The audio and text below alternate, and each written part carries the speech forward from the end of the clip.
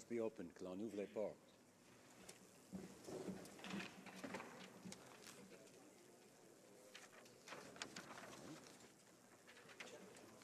Tabling of documents. J'ai l'honneur de I have the honor to lay upon the table the 2016 Annual Report of the Canadian Human Rights Commission, pursuant to Standing Order 108.3E. This document is deemed to have been permanently referred to the Standing Committee on Justice and Human Rights. tabling of documents. The Honourable Parliamentary Secretary to the Government House Leader. Yes, thank you, Mr. Speaker. Pursuant to Standing Order 36, Bracket 8, I have the honor to table in both official languages the government's responses to 8 petitions. Introduction of government bills. Statements by ministers. Reports from interparliamentary delegations. The Honourable Member for Nipissing to Miskamang. Yes, Mr. Speaker, on January 23rd to 26th, 2017, I led a delegation with 5 other parliamentarians to Bogota, Colombia. After 50 years of armed conflict, in November 2016, a historic peace agreement was reached between Colombia's government and Revolutionary Armed Forces of Colombia. The delegation met with numerous partners involved in the post-conflict reconstruction. I'd like to present and table the report on behalf of the Canadian section of parliamentarians. Presenting reports from committees. The Honourable Member for Cumberland Colchester. Thank you very much, Mr. Speaker, and I have the honour to present in both official languages the 8th report of the Standing Committee on Health in relation to Bill C-277, an act providing for the development of a framework for palliative care in Canada. The committee has studied the bill and has decided to report the bill back to the House with amendments. And I want to thank the MP from Sarnia-Lambton for her good work on this. This bill had all-party support, and it's a timely and very much appreciated by all. And certainly I'm very pleased and proud to present the report. Thanks very much. The Honourable Member for Kitchener-Conestoga. Mr. Speaker, I have the honor to present in both official languages the second report entitled Report Number 90, Accessibility of Documents Incorporated by Reference in Federal Regulations, and the third report entitled Report Number 91, Marginal Notes, of the Standing Joint Committee for the Scrutiny of Regulations in relation to the review of statutory instruments. In accordance with Standing Order 109 of the House of Commons, the Standing Joint Committee for the Scrutiny of Regulations requests the government to table a comprehensive response to these reports in the House of Commons. Thank you, Mr. Speaker. The Honourable Member for Etobicoke Centre. Mr. Speaker, I have the honour to present 2 reports in both official languages. The first is the 9th report of the Standing Committee on Citizenship and Immigration entitled Modernization of Client Service Delivery. Pursuant to Standing Order 109, the committee requests that the government table a comprehensive response to this report. From the second, I have the honor to present in both official languages the 10th report of the Standing Committee on Citizenship and Immigration, entitled Main Estimates 2017-18. Thank you. For Humber River Black Creek.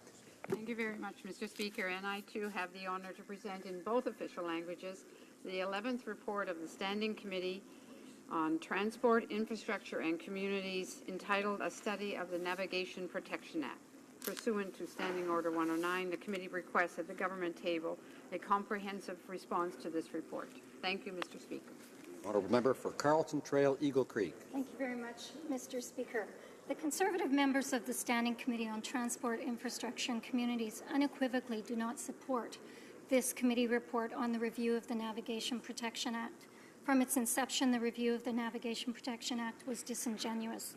The committee was informed that there would be future amendments to the Navigation Protection Act without being told what those amendments would be. This dissenting report outlines how the study came about, Transport Canada's interference in the committee process, what evidence was heard, and the contradictory recommendations made by the governing members that do not draw their inspiration from any of the evidence that the committee heard. Thank you. Dépôt de projet de loi émanant des députés. Introduction of private members' bills. First reading of Senate public bills. Motions. Présentation de pétitions. Presenting petitions. Thank you, Mr. Speaker. Mr. Speaker, I have the honor to present a petition signed by a number of Canadian citizens. They're pointing out that it's impossible for a person to give informed consent to assisted suicide or euthanasia if appropriate palliative care is not available to them. Therefore, the petitioners are calling on Parliament to establish a national strategy on palliative care. Thank you, Mr. Speaker. Honourable Member for Skeena Bulkley Valley. Thank you, Mr. Speaker. It is my honor today to present petition E616, the largest petition in Canadian history. This is a petition that was sponsored by a gentleman named Jonathan Castles, calling on the Liberal government to keep their promise that 2015 will be the last election under first past the post.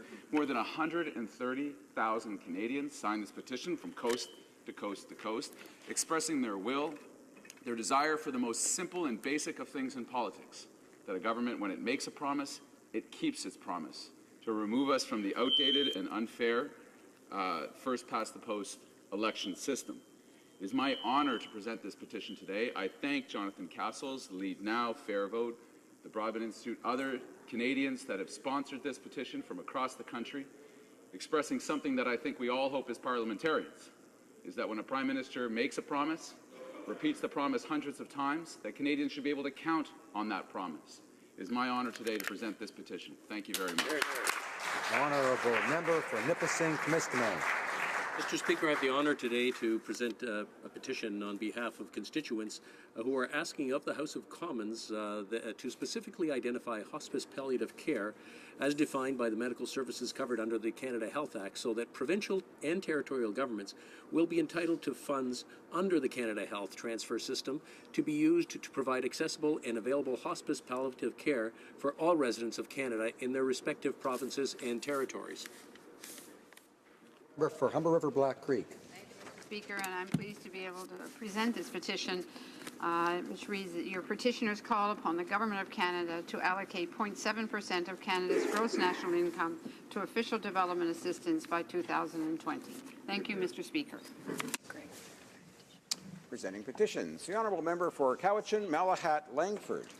Thank you, Mr. Speaker. I'm honoured to present a petition today on behalf of constituents in Cowichan, Malahat, Langford, who are recognizing that climate change is resulting in lower water flows in the Cowichan River, which is posing a threat to both fish and fish habitat, both of which, I should note, fall under federal jurisdiction.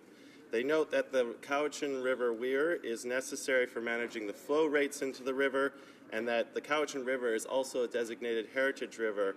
So therefore, they call on the federal government to honor its pledges for infrastructure, for adaptation and climate resilience, and provide adequate federal funding for raising the weir so that we can protect this vital watershed in my riding. Thank you, Mr. Speaker.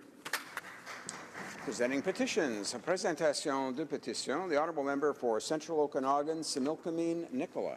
Thank you, Mr. Speaker, and I'm pleased to put forward a number of Canadians right across this great country that believe with the Fathers of Confederation that Canada was not just intended to be a political union, but an economic one.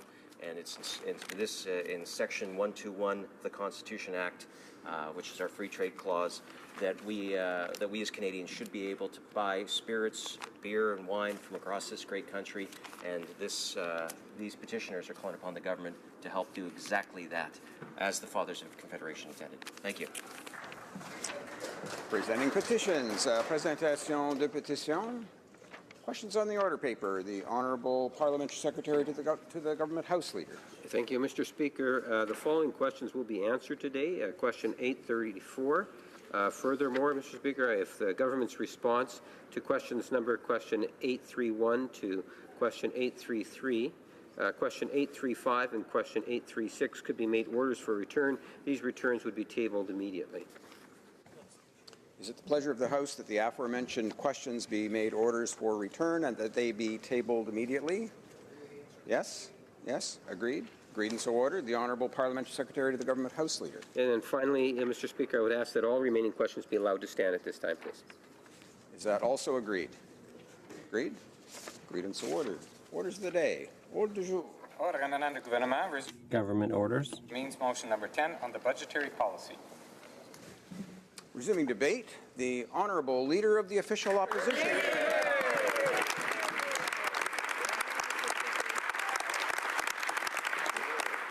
Thank you, Mr. Speaker. C'est un plaisir de me lever. It's a pleasure to rise on behalf of the Conservative Party and all Canadians who are concerned about the fact that their tax dollars are not being respected by the Liberal government.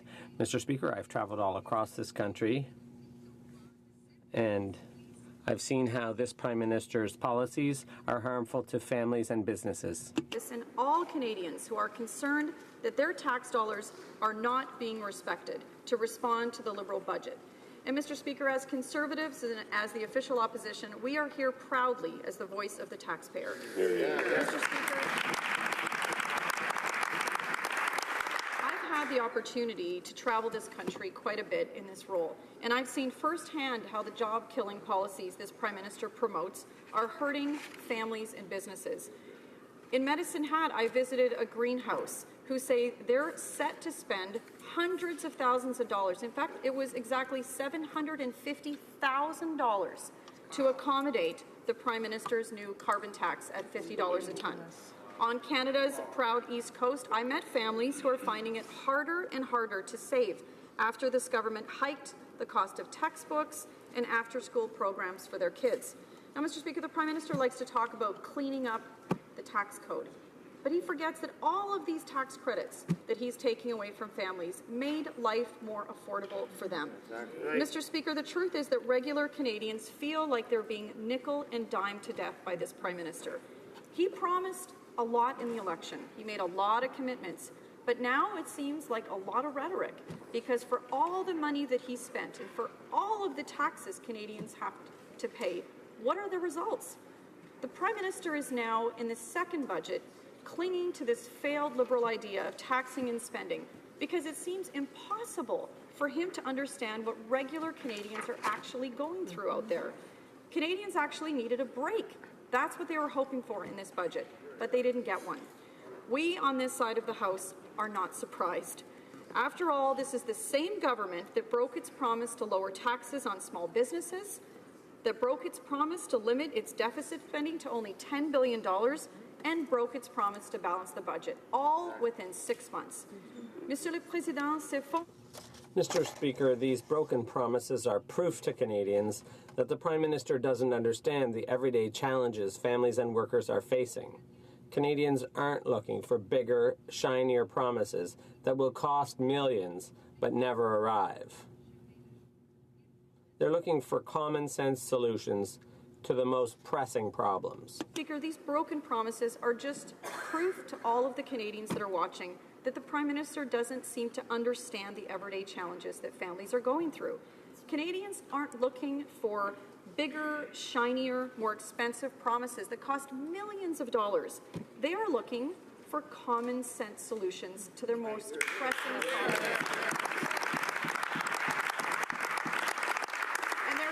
What are those most pressing problems? Keeping their jobs, getting new jobs for our young people, and getting to keep more of their hard-earned money while the Prime Minister makes life more expensive.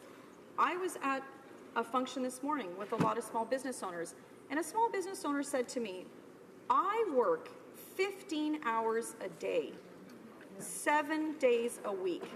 And in this budget, the Prime Minister has said he's going to target small business owners because he thinks they're sheltering money. Shameful. He says, every cent I have, I invest back in my business, I buy new equipment, I hire another employee, I expand my business, and he thinks that somehow I'm using the tax system to hide taxes. No, this is the kind of attitude the Prime Minister has towards small business owners. Mr. Speaker, this year's budget is just a sequel to last year's budget of his nickel and dime plan. Last year, it was textbook and education tax credits canceled. That cost families up to $600 per student. The Prime Minister made after-school programs more expensive to the tune of hundreds of dollars. Hundreds of dollars for a regular family is a lot of money. And if they can write off an expensive registration for hockey or soccer camp or arts classes or piano lessons, that is a big deal to a family. And those are all gone. And he steamed ahead with the higher small business tax. He got rid of the hiring tax credit for small businesses who are struggling across the country to hire more. They want to hire more people. We need to provide them with those incentives. Why would he take away an incentive to hire more people in this country? And this year, they're raising money off the backs of small businesses again by hiking EI premiums and CPP premiums. They're raising taxes on Canadians who use the bus. Really, Mr. Speaker? So if you're a guy who takes the bus to work every day or to school every day, and you like to enjoy a beer at the end of the day, guess what? They're taxing that too. They're even taxing your Saturday night plans. If you want to grab an Uber and go to the pub and have a glass of wine with your friends or a beer, they're taxing all of that. They're taxing Uber ride sharing, they're taxing your wine, your beer. Why? Because they're looking for every possible cent they can find in the sofa cushions to fund more government spending. In short, Mr. Speaker, they're making everyday life more expensive for regular Canadians. And what have they shown for it? They promise more growth. And guess what? There isn't. Worse still, despite continuing to squeeze taxpayers, there isn't even in this budget new support for the Canadian men and women in uniform who help keep us safe. The Prime Minister just doesn't seem to get it because, the more and more we watch him, it's like he doesn't understand what regular people are going through out there. Ces budgets montrent que les premiers ministres This budget is proof that the Prime Minister is out of touch with the needs of working people. Any family across this country will tell you the anxiety they feel about losing their job. Any student will tell you that their biggest anxiety is whether or not there will be a job for them when they graduate. A job that pays enough to cover their student loan payment and maybe a car loan payment someday. And they have reason to worry because wages aren't going up. And the jobs out there offer fewer hours of work, meaning less money in their pockets. This budget is proof that the Prime Minister is out of touch with the needs of working people. Because any family you talk to across the country will tell you the anxiety that they feel about maybe losing their job. And students will tell you their biggest anxiety is if there's going to be a job ready for them to look for when they actually finally graduate. A job that'll pay enough for them to be able to maybe buy a car one day, get a car loan, get a house or a condo, and pay back their student loan.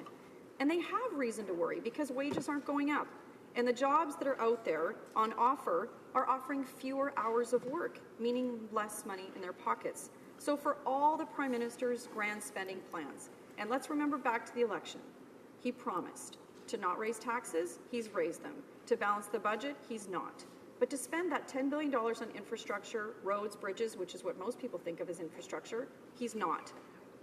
And what have we got for it? Less growth. We aren't seeing the growth that he promised. So what is all the spending for? And with an aggressive American administration looking to attract every available job to their side of the border, time is running out to get serious. This budget missed a huge opportunity to protect the Canadian economy from the policies of the Trump administration. We were all waiting for it. We were hoping that he would recalibrate. This is a real threat to our economy. This country is our biggest competitor and our biggest customer. And there's a lot on the line. There's a potential border adjustment tax. There's potential changes to NAFTA. He had a chance to change course, and he didn't. Lower taxes and less red tape are the tools to do exactly that, to keep us competitive. But instead of competitive solutions, the Prime Minister offers, and we're not surprised, more spending. And his buzzwords programs. I think yesterday they even invented new words. I thought that was a George Bush thing, but now apparently our Prime Minister invents new words as well.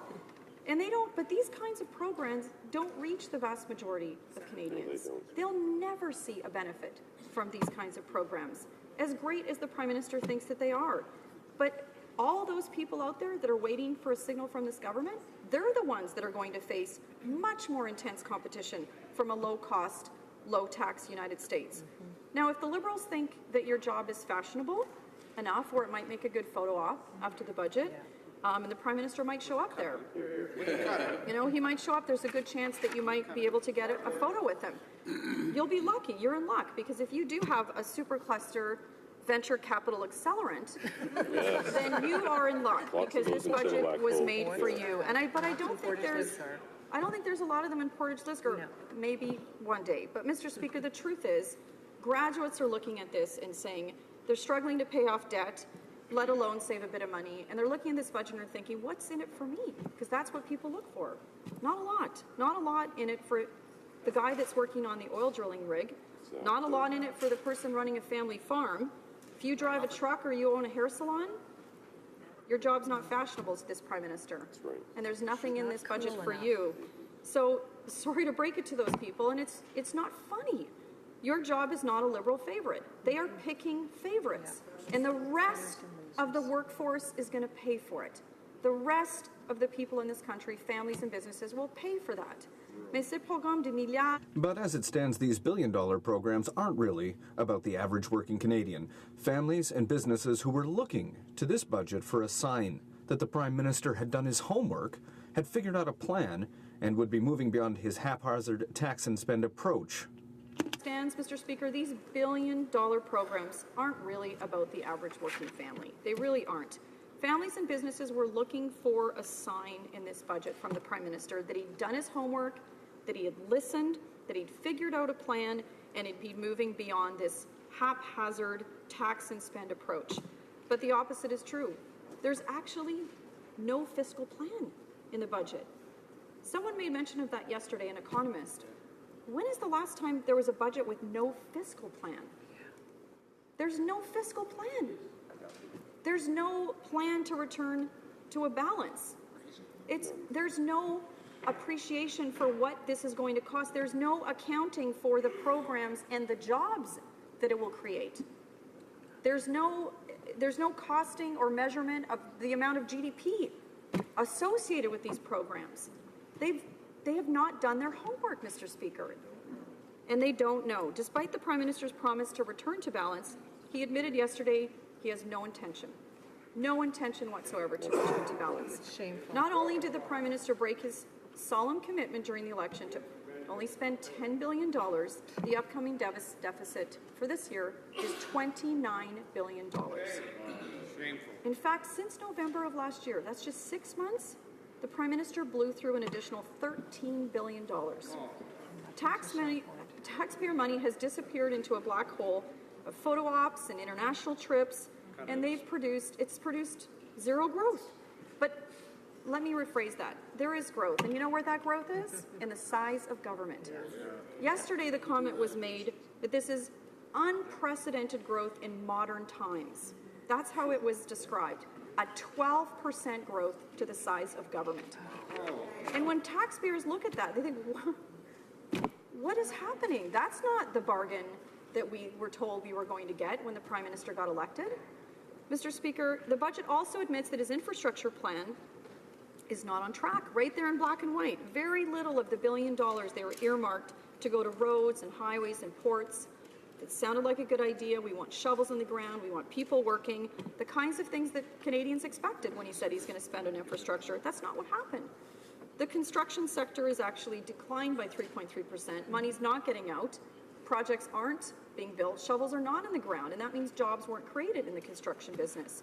And what's worse, the Prime Minister hasn't rolled out this idea of selling off Canadian airports to pay for an infrastructure plan that he even admits in this budget still after 2 years is vague and it's unfinished. So let's be clear about that. The Prime Minister is still considering selling off Canada's airports to fund what amounts to a $40 billion shot in the dark for this infrastructure bank. And remember, the infrastructure bank was never mentioned in the election. This is not a promise that the Prime Minister made. But guess what? Canadians will be paying for it. Now, in this budget, something else very, very concerning, Mr. Speaker, is this notion of targeting small business owners. There is a shot across the bow in this budget that is very concerning for small business owners. They're being told already that if you're a professional, well, let's think about that. If you're an accountant, if you're a doctor, a dentist, a lawyer, physiotherapist, chiropractor, I could name lots of people that are professionals that work hard in our community, that serve their community, and they're small business owners. The Prime Minister thinks that you're hiding money in the way that you manage your money. And he's coming after you. And he's done that in this budget, but he's also warning in this budget that he's coming for more. Mr. Speaker, small business owners, whether they're farmers, and we know they're squeezing farmers, they're even squeezing campground owners that are small business owners. They're squeezing everyone that's a small business owner because he thinks, as he said in the election, that small businesses are a way to shelter money and that somehow small business owners are cheating the system. Now let's reflect back to the guy I talked to this morning that works 15 hours a day, 7 days a week. That's what small business owners do. And they take a risk. to become small business owners. We should thank them because they take a risk.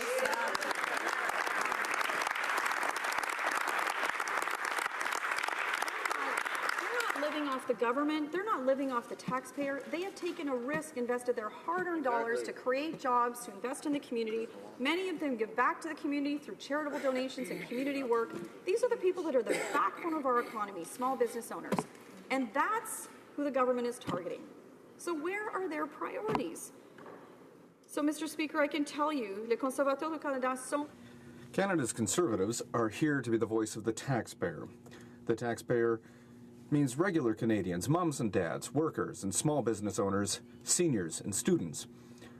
All of them have been hit by the Liberal tax hikes generated by reckless Liberal spending. And Canada's Conservatives will fight tirelessly to keep money in your pocket.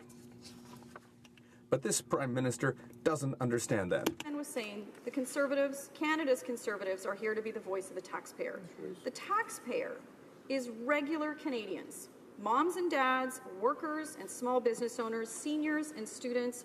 All of them have been hit by Liberal tax hikes generated by this Liberal reckless spending.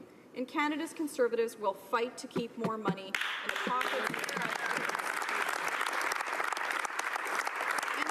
Why, Mr. Speaker? I think back to the fellow I talked to this morning and so many other people I meet across the country. They've worked hard, early mornings, late nights, long commutes, and they've made sacrifices for their families. And this Prime Minister doesn't seem to get that. We know that responsible governing today will make the decisions of tomorrow far less difficult. But now it's time for the Prime Minister to get serious. There's about to be far more competition from our southern neighbour, which is drastically cutting taxes and reducing red tape in an effort to spur job growth and draw business investment to their side of the border. For the second time, Mr. Speaker, Canadians were hoping to see a plan from the Prime Minister's budget, and unfortunately, they've come away disappointed.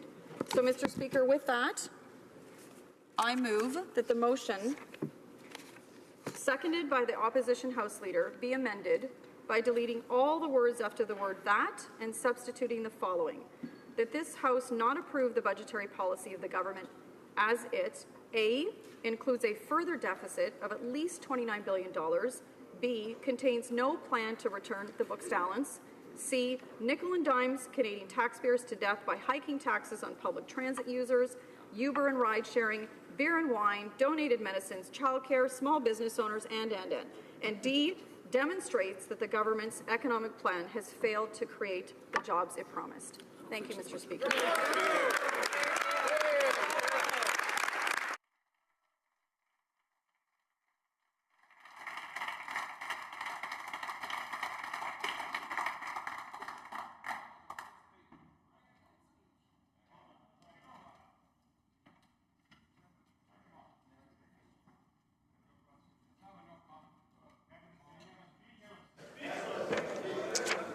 Order.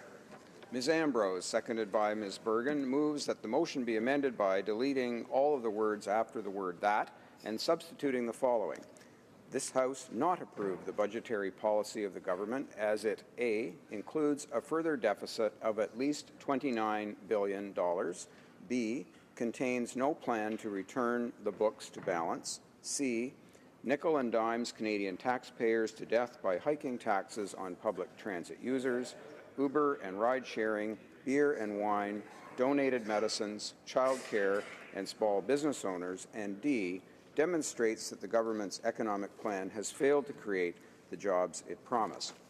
The amendment is in order, and we'll go to questions and comments. Questions et commentaires. The Honourable Parliamentary Secretary to the Government House Leader. Thank you, Mr. Speaker. When the Conservative Party had the opportunity to actually support the middle-class tax cut that was given, what did the Conservative Party do, Mr. Speaker? They voted against the tax break to Canada's middle class and those that were aspiring to be a part of it. So I find it difficult to believe the Leader of the official opposition say that she wants to see more money in the pockets of Canadians when in fact her colleagues vote against tax breaks to the middle class. Those tax breaks, those hundreds of millions of dollars, which increased the disposable incomes of Canadians in every region of our country, supported our small businesses by using that disposable income by providing more customers. Mr. Speaker, let me give a quote, if I may. It's a little bit lengthy. I might not necessarily have the time, Mr. Speaker, but let me summarize by saying that there are many, and I hope throughout the coming days to share with this House many of those quotes that clearly illustrate that this government has got it right by putting its priority on industries, by putting its priority on the middle class. My question to the members across the way is, why will they not support progressive budgets such as this that really make a difference for Canada's middle class? Honourable Leader of the Opposition. Thank you, Mr. Speaker. You know, it's funny when I listen to the member opposite. I know he's a Liberal, but he sounds a lot like some of the people south of the border who use alternative facts when I listen to him. Because, Mr. Speaker, the truth is, in the last 10 years, the middle class grew by 30%. The supposed tax cut that this government brought in helped the wealthiest part of the middle class, not lower income people and middle class Canadians. And in fact, even that tax, the supposed tax cut they gave, this is what happens, right? The Liberals talk a big talk during the election, and then they have taxed everyone to death for the last two budgets. There is nothing left of that middle class tax cut they supposedly gave people. And that's the reality. In fact, people are now more in the hole. They just keep taking and taking and taking. Why? We find out in this budget yesterday because they grew the size of government by 12%, an unprecedented growth in the size of government. That's not who we should be focused on. We should be focused on regular working people that needed a break, and they didn't get a break from this government yesterday. Questions and comments. The Honourable Member for Rosemont, La Petite Patrie. Speaker, I guess the Honourable Leader of the Official Opposition will agree with us that it's, in fact, a budget for the member of the Rideau Club and those working hard to join it.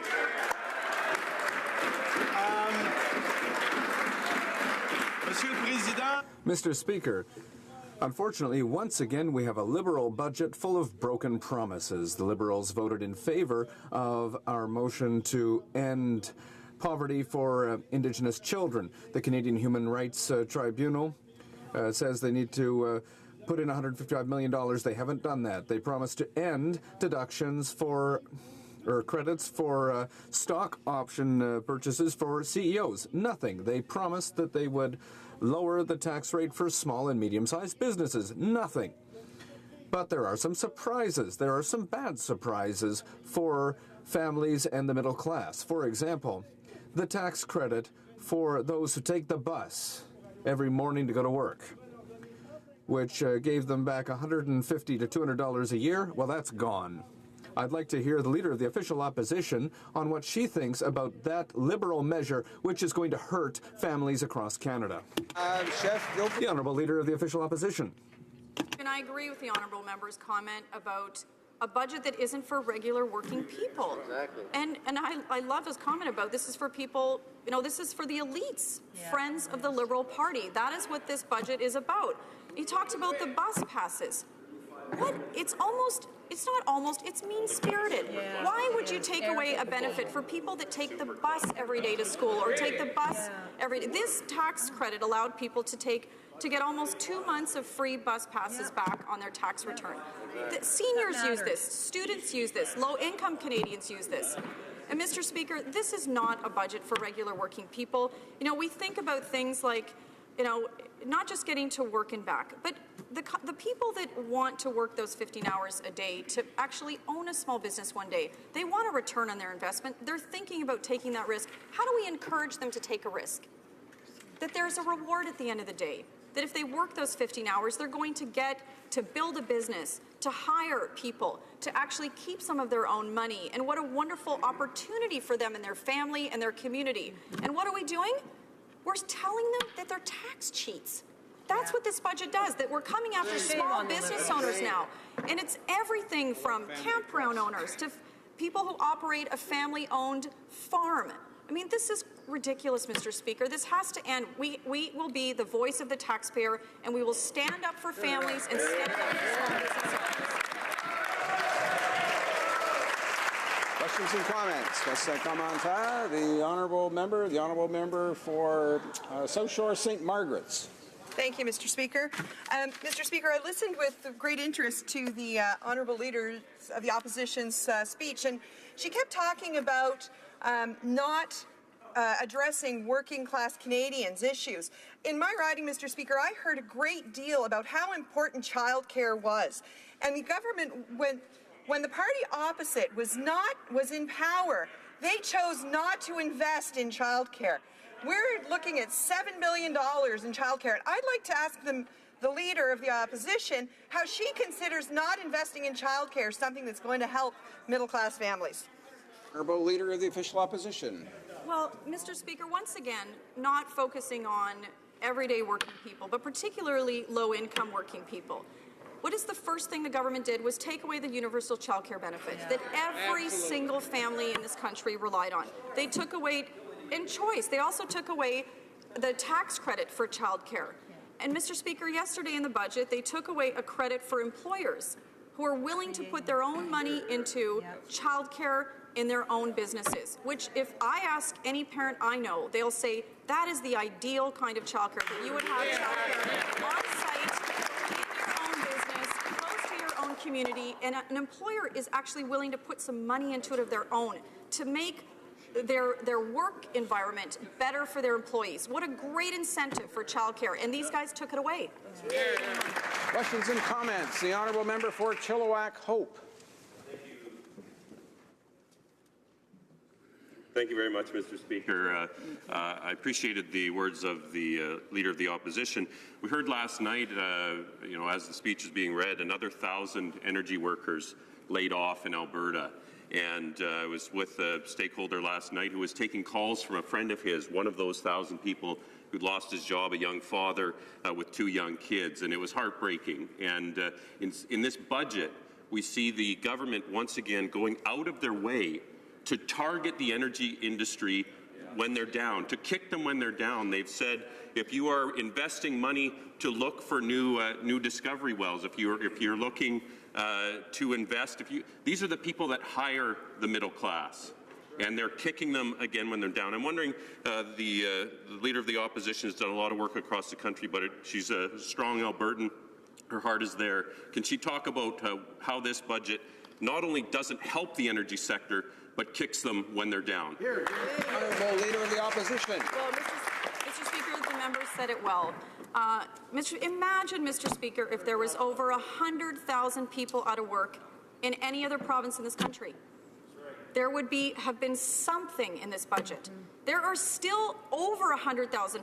The 100,000 are the people that we know that are on the EI rolls, but there are thousands and thousands of contractors that don't appear in those reports. There is over 100,000 people out of work. They're running out of EI, they're going on welfare, they're having to go to the food bank. There is nothing in this budget for them. In fact, they actually, as the member from Chilliwack said, included in this getting rid of a particular expense credit for those who drill new wells and explore in the oil and gas sector. Again, mean-spirited, kicking a province when they're down, kicking an industry while it's down, and nothing there to help that industry. Imagine if the aerospace sector had 100,000 people out of work. Imagine if the automotive sector had 100,000 people out of work with no hope, no light at the end of the tunnel. There's nothing in this budget to even recognize that this is happening and this job crisis continues. And you know who suffered the most in this province? Is young people. There is no hope for these young people in Alberta, and there is nothing in this to help Albertans. Resuming debate. Reprise de débat. La députée. The honourable member for Rosemont, La Petite Patrie. Merci beaucoup, Monsieur le Président. Thank you very much, Mr. Speaker. From the point of view of the NDP, obviously, we're extremely disappointed by the Liberal budget. It's not very substantial. the Minister of Finance must have met with the Liberal caucus to say, last year, we put forward a few little measures to give ourselves a progressive veneer to be able to have a few speaking points that we could use in interviews, that there'll be a few effects here and there. But this year, don't worry about it. We're not going to do anything. This year's budget, we're taking a break. Not much is going to happen. We're going to wait for when it's better for us. We'll wait until 2019. Because when we look at this year's budget, Mr. Speaker, when we look at how these measures are spread out throughout time, the measures and investments proposed by the Liberal government, there's not much going on for 2017, 2018. When we look at 2017, what do we see? A list of zeros. 0 this year for this, 0 this year for that, 0 this year for this. When we look at 2018, we barely see a few investments here and there, a little effort here and there. I don't know why. When we look at 2019, poof, there's an explosion. There's going to be money. There's going to be investments then. But for the next 2 years, don't expect anything, because nothing's going to happen. And it's the Liberal game of illusions. Press releases have blinding numbers, huge numbers. But right now, they don't mean anything. It's so spread out that it's easy to make promises for 8 years, 10 years, 12 years from now. I can make promises for 2023 too. The reality, Mr. Speaker, is that there's going to be 5 or 6 budgets that are going to be passed until then. Everything can change. Everything could go in any imaginable direction. But people need support now. The problem is that people are suffering now. The reality, Mr. Speaker, is that 4.5 million people live below the poverty line right now here in Canada. Of those 4.5 million people, 990,000 are children. And what is the Liberal government saying to them? Wait. Wait, it's coming. If you re-elect us in 2019. But for us, as progressives, as Social Democrats, that is unacceptable. The government cannot fool us for 2 years while middle-class families, while workers struggle to make ends meet. The Minister of Finance can't say to the Liberal caucus, we're just going to put our feet up and we'll wait, when it's more worthwhile for us to invest. That is nothing more than disdain for people who get up every morning at 6 in the morning, bring their kids to school, take their car or the bus to go to work, and try to pay their bills as their purchasing power diminishes, as their salaries stagnate, as their rate of indebtedness has reached historic heights in Canada. 167% is the debt ratio that we're seeing in Canada. That is a historic high. People are taking jobs that are paying them less. Food, rent, houses are more and more expensive. Salaries stagnate or go down. Productivity increases don't benefit to people who earn a salary, but only to business owners who are making bigger and bigger profits. And what happens? People go into debt. People accumulate money on their credit card, on a second credit card, on a line of credit. And what does the government have to offer to those individuals, to those families in their budget? Nothing. For us, the message that we want to communicate to the Liberal government is that we cannot wait. We don't have the luxury of time. The government has the luxury of time because the elections are in 2.5 years, but in our communities on the ground, they don't have the luxury of waiting. They have to pay their bills now.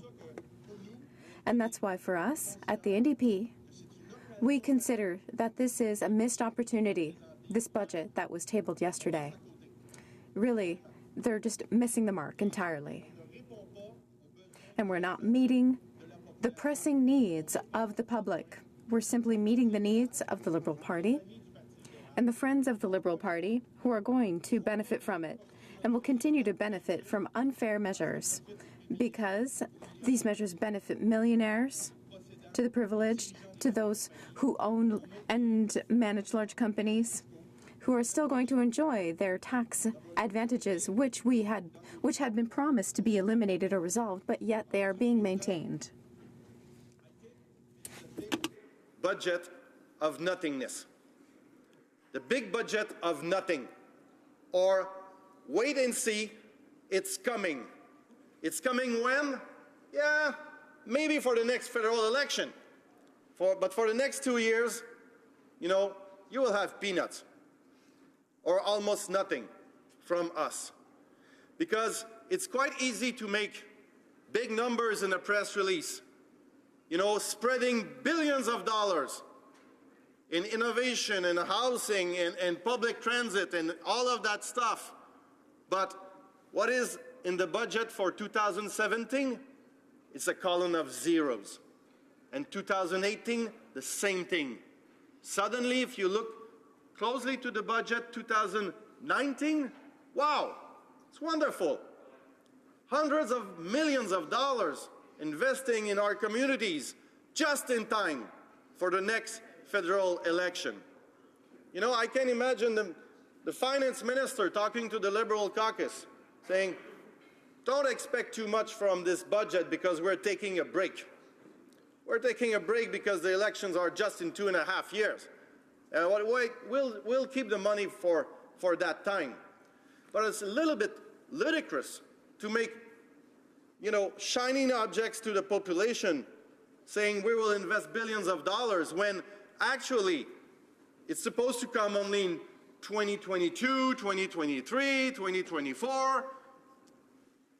But we will have like 5, 6 other budgets before that. So it's quite ridiculous to make people think that they will get some help and real investment in their communities right now, when actually nothing will happen. It is a wait and see. But people cannot wait.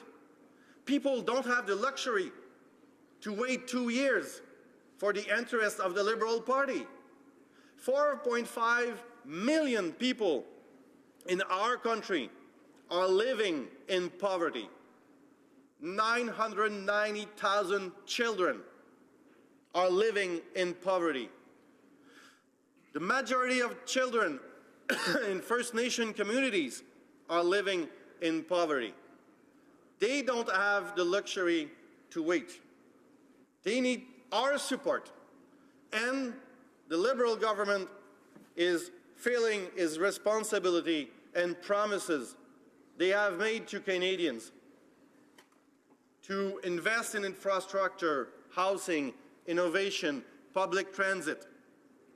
But all the measures and the rules that benefit the millionaires and the CEOs are still there. They will still put in their pockets huge gifts that are paid by the hard-working Canadians and taxpayers of this country. So this budget missed the target, and this is why NDP will oppose it. Like I said earlier, when you look at it, it's clearly a budget in favor of the members of the Rideau Club and those who are working hard to join it, but not for average and ordinary Canadians. Let me, Mr. Speaker, put some examples about that. The Canadian Tribunal of Right of Persons? human rights. Thank you.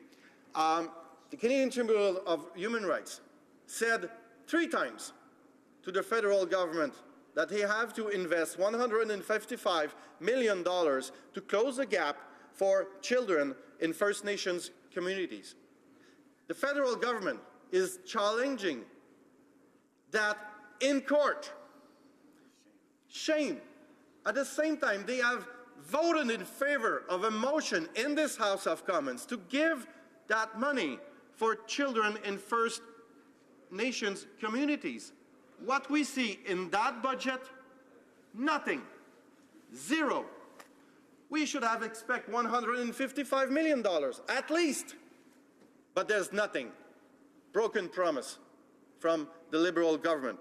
But what we still have is the deduction or the tax loophole for stock options for the CEOs of this country. It's still there. And it's costing us $800 million per year to give that to the richest of our society. You know, that fiscal measure, 87% benefit to 1% of the population. And if you look at the 2/3 of the cost of that fiscal measure, the 2/3 of it, so more or less $600 million, benefit to 75 people. 75 people in this country put in their pockets the 2/3 of that fiscal measure that the Liberals have promised to abolish. But it's still there. Mr. Speaker, to govern is to make choice. They could have made the choice to help children of First Nations. They have chosen to keep the measure to help CEOs and the 1% of the richest of our society. This is not the kind of choice that a progressive or a social democrat will make. Un exemple très simple, Monsieur le Président. A very simple example, Mr. Speaker, when it comes to the choices that were made in the Liberal budget. Abject, ignoble choices that go against their own promises and commitments they made during the election campaign. For example, the Canadian Tribunal of Human Rights wants the federal government to inject $155 million for the well-being of Indigenous children. That's not nothing. Most Indigenous children in our communities live in poverty. We have a human rights tribunal that says you have to at least put in $155 million. The government is going to court to contest that decision. In the budget, what is there for Indigenous children? Nothing. Is that $155 million there? Not at all. But instead, what remains? Oh, well, then the deduction for purchasing stock options for wealthy CEOs of large companies, that's still there. And the Liberals had promised they would get rid of that tax loophole. The NDP asked in the last weeks that the Liberals keep their promises. And why? Because it costs us all $800 million, that particular measure. And who does it benefit? 87% of the money that we invest or that we give through that tax measure benefits 1% of the population, the wealthiest 1%. If we look at this carefully, this tax loophole, 2/3 of the cost of this tax loophole benefits 75 people. 75 people when we have more than 4 million people living in poverty. When we have children on reserves who need help. It's not them that we're helping.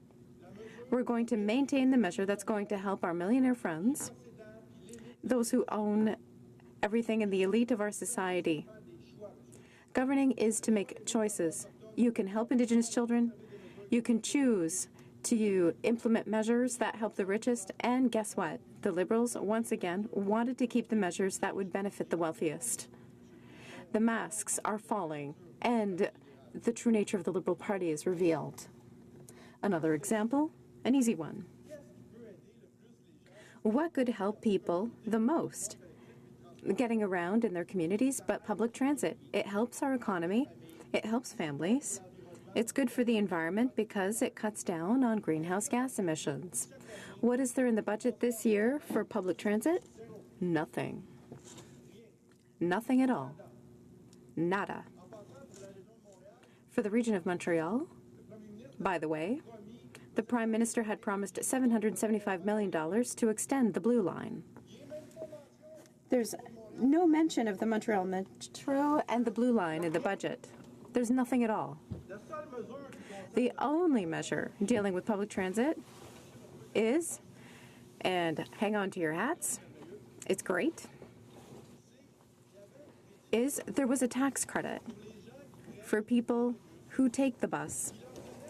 That gave them, at the end of the year, about $150 to $200 at the end of the year.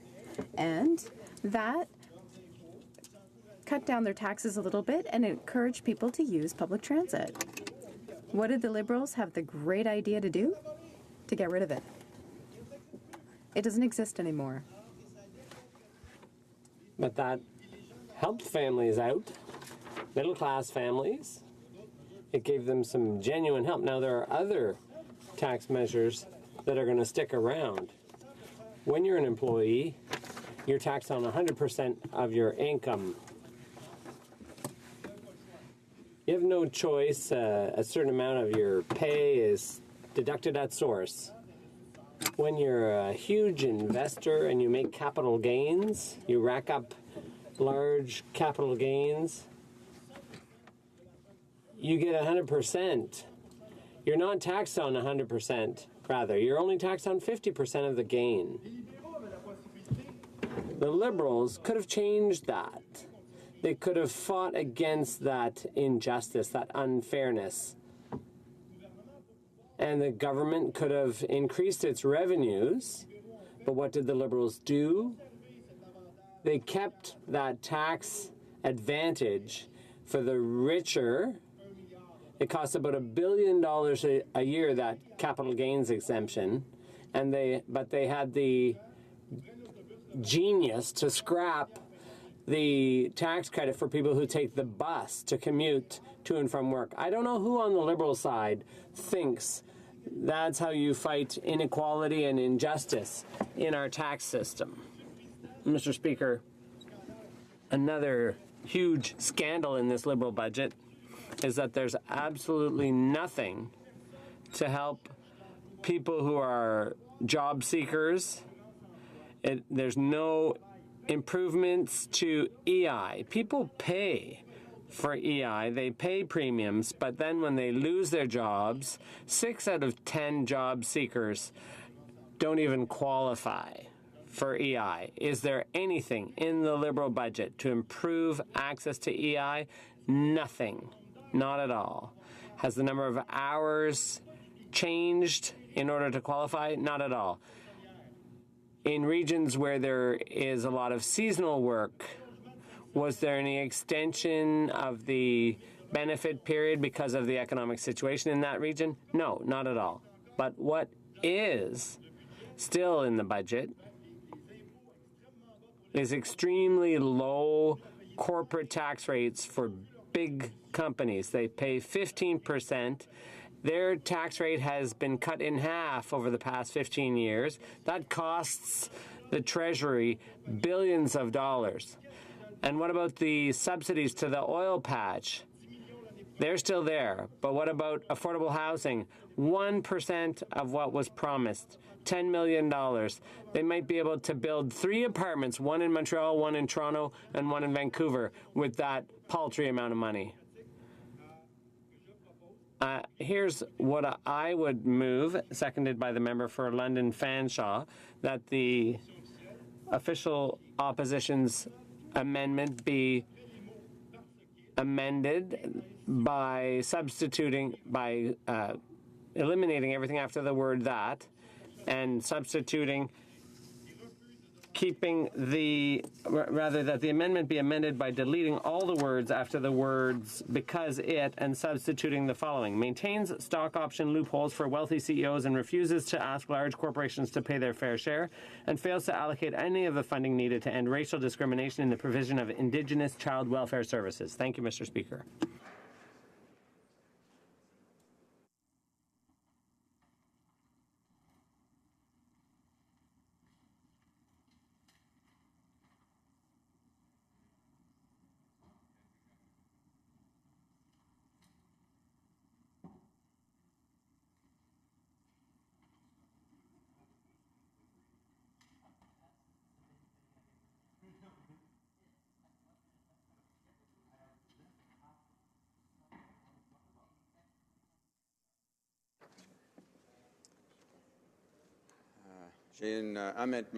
I have an amendment that is in order. Mr. Boulris, seconded by Ms. Matheson, moves that the amendment be amended by deleting all the words after the words because it and substituting the following. A, maintains stock option loopholes for wealthy CEOs and refuses to ask large corporations to pay their fair share. B, fails to allocate any of the funding needed to end racial discrimination in the provision of Indigenous child welfare services. Questions and comments? The Honourable Member for Laval-Les-Îles. Thank you, Mr. Speaker. I'd like to thank my colleague opposite.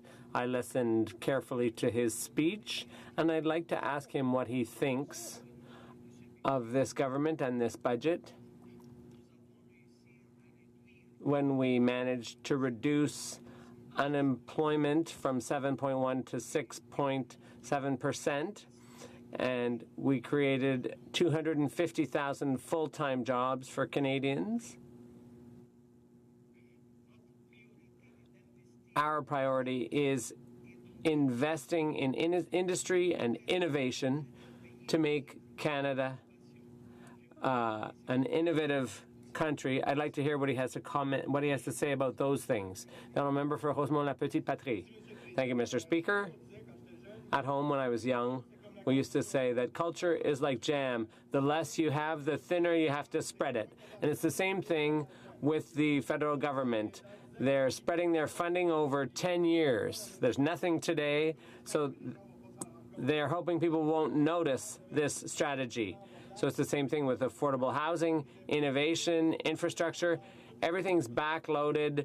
It's going to happen way down the road. 40% of the jobs that young people have are precarious jobs. So behind those job creation stats, there's increasing precariousness in the jobs, and there's nothing in the Liberal budget that deals with that. Young people have part-time, precarious work, they have contracts. 800,000 people a month go to food banks. Who are those people? It used to be people on welfare and poor people, but what we're seeing today is increasing numbers of workers going to food banks. Workers who work for minimum wage, part-time, they're having a hard time paying their rent, getting their kids' school supplies, and at the end of the month they realize they can't even afford groceries, and they have no choice but to go to food banks. So there's nothing in the Liberal budget for them. The Liberals agreed in the past on a $15 an hour minimum wage. Maybe they should do something like that to support low-wage earners. Kitchener-Conestoga. Thank you, Mr. Speaker. Mr. Speaker, much has been made about the investment in public transit, and I just want to refer to page 119 and 120 of the budget. Just want to read a couple paragraphs. Through the Public Transit Infrastructure Fund, Budget 2016 focused on making immediate investments of $3.4 billion over 3 years to upgrade and improve public transit systems across Canada. To support the next phase of ambitious public transit projects, the government will invest $20 billion over 11 years through bilateral agreements with provinces, and so on. It goes on, Mr. Speaker. In my own riding, in my own area of Waterloo Region, federal government has invested over $250 million to fund the light rapid transit system in Waterloo Region. And yet at the same point, well, this sounds great, and I'm supportive of public transit. I wonder if my colleague could explain why would the Liberal government, why does he think the Liberal government would have ended the public rider transit tax credit for people who use it? We're building these massive infrastructure projects. We should be encouraging people to use those assets. And yet at the same time, we're actually discouraging them from getting out of their cars and getting into the public transit system. I wonder if my colleague has any comment on that. Thank you, Mr. Speaker. Rosemont. The honourable member for Rosemont-la-Petite-Patrie. I want to thank my colleague for his really good question, and we have the same concern. A lot of people in my community, in Montreal or Laval or Longueuil, are using public transit. Most of the time, some seniors, it's the only tax deduction they can use at the end of the year, and it's helped them with $150 or $200 at the end of the year, and I don't know why, but the Liberals are attacking them. We should encourage people to take the bus to reduce their green gas emission, and instead the Liberals are saying nothing for you, but I will continue to help the CEOs of this country and the richest 1%. And by the way, your public infrastructure, little by little, will be privatized and will serve private companies who will make profit with the taxpayers' money. But this is something maybe I will have the chance to discuss after another question. Questions and comments. The Honourable Parliamentary Secretary to the Government House Leader. Yes, thank you. Mr. Speaker, the member made reference to 3 points, and I think it's important that I provide some comment and with a question. The member talks about tax fairness. Yet it's important to remind the member that when there was a special tax put onto Canada's wealthiest, 1%, the New Democrats did vote against that. When it comes to the issue of poverty, the government brought forward a very ambitious increase for the Canada Child Benefit that would have lifted tens of thousands, going into the hundreds of thousands of children out of poverty, and the NDP voted against it. The member also spent a great deal of his time talking about corporate tax cuts. You know, I was an MLA for a number of years where what I saw, Mr. Speaker, was an NDP government throughout those years give corporate tax cuts 7 budgets. My question to the member is, does he believe there's a need for the NDP to be consistent with what they say? Member for Rosemont-la-Petite-Patrie. Merci, Monsieur le Président. Thank you, Mr. Speaker.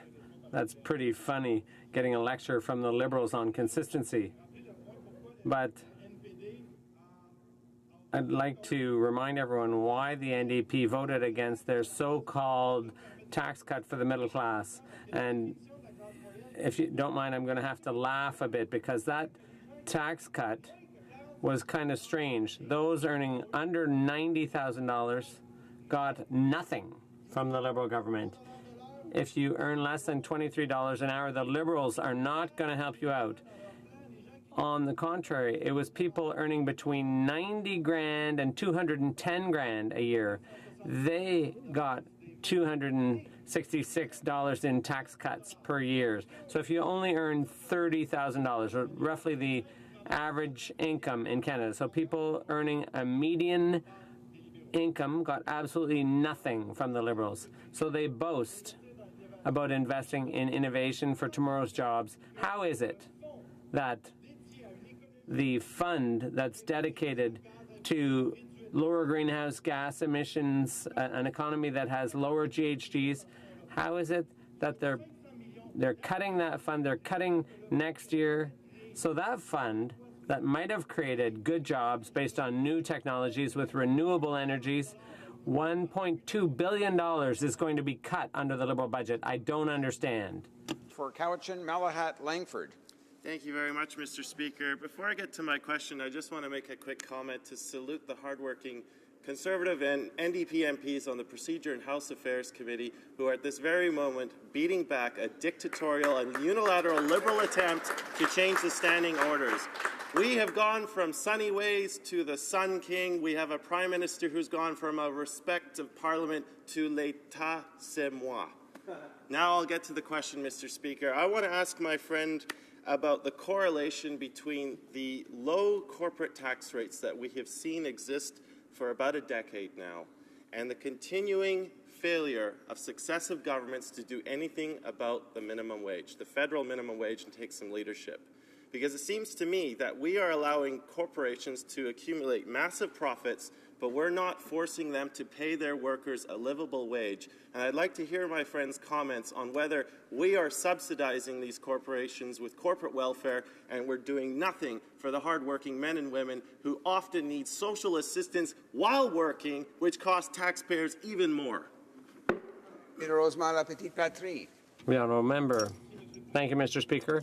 I'd like to thank my colleague for his question, and I fully understand his indignation given the fundamental unfairness in our society whereby individuals carry the bulk of the tax burden, whereas huge corporations get tax goodies year after year from Liberal and Conservative governments alike. In 2002, big business paid 28% tax. Now they pay 15%, almost half what they used to pay on their profits. Are there any middle-class workers here who've seen their income tax rate drop by 50%? No. Jobs have gotten more precarious, more unstable. There are fewer and fewer good jobs out there, well-paid jobs. Meanwhile, companies over the years have been given tax handouts of about $600 billion over the years. That money is dead money. It's just sitting around. They haven't reinvested it. They haven't created jobs. They haven't boosted the economy. They haven't increased our productivity. So the Liberals' strategy has failed. Something new has to be done. The honourable member for Beaches East York. Thank you, Mr. Speaker. At the outset, I'd just like to note that I will be splitting my time with the member for Brampton East. We have a youth council in my riding of Beaches East York, Mr. Speaker, chaired by two intelligent young women, Faiza and Noor. We meet once a month to talk about policy issues, about issues that I should raise here in Ottawa. They're helping our office host a drug policy town hall on April 19th. And when we last met, these young Canadians highlighted two particular issues. First, boil water advisories on First Nations reserves. There's a consensus that 150 years after Confederation, in a modern country such as ours, it's unacceptable for so many Indigenous Canadians to be without access to a safe water supply. Now, in last year's budget, we committed $8.4 billion over 5 years to Indigenous communities across Canada. This year's budget proposes an additional $3.4 billion over 5 years, beginning next year. These investments are focused on better on-reserve housing, education, including new schools, health, and yes, clean water. Yesterday, our finance minister noted that 18 long-term drinking water advisories have been lifted in First Nations communities, with 71 still to go. Budget 2017 notes that we are on track to eliminate more than 60% of remaining advisories within 3 years, and all by March 2021. The second issue raised was youth employment. The theme is a common one. Young Canadians can't get work experience without a job and can't get a job without work experience. The question is principally one of skills and experience, not direct job creation, but creating the conditions for job creation. In Budget 2017, we're focused on building those skills for young Canadians, an additional $400 million over 3 years for the youth employment strategy, an ambitious goal of providing 10,000 co-op placements, an emphasis on digital skills and coding education for young Canadians, and more opportunities for STEM learning activities for Canadian youth. In the words of our finance minister, we'll help students get the skills and work experience they need to kickstart their careers. As an aside, Mr. Speaker, it's important to note that we are investing in skills training beyond youth as well.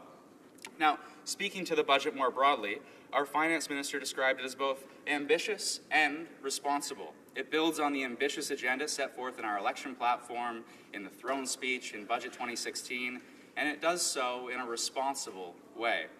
Building on our infrastructure plans in Budget 2016 and the Fall Economic Statement, this year's budget reiterates our commitment to investing in public transit and lays out a foundation for a national housing strategy and a national childcare and early learning framework.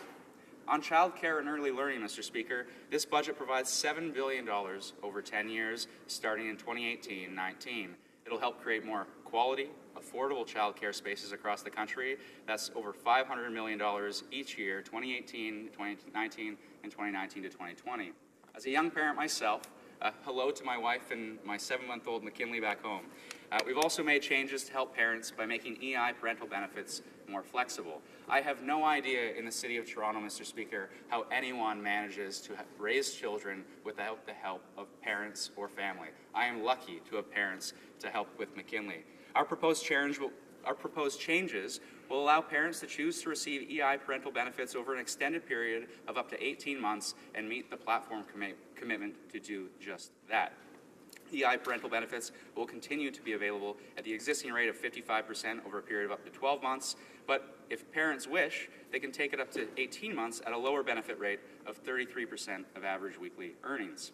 On housing, Mr. Speaker, Budget 2016 provided $2.2 billion over 2 years to give more Canadians access to more affordable housing. To build on these efforts, Budget 2017 proposes to invest more than $11 billion over 11 years in a variety of initiatives to build, renew, and repair Canada's stock of affordable housing, to ensure that Canadians have the affordable housing to meet their needs. Mayor Tory has said the 2017 budget provides improvements to the city's transit and housing infrastructure that will ensure a stronger Toronto, and that many of the funding commitments will help City Council and build up a stronger and fairer Toronto. The Federation of Canadian Municipalities has said this budget's allocation-based transit plan puts cities in the driver's seat like never before, and it creates a real opportunity to address the housing crisis. I've spoken before in this House of different kinds of deficits.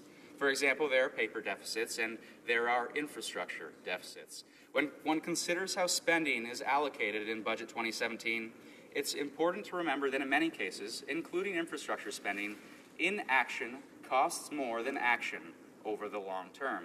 Investments now are not only a matter of social progress, they are also a matter of fiscal prudence. This idea, that the significant costs of inaction, it underlines much of Budget 2017, from housing to tackling climate change to the new bilateral health agreements and focus on home care. Budget 2017 on climate change proposes to increase financing support for Canada's clean technology sector by making available more equity finance, working capital, and project finance to promising clean technology firms. Nearly $1.4 billion in new financing on a cash basis will be made available to Canada's clean technology sector. As I represent a waterfront riding, I'd note that Budget 2017 clearly states that supporting clean fresh water is an utmost priority and commits money, $70 million, to protect our freshwater resources, to focus efforts on reducing toxic chemicals, to improve water quality, biodiversity conservation, and sustainable use. Environmental Defense has cheered measures on climate, including new energy efficiency standards for buildings. And Budget 2017 will modify the tax treatment for successful oil and gas test drilling to better reflect the reality of today's exploration technology and the principle that polluters should pay their fair share. Now, the government has also come to a number of health agreements bilaterally with provinces, and in doing so, we seek to address the mental health funding gap. That's $6 billion over 10 years for home care and $5 billion over 10 years to support mental health initiatives. I would note, without going into detail, significant efforts to consolidate caregiving benefits that will make a real difference for those looking after their elderly parents and family members. This year's budget, building as it does on Budget 2016, ambitiously seeks to build our country's critical infrastructure and our ability to meet the added challenges of climate change, an aging population, and an economy that continues to become more knowledge-based. It does so in a responsible way. Mr. Morneau has referenced the fiscal anchor and our responsibility to ensure, our finance minister has referenced the fiscal anchor and our responsibility to ensure a continued decline in net debt to GDP. Our fiscal health will continue to improve alongside the critical investments I've mentioned. We remain committed to tax fairness, Mr. Speaker. In addition to the budget allocation in 2016 to the CRA, we're investing an additional $520 million over 5 years to tackle tax evasion and improve tax compliance. We have also made significant efforts to simplify the tax code.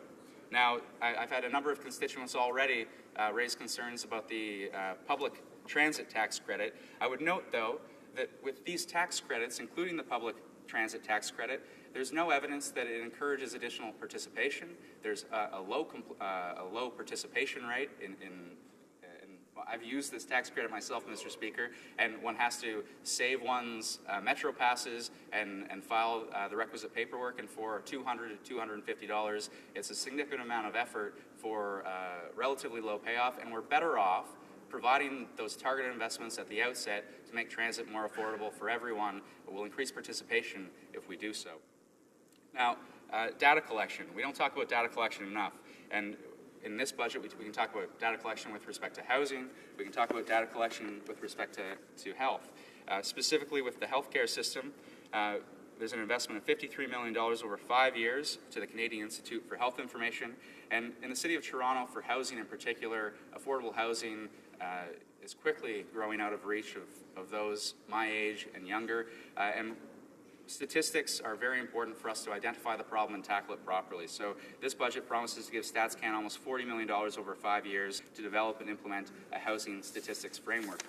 On data collection more broadly, it's largely about measuring success. And of course, we measure success against specific goals. So this includes economic growth generally, but also the creation of economic opportunities on a more equitable basis, including by gender, Mr. Speaker. To that end, a full chapter in Budget 2017 applies a gender-based analysis to federal spending. This is an important step. It will help inform future budgets and spending.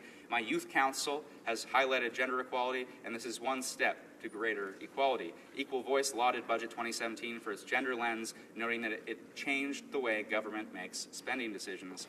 There are other lenses to apply, Mr. Speaker. Now, I know that my Youth Council is also interested in seeing a generational analysis applied to federal spending. We've done a lot for young Canadians in this budget, and we will continue to do a lot for young Canadians. A generational analysis would help us to measure how we are doing in relation to other age groups. It has been advocated for by an organization called Generation Squeeze, and I look forward to working with the Parliamentary Budget Office to make it a reality. Thank you, Mr. Speaker. Questions and comments? The Honourable Member for Sarnia-Lambton. Well, thank you, Mr. Speaker, and I'd like to thank the member opposite for his speech. And, you know, he talked about how the 2017 budget reiterates the government's commitment. And I would say it sort of reiterates the whole 2016 budget because there's not really a lot of additional money in there. And the member has talked about the gender lens that was put in there. And as chair for Status of Women, of course, I'm extremely pleased to see a gender-based analysis having been done and to see, you know, good words in there. But if you think about there's 4 pages from 217 to 221 on pay equity and the problem of the wage gap, and there's $0 and 0 actions to address that. And if we look at other areas like violence against women and girls, $100 million over 5 years may sound like a lot, but when you break that down by riding, you find out that's $60,000, and 1 in 4 women are experiencing violence. So it just looks to me that there's a lot of talk in the budget. If I look at the innovation spending, you know, you're going to get 10% increase in innovation spending. How are you going to get a quantum leap in innovation performance with that level of spending? So I wonder if this budget is really a lot of words and very little substance, and could the member comment? Member for Beaches East York. Thanks, Mr. Speaker. I honestly did not expect to get up and address a conservative question demanding more spending, but I'm happy to address the question. And at the outset of my speech, I did indicate that $3.4 billion of new money is going to flow to First Nations. I would say the idea of Budget 2017 is to focus specifically and clarify where some spending allocations set out in Budget 2016 are going to go. And so when I said a national housing strategy, when I talked about childcare, these were larger allocations set out in Budget 2016 that we are now properly allocating to specific initiatives. I'm On the gender-based analysis, I would note this is not the end of the story. We're going to continue this conversation in further budgets. I would also note, having spoken to folks at the Parliamentary Budget Office, they're keen to assess our efforts to bring a gender-based lens to the budget, and they'll be doing the same. And I would absolutely say to the member opposite, I'm happy to work across the aisle with her to improve efforts on pay equity and narrow the wage gap, because it's absolutely unacceptable. Questions and comments? The honourable member for Edmonton Strathcona. Mr. Speaker, I'd like to thank the honourable member for his speech. I certainly would agree with him that it makes way more sense to make investments up front in the environment, because over time it costs more, particularly when you're dealing with water and when you withdraw that water for safe drinking water. What is deeply disappointing is the paltry amount that this government has given. We hear day after day the Environment Minister standing and saying she's balancing environmental protection with economic development. Well, we're happy to see there will be some money eventually for development of clean technology, but a paltry amount actually for her department. One of the main things that Canadians are calling for and worldwide, yesterday was International Water Day, was what about protection of water? A small amount of money, far less than used to be given for protection of water. Where's money for the Inland Waters Directorate? Where is the money for the action on the UNESCO report demanding action to protect the peace at the Basca Delta? For Beaches East York. I would say two things, Mr. Speaker. First, I did outline some funds flowing for clean water protection. I didn't mention other. There are two aspects in our budget that speak to clean water specifically. And I recognize it's in the tens of millions, and we're not talking the billions of dollars. There's significant funding for clean technologies, though, that I set out. And I would also say, and one thing that I didn't get into because I've just gotten into it so many times in the House previously, which is carbon pricing. So when you look at our overall strategy on the environment, everything adds up. When we talk about the pan-Canadian strategy, we talk about fuel standards, we talk about carbon pricing, we talk about clean water, and I represent a waterfront riding. I care, as a 32-year-old, a great deal about making sure that for myself and for my son, there's a clean environment, and I agree we should do more on this file. Resuming debate, the honourable member for Brampton. Just a moment. Just the honourable member for Foothills. I didn't just catch the first of what he said. Is he rising on a point of order? No, I'm rising to speak on the budget. Okay. Well, that's not actually on my list at this point. So I see the honourable member for Chilliwack Hope. Well, thank you, Mr. Speaker. I know that you recognize the member for Brampton East, but I did hear the member for Foothills speak, so I would move, seconded by the member for Chatham-Kent-Leamington, that the member for Foothills now be heard.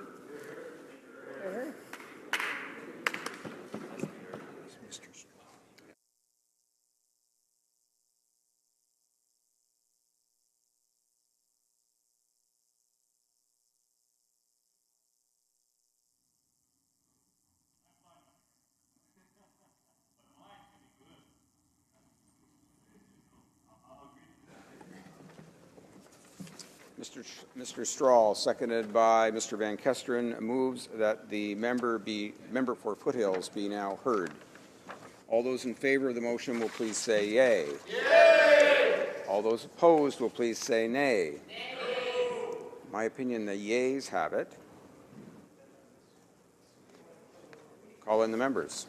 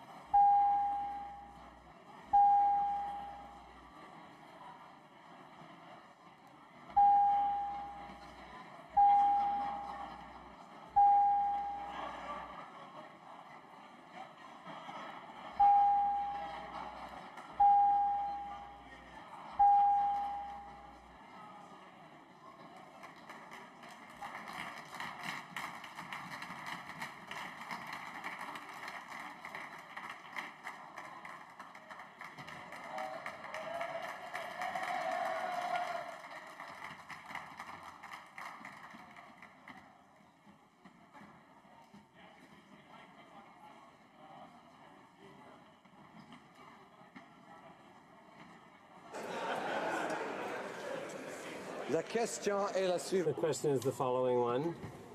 Mr. Strahl, seconded by Mr. Van Kesteren, moves that the honourable member be now heard. All those in favor of the motion will please rise. Ms. Bergen. Mr. Nicholson. Mr. Nicholson. Mr. Ritz. Mr. Ritz. Mr. Anderson. Mr. Anderson. Mrs. Block. Mrs. Block. Mr. Bazan. Mr. Bazan. Mrs. McLeod, Kamloops Thompson Caribou. Mrs. McLeod, Kamloops Thompson Caribou. Mr. Clement. Mr. Clement. Mr. Deltel. Mr. Deltel. Mr. Lebel. Mr. Lebel. Mr. Kent. Mr. Kent. Mr. Straw. Mr. Straw. Ms. Rempel. Ms. Rempel. Mr. Fast. Mr. Fast. Mr. Polyev. Mr. Polyev. Mr. Tilson. Mr. Tilson. Mrs. Gallant. Mrs. Gallant. Mr. Warawa. Mr. Warawa. Mr. Doherty. Mr. Doherty. Mr. Clark.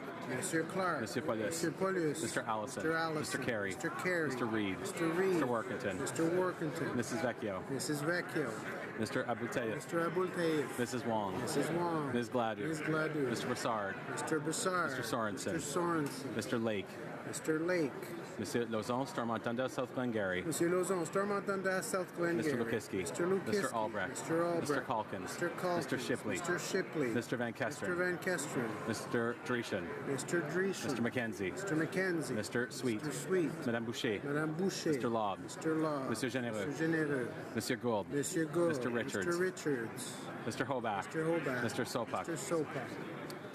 Mr. Albus. Mr. Albus. Mr. Zimmer. Mr. Zimmer. Mr. Falk. Mr. Falk. Mr. McGuire. Mr. McGuire. Mr. Barlow. Mr. Barlow. Mr. Yurdega. Mr. Yurdega. Mr. Eglinski. Mr. Eglinski. Mr. Arnold. Mr. Arnold. Mr. Berthold. Mr. Berthold. Mr. Cooper. Mr. Cooper. Mr. Diot. Mr. Diot. Mr. Genereux. Mr. Genereux. Ms. Harder. Ms. Harder. Mr. Godin. Mr. Godin. Mr. Kelly. Mr. Kelly. Mr. Kitchen. Mr. Kitchen. Mr. Kimmich. Mr. Kimmich. Mr. Macaulay, Edmonton West. Mr. Macaulay, Edmonton Mr. West. Leipert. Mr. Leipert. Ms. Leach. Ms. Leach. Mr. Nader. Mr. Nader. Mr. Nuttall. Mr. Nuttall. Mr. Soroya. Mr. Soroya. Mr. Schmale. Mr. Schmale. Mr. Shields. Mr. Shields. Mr. Vierson. Mr. Vierson. Mrs. Wagenthal. Mrs. Wagenthal. Mr. Waugh. Mr. Waugh. Mr. Weber. Mr. Weber. Mr. Motz. Mr. Motz. Mr. Trost. Mr. Trost. Monsieur Mulcair. Monsieur Mulcair. Madame Laverdière. Madame Laverdière. Mr. Rankin. Mr. Rankin. Ms. Duncan, Edmonton Strathcona. Ms. Duncan, Edmonton Strathcona. Mr. Christofferson. Mr. Christofferson. Madame Brosseau. Madame Brosseau. Mr. Davies. Mr. Davies. Mr. Donnelly. Mr. Donnelly. Mr. Massey, Windsor West. Mr. Massey, Windsor West. Mr. Garrison. Mr. Garrison. Madame Boutin Sweet. Madame Boutin Sweet. Ms. Matheson. Ms. Matheson. Madame Quash. Madame Quash. Ms. Kwan. Ms. Kwan. Ms. Benson. Ms. Benson. Mr. Duval. Mr. Duval. Monsieur Nantel. Monsieur Nantel. Madame Sans Souci. Madame Sans Souci. Mr. Canning. Mr. Cannings. Mr. Johns. Mr. Johns. Mr. Return to Ms. Hardcastle. Ms. Hardcastle. Mr. Stetsky. Mr. Stetsky. Madame Hughes. Madame Hughes. And Mr. Angus. Mr. Angus. Monsieur Barcelou Duval. Monsieur Barcelou Duval. Madame Posé. Madame Posé. Monsieur Beaulieu. Monsieur Beaulieu. Madame Gill. Madame Gill. All those opposed to the motion will please rise. Mr. Hare. Mr. Hare. Ms. Qualtrough. Ms. Qualtrough. Mr. Sargent. Mr. Sargent.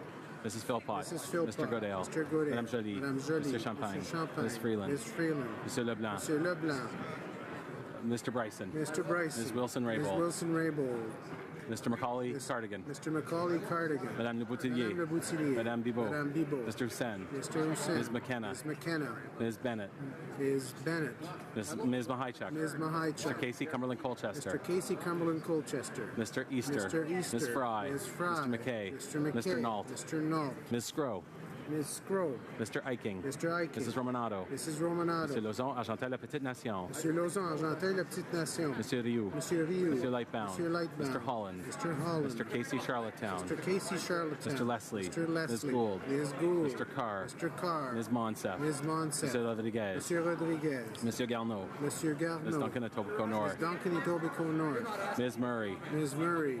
Ms. Cara. Ms. Cara. Mrs. Cesar Chauvin. Mrs. Cesar Chauvin. Monsieur Cormier. Monsieur Cormier. Mr. Wilkinson. Mr. Wilkinson. Monsieur Lemedy. Monsieur Lemedy. Mr. Cuzner. Mr. Cuzner. Ms. Jones. Ms. Jones. Mr. Bagnall. Mr. Bagnall. Monsieur Paradis. Monsieur Paradis. Mr. Scarpalegia. Mr. Scarpalegia. Mr. Sims. Mr. Sims. Ms. Ratanzi. Ms. Ratanzi. Mr. Jesneski. Mr. Jesnevsky. Mr. Dhaliwal. Mr. Dhaliwal. Monsieur Shifke. Monsieur Shifke. Mr. Varani. Mr. Varani. Ms. Goldsmith-Jones. Ms. Goldsmith-Jones. Mr. DeCourcy. Mr. DeCourcy. Mr. Beach. Mr. Beach. Ms. Rudd. Ms. Rudd. Mr. Duguid. Mr. Duguid. Monsieur Miller, Ville-Marie, le Sud-Ouest Île des Sœurs. Monsieur Miller, Ville-Marie, le Sud-Ouest Île des Sœurs. Mr. Lamoureux. Mr. Lamoureux. Monsieur McKinnon, Gatineau. Monsieur McKinnon, Gatineau. Mrs. McCrimmon. Mrs. McCrimmon. Mr. Vaughn. Mr. Vaughn. Mr. Mendocino. Mr. Mendocino. Mr. Blair. Mr. Blair. Monsieur Poisson. Monsieur Poisson. Ms. Hutchings. Ms. Hutchings. Ms. Young. Ms. Young. Mr. Pescasolido. Mr. Pescasolido. Madame Mendez. Madame Mendez. Mr. Oliphant. Mr. Oliphant. Monsieur Dubourg. Monsieur Dubourg. Mr. Aldag. Mr. Aldag. Ms. Alisley. Ms. Alisley. Mr. Amos. Mr. Amos. Monsieur Arsenault. Monsieur Arsenault. Mr. Aria. Mr. Aria. Mr. Badaway. Mr. Badaway. Monsieur Bayless. Monsieur Bayless. Mr. Chan. Mr. Chan. Mr. Biddle. Mr. Biddle. Mr. Boissonneau. Mr. Boissonneau. Mr. Bossio. Mr. Bossio. Mr. Bertina. Mr. Bertina. Monsieur Breton. Monsieur Breton. Mr. Chen. Mr. Chen. Mr. Bruzen. Mr. Bruzen. Ms. DeMoff. Ms. DeMoff. Ms. Dillon. Ms. Dillon. Monsieur Diorio. Monsieur Diorio. Monsieur Drouin. Monsieur Drouin. Ms. Tassi. Ms. Tassi. Ms. Zarowitz. Ms. Zarowitz. Mr. Sassy. Mr. Sassy. Monsieur Coury. Monsieur Coury. Mr. Ellis. Mr. Ellis. Mr. Erskine Smith. Mr. Erskine Mr. Smith. Elson. Mr. Ailson. Monsieur Fergus. Monsieur Fergus. Mr. Finnegan. Mr. Finnegan. Mr. Fisher. Mr. Fisher. Mr. Fonseca. Mr. Fonseca. Mr. Fracascatos. Mr. Fracascatos. Mr. Fraser West Nova. Mr. Fraser West Nova. Fraser Central Nova. Mr. Fraser Central Mr. Nova. Fuhr. Mr. Fuhr. Mr. Gerritsen. Mr. Gerritsen. Mr. Greywall. Mr. Greywall. Mr. Hardy. Mr. Hardy. Mr. Graham. Mr. Graham. Mr. Harvey. Mr. Harvey. Mr. Housefather. Mr. Housefather. Monsieur Yakano. Monsieur Yakano. Mrs. Jordan. Mrs. Jordan. Mr. Johari. Mr. Johari. Mr. Kung. Mr. Kong. Ms. Khalid. Ms. Khalid. Madame Lapointe. Madame Lapointe. Monsieur Lefebvre. Monsieur Lefebvre. Monsieur Lemieux. Monsieur Lemieux. Mr. Levitt. Mr. Levitt. Mrs. Lockhart. Mrs. Lockhart. Mr. Lightfield. Mr. Longfield. Longfield. Mr. Longfield. Ms. Ludwig. Ms. Ludwig. Mr. Maloney. Mr. Maloney. Monsieur Massé Avignon, La Matisse, Matin, Matipédia. Monsieur Massé Avignon, La Métis, Matan, Matapédia. Mr. May Cambridge. Mr. May Cambridge. Mr. McDonald. Mr. McDonald.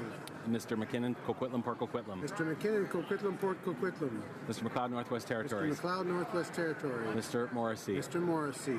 Madame Nassif. Madame Nassif. Ms. O'Connell. Ms. O'Connell. Mr. Oliver. Mr. Oliver. Mr. O'Regan. Mr. O'Regan. Monsieur Wallet. Monsieur Wallet. Mr. Peterson. Mr. Peterson. Monsieur Picard. Monsieur Picard. Monsieur Robillard. Monsieur Robillard. Mr. Rumi. Mr. Rumi. Mr. Rusnak. Mr. Rusnak. Ms. Soda. Ms. Sahota. Mr. Saini. Mr. Saini. Monsieur Sanson. Mr. Sanson. Mr. Sanga. Mr. Sanga. Mr. Sarai. Mr. Sarai. Ms. Schultz. Mrs. Schultz. Monsieur Seri. Mr. Seri. Mr. Sheehan. Mr. Sheehan. Mr. Sidhu, Mission Matsky, Fraser Canyon. Mr. Sidhu, Mission Matsky, Fraser Canyon. Ms. Sidhu, Brampton South. Ms. Sidhu, Brampton South. Mr. Secan. Mr. Secan. Mr. Sabera. Mr. Sabera. Mr. Spengaman. Mr. Spengaman. Mr. Tabera. Mr. Tabera. Mr. Tan. Mr. Tan. Mr. Vandal. Mr. Vandal. Mr. Whalen. Mr. Whalen. Mrs. Zaid. Mrs. Zaid. Mr. Rhoda. Mr. Rota. Mr. Tutu. Mr. Tutu. Monsieur Dussault. Monsieur Dussault. Monsieur Bouleris. Monsieur Bouleris. Mr. Blakey. Mr. Blakey. Ms. Malcolmson. Ms. Malcolmson. Monsieur Choquette. Monsieur Choquette. Madame Trudel. Madame Trudel. Mr. Julian. Mr. Julian. Mr. Weir. Mr. Weir. Mr. McGregor. Mr. McGregor. Ms. Blaney, North Island, Powell River. Ms. Blaney, North Island, Powell River. Ms. May, Saanich, Gulf Islands. Ms. May, Saanich, Gulf Islands.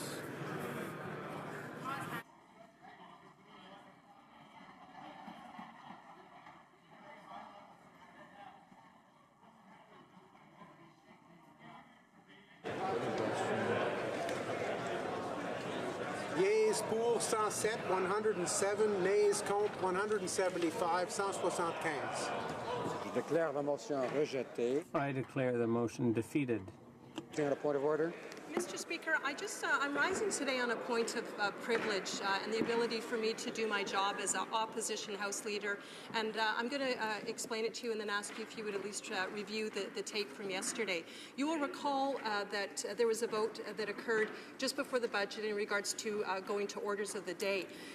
As soon as I and my opposition colleagues triggered that vote, the Minister of Aboriginal and Indigenous Affairs, and you can review the tape, came running over at me in a very aggressive way. Why are they laughing? And she was, look at the tape, she was clearly upset that this vote was triggered, which she has absolutely the prerogative to be upset, but she doesn't have the prerogative to run across the aisle and physically come at me because I am doing my job. So I would ask you that you would review the tape and that you would please ask the Prime Minister to not try to shut us down.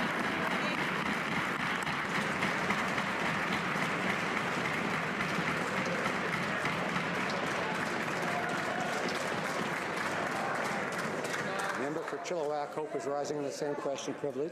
Yes, Mr. Speaker.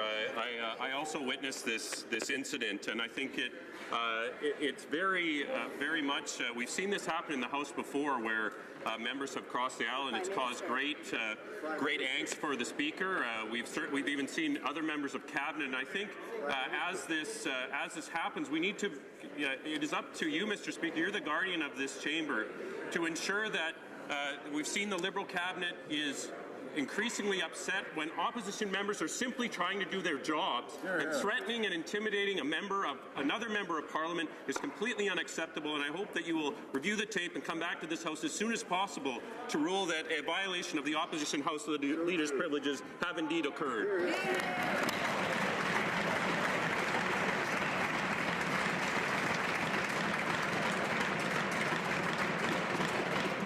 Minister of Indigenous and Northern Affairs is rising on the same question. And I do accept that yesterday during that vote that I did cross the floor and point out to the House Leader that the Premier of the Yukon, as well as the Grand Chief Peter Johnson, were in the gallery right over them, and were particularly disappointed that that debate on the very important C-17 did not take place because of the games that are being played in this House. And so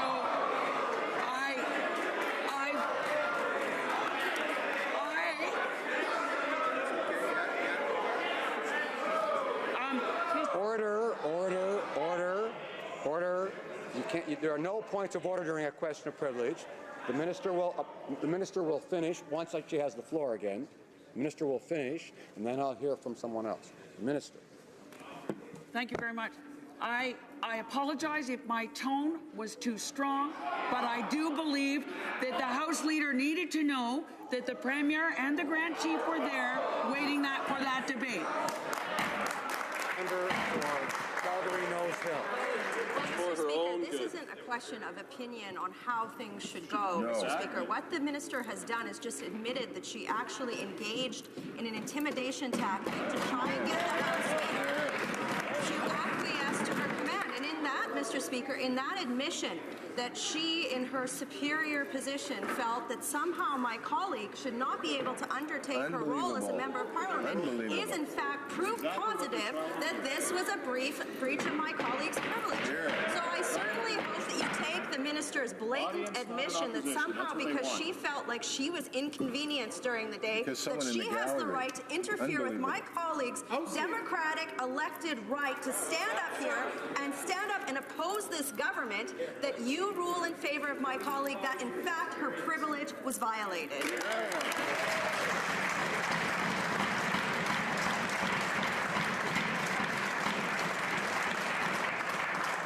I thank the Honourable Opposition House Leader for her question of privilege and the other members who have intervened on this subject. I will review the tape to try to determine whether or not there is a prima facie breach of privilege. Resuming debate, the Honourable Member for Brampton East. Thank you, Mr. Speaker. It is always an honour to rise in this House to speak to the government's second budget titled Building the Middle Class. My constituents elected me to serve as part of a government that will help the middle class and those working hard to join it. To be able to represent these priorities of the residents of Brampton East in this House is a privilege. I'm lucky to be a member of the Standing Committee on Finance, which has kept me quite busy thus far. Just recently, the Committee on Finance conducted a report on tax fairness for all Canadians by studying tax evasion and tax avoidance. The report concluded with 14 recommendations to the government on topics such as conducting a review of the Voluntary Disclosures Program and requiring all tax advisors to register their tax products with the CRA. I'm proud to share that in response to the Finance Committee's recommendations, the government affirmed its support for all 14 recommendations. Additionally, the government shared the work that has already been done or is currently being undertaken to ensure all Canadians pay their fair share of taxes to our great nation. Mr. Speaker, paying our fair share of taxes is an essential part of financing measures that enhance all Canadians quality of life. When certain individuals and companies find ways to cheat the system, it is the middle class that usually picks up the tab. That, Mr. Speaker, is totally unacceptable and counterproductive to our country's goals. That is why making the tax system more fair is an ongoing priority of our government. In support of this objective, Budget 2017 proposes to invest additional resources to combat tax evasion and aggressive tax avoidance.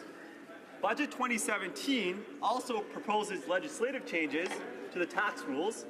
These changes would also include closing tax loopholes that result in unfair tax advantages for some at the expense of others, invest additional resources to crack down on tax evasion and combat tax avoidance, making existing tax relief for individuals and families more effective and accessible, eliminate ineffective and inefficient tax measures, and provide greater consistency in the operation of tax rules. Going forward, we will continue to eliminate poorly targeted and inefficient tax measures and make our tax system more fair and efficient. Mr. Speaker, the government is committed to taking these steps because we know and understand that fairness is essential to ensuring Canadians have confidence in their tax system. Last year in Budget 2016, our government committed to undertaking a wide-ranging review of the increasingly complex tax expenditures that now exist. This review of federal tax expenditures has highlighted a number of issues regarding tax planning strategies using private corporations, which can result in high-income individuals gaining unfair tax advantages. A variety of tax reduction strategies are available to these individuals that are not available to other Canadians.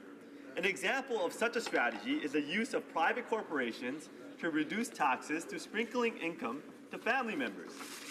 Mr. Speaker, Budget 2017 sends a strong signal to the government that the government is taking action to ensure that high-income individuals cannot use strategies involving private corporations to gain unfair tax advantages. The government will release a paper in the coming months setting out the nature of these issues as well as proposed policy responses. In addressing these issues, the government will ensure that corporations that contribute to job creation and economic growth by actively investing in their businesses continue to benefit from a highly competitive tax regime. Mr. Speaker, a fair tax system requires constant attention. Ongoing legislative adjustments are needed to ensure that rules are functioning as intended and they do not result in some taxpayers paying less than their fair share. For example, through complicated tax planning arrangements. To ensure that the tax system operates as fairly and effectively as possible moving forward, the government will continue to study, identify, and address tax loopholes and tax planning schemes. Mr. Speaker, tax evasion and avoidance is unfair to the vast majority of Canadian individuals and businesses that play by the rules. The measures in Budget 2017 will build on previous investments to support the Canada Revenue Agency and its continued efforts to crack down on tax evasion and tax avoidance. To do this, the CRA is increasing its verification activities, hiring additional auditors and specialists with a focus on the underground economy, developing robust business intelligence, infrastructure, and risk assessment systems, and improving the quality of investigative work that targets criminal tax evaders. Mr. Speaker, Budget 2017 will invest an additional $523 million over 5 years to support these efforts. As CRA has a proven track record of meeting expectations from targeted tax compliance, Budget 2017 accounts for the expected additional revenue of $2.5 billion over 5 years from these measures that crack down on tax evasion and combat tax avoidance. We know that in a globalized world, it's not enough to simply concentrate our efforts here at home. We need to have an international focus as well. To this end, Canada is part of a coordinated international effort to address what is known as base erosion and profit sharing, given the acronym BEPS. BEPS refers to tax planning arrangements used by multinational enterprises to unfairly minimize their taxes. Canada has implemented, or is in the process of implementing, agreed international standards under BEPS project. This includes recently enacted legislation which requires large multinational enterprises to provide information about the international distribution of their activities. This information will enable tax authorities to better assess tax avoidance risks. We will continue to work with our international partners to ensure a coherent and consistent response in fighting tax avoidance through BEPS. Mr. Speaker, over the past year, we have worked to build a fairer tax system that benefits the middle class. Our review of tax measures identified opportunities that make existing tax measures more effective, equitable, and accessible to all Canadians. Specifically, Mr. Speaker, Budget 2017 proposes to simplify and improve existing tax measures for caregivers, persons with disabilities, and students. Right now, Canadians who are cared for by loved ones face a caregiver credit system that is complex and difficult for families to navigate. So we've simplified it by introducing the Canada Caregiver Credit. This new non-refundable credit will provide greater support to those who need it the most. It will apply to caregivers whether they live in or not with the family member that they're taking care of. This measure will provide $310 million in additional tax relief over the 2016-2017 period and will support families struggling to take care of loved ones. Mr. Speaker, Canada is a country founded on the belief that with hard work comes success, and that with success comes a responsibility to help others. Canadians share the understanding that success as a nation is only as great as the success of our most vulnerable. And they know that challenging the barriers that persist is a necessary part of moving our country forward. Budget 2017 takes the next step in the government's long-term economic plan, understanding that the face of unprecedented change, a confident Canadian middle class will always be the beating heart of our country and the engine of our economy.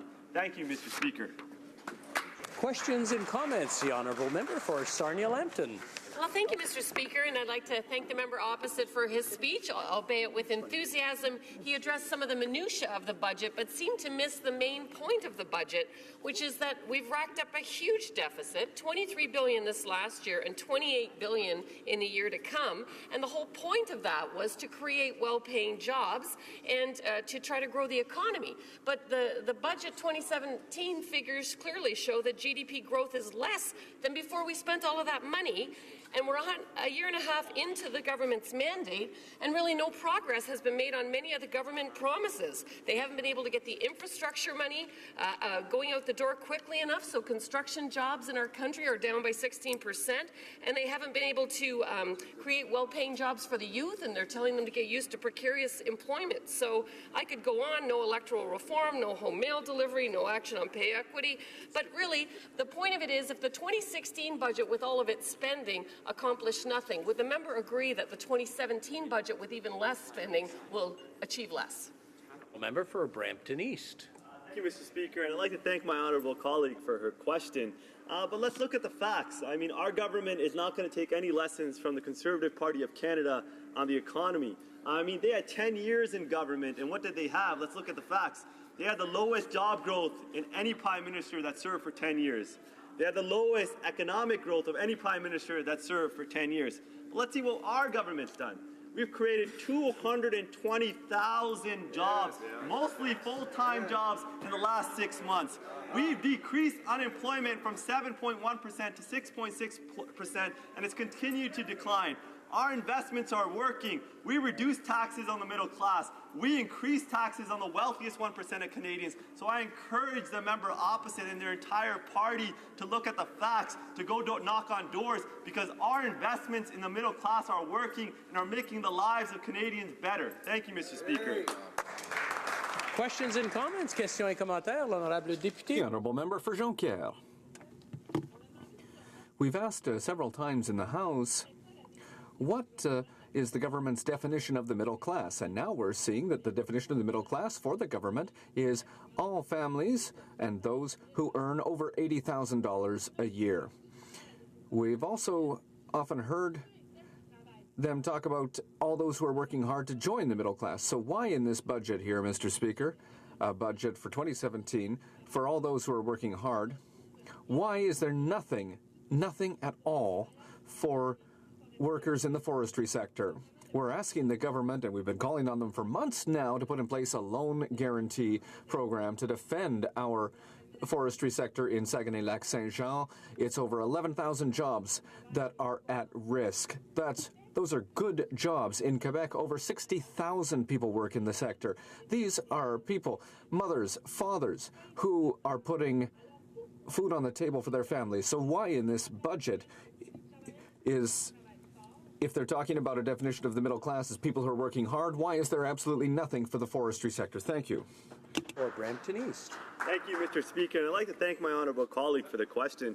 What I never understood about the NDP is their ongoing rhetoric about the working class. You know, working class families work in all different sectors, whether it's forestry, whether it's aerospace, whether it's the taxi drivers or the truck drivers. And you know what they're benefiting from, Mr. Speaker? They're benefiting from the middle class tax cut that we implemented last year. You know what they're also benefiting, Mr. Speaker? They're benefiting from the Canada Child benefit that we implemented last year. You know what they're also going to benefit from, Mr. Speaker? They're going to benefit from the $7 billion that we're investing in 2017 in affordable childcare spaces. But you know what, Mr. Speaker? Every time the NDP had an opportunity to help the working class, what did they do? Surprise, surprise, they voted against it. So why don't they change their own track record and try staying, following their rhetoric about helping the middle class, helping the working class, and support this government's work of ensuring that all Canadians across the country, if they work hard, they're able to achieve success. Thank you, Mr. Speaker. Resuming debate, the honourable member for Battle River Crowfoot. Well, thank you very much, Mr. Speaker. And again, it's always an honour to stand in this House and to debate the issues that governments face and the Canadians face and the Canadians have to deal with, I guess. Certainly, let me say that there was, I think, a great anticipation about this budget around our country. People were looking forward to a second fiscal strategy put forward by a government that, in the first one, most people would say failed. When you look at our growth rate and when you look at the job numbers, when you look at all those, certainly there was failure there. So I think there was a hope, there was an expectancy amongst Canadians that they would see something here that would give them a degree of optimism, a degree of hope. We know some of the problems that Canadians are facing. They're facing high household debt. Perhaps there would be something here that would help in that regard. We know that they're facing skills and training deficiencies, and perhaps there would be something here that would, in that regard. We know that Canadians are not saving to the degree that they should be. Perhaps there would be something in this budget that would help them.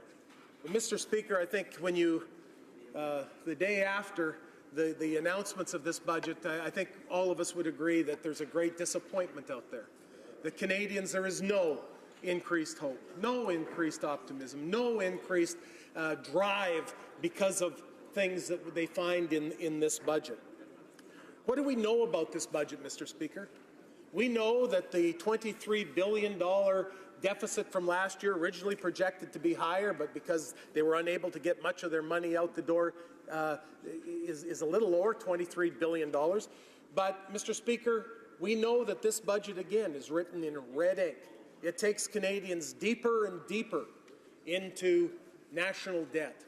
It will increase our debt service charges. It'll increase revenues that will go only to service debt that this government continues to pile up.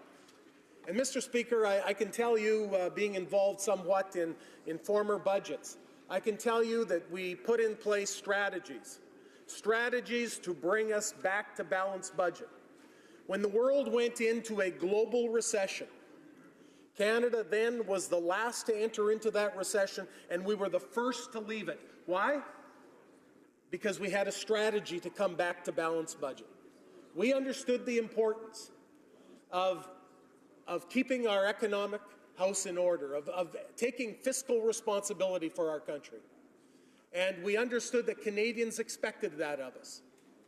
And so, Mr. Speaker, it seems that even with this budget, Liberals don't seem to care if the federal books are balanced anytime soon.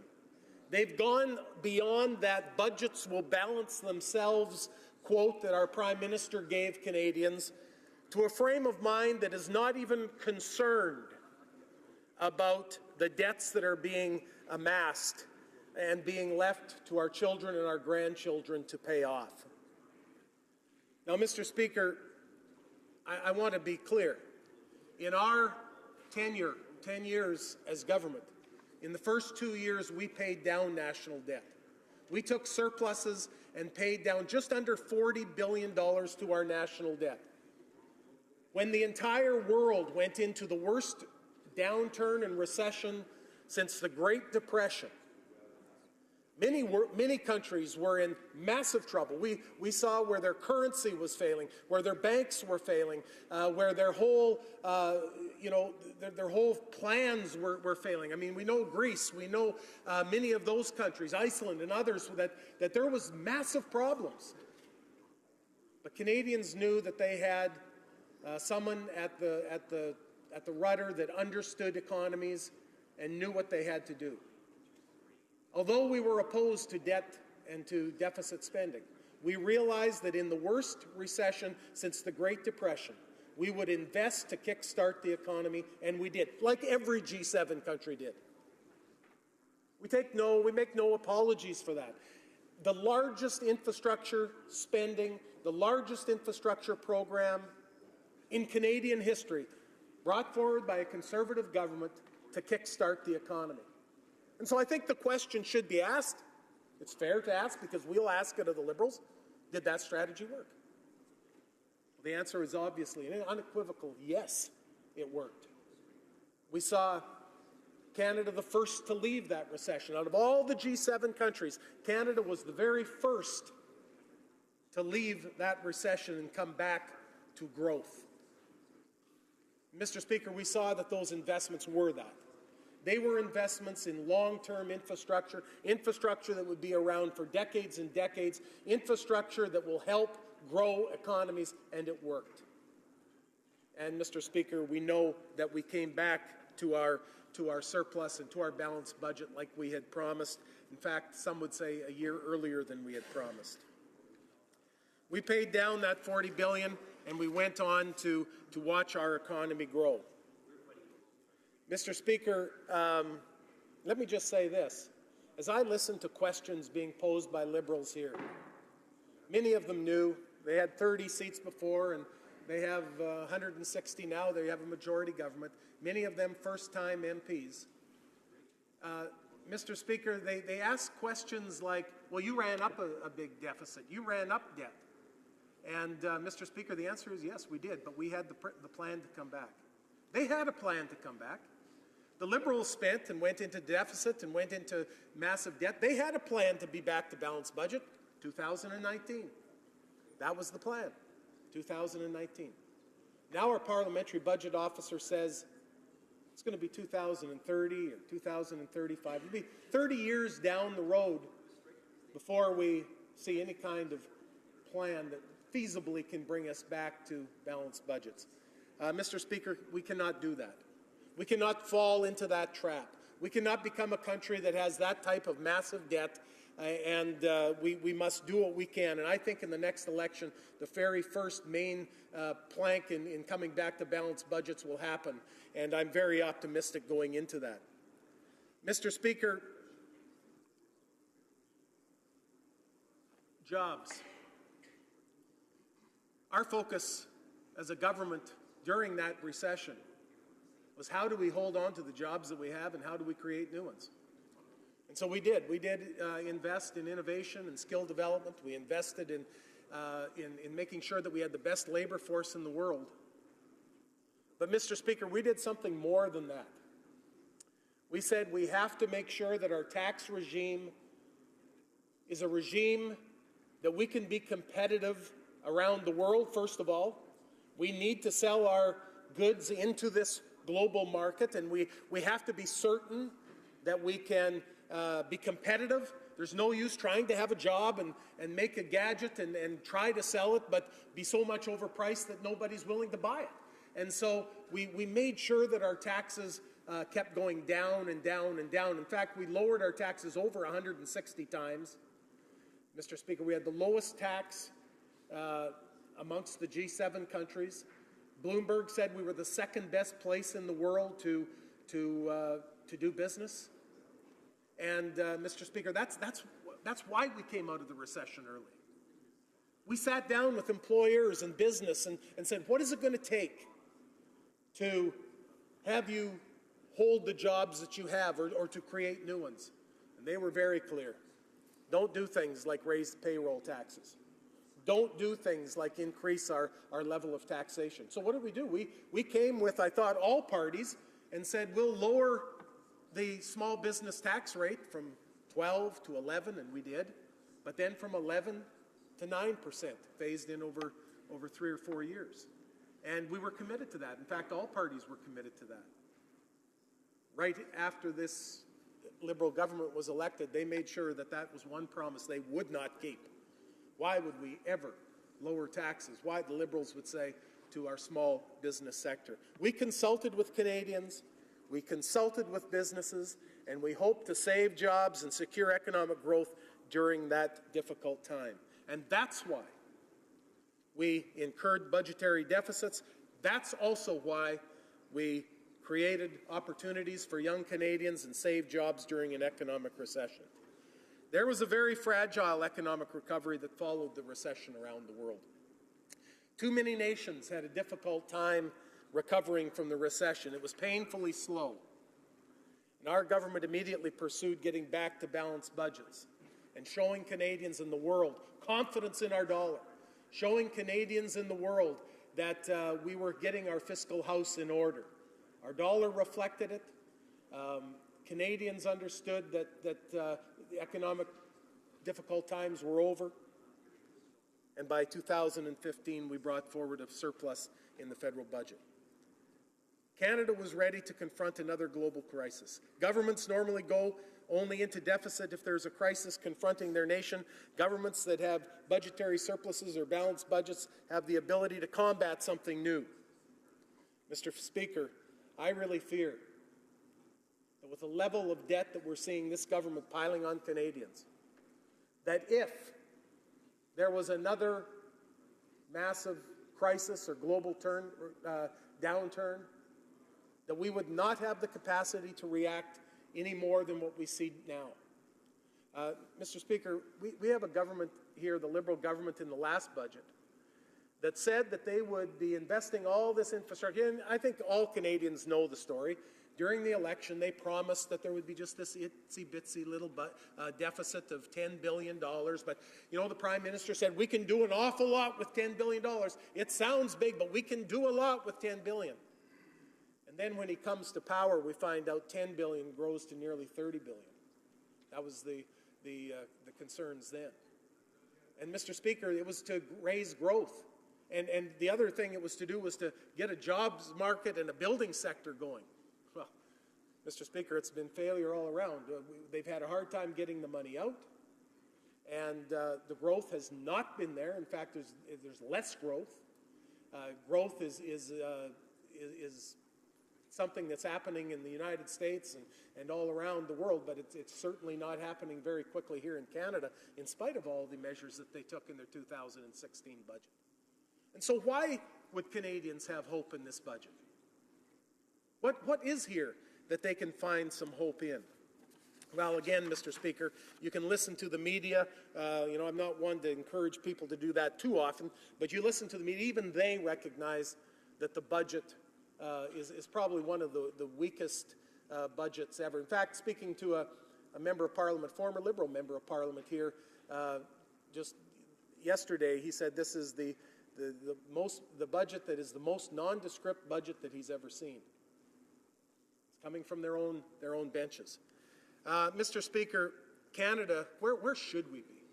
Canada should be in their third year of budgetary surplus. The Government of Canada should this year have a surplus of tax dollars to spend without borrowing. The interest payments on Canada's national debt should be decreasing. You go to the budget book and you look and you see where the interest rates that Canada will have to pay is on the increase. Mr. Speaker, we know that when you service debt to the degree that they will have to service debt down the road, that's money that isn't going anywhere else.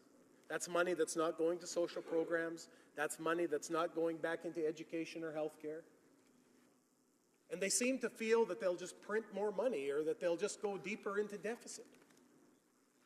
Mr. Speaker, there are consequences to the actions we take.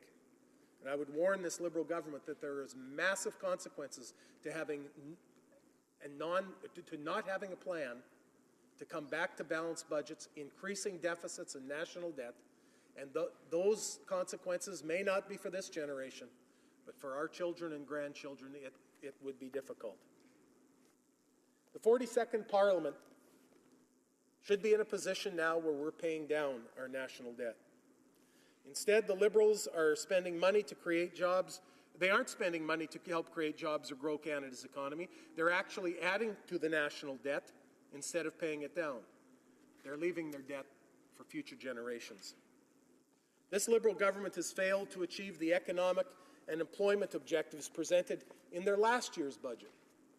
Budget 2017 needed to include no further tax hikes on Canadian families, businesses, seniors, or students, immediate measures to encourage companies to hire young Canadians and address the youth unemployment crisis.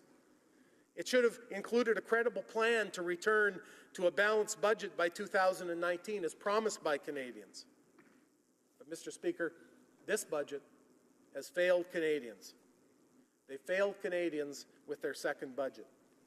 No new job creation incentives, only more education opportunities. Young students I know are coming out of universities and colleges and hoping for a job. This government says, well, we'll see if we can get you to take more education after that. No plan to balance the budget. According to the Parliamentary Budget Officer, Budget 2016 employment targets did not meet their targets because infrastructure investments were delayed and there were many other reasons. But Mr. Speaker, it's an F. They get an A for announcements, always. Liberals are great at that. But when it comes to deliveries, you're looking at a D or an F because Canadians end up paying the cost. Mr. Speaker, in Alberta, the new Building Canada funding that was promised to municipalities was withheld by the NDP provincial government, and these municipalities have been told to wait or have been left behind altogether. So I have municipalities, rural municipalities, I think, and I'll even give it to the Liberals in this, that, you know, I think when they had that infrastructure money and they sent it to the province, they expected that they would send it out where the priorities were. But for the NDP the provincial NDP party to say, no, we're taking and putting it into our general revenues, and then we will pick the priorities sometime down the road. I think that even the Liberals would shake their head at that one. No wonder there's no growth. No wonder there's no incentive. No wonder there's no kickstart in Alberta. Mr. Speaker, these were infrastructure dollars, and the province has the latitude to use the large majority as it sees fit. But, Mr. Speaker, they didn't go where they were expected to go, and it's a massive loss of opportunity, I think, in those municipalities. And again, in some cases, the rural seems to be paying the majority of having the majority of the problem in that respect. The Liberals also failed to grow the economy with their budget. You know, the economy grew by 1.4% in 2016. When it was, 0.5% lower than what they had anticipated and claimed it would in their 2016 budget. They believed it would grow over 1.8%, and they would kick all this money into it, and they'd see this massive growth. Previous Conservative government had economic growth of 1.8%. They thought we can at least count on that with this extra massive spending measure that we're doing. Mr. Speaker, when we were investing in infrastructure, the Liberals claimed it wasn't enough. We weren't investing enough. We weren't spending enough money. And Mr. Speaker, they spent a lot more, and they realized a lot less growth in the economy. Less bang for the buck. Less success. Less results. That's the record of the Liberal government. What did the Liberals do with the $30 billion? What did they accomplish? Well, it's not in jobs, it's not in new revenues coming in. Mr. Speaker, I see you're telling me I only have a couple of minutes left. I want to just conclude with two things. First of all, I want to talk a little bit about our neighbors to the south, the United States. I want to talk about our relationship with them. And I think a lot of the measures that the Liberals backed off on, I think they would have put it to Canadians even more than they have with this budget if it was not for the Trump administration there and the knowledge that they are going to very quickly lower their corporate tax rate. When we came into power, we lowered our corporate tax rate from 22% to 15%. That created jobs. Our business sector said we will create jobs, and they did, coming out of that recession. The Americans are going to take from 35%, and they're talking 15%. We need to be very concerned about businesses making the trip back to the United States. Businesses settling down again in the United States. We need to have a plan. We saw, when we did that, we saw head offices and companies coming into, especially manufacturing, coming into Ontario and across Canada. We need to be cautious. The Americans are here and they're going to compete. And we need to be certain that we are competing at an equal level. We cannot compete at an equal level, Mr. Speaker, if we continue to raise the tax burden on them. We cannot increase our manufacturing sector and our business sector if we take things like EI and CPP and say, there's extra taxes for you to pay, and then a carbon tax and things like that. Mr. Speaker, they are competitive. We better be competitive. This Liberal government's budget nickels and dimes Canadians, but it really hits business. Mr. Speaker, I see my time is up. I thank you for the opportunity to speak, and I look forward to some of the questions. Questions et commentaires, questions and comments. The honourable member for Spadina Fort York. I listened with interest and respect and recognize the member opposite's focus on one part of the debt, that being the government debt, the public debt. But the infrastructure deficit in this country is close to $600 billion. It impacts competitiveness. It impacts the ability of businesses to get products to and from their market. It impacts the ability of people to get to and from work, students to get to and from school, to get training for the jobs they need. This budget makes unprecedented, historic investments in municipal infrastructure, and you can hear it from mayor to mayor to mayor across this country.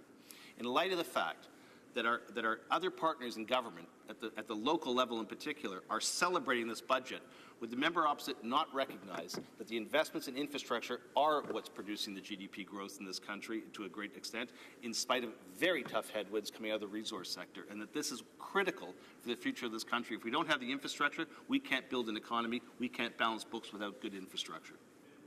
The honourable member for Battle River, Crowfoot.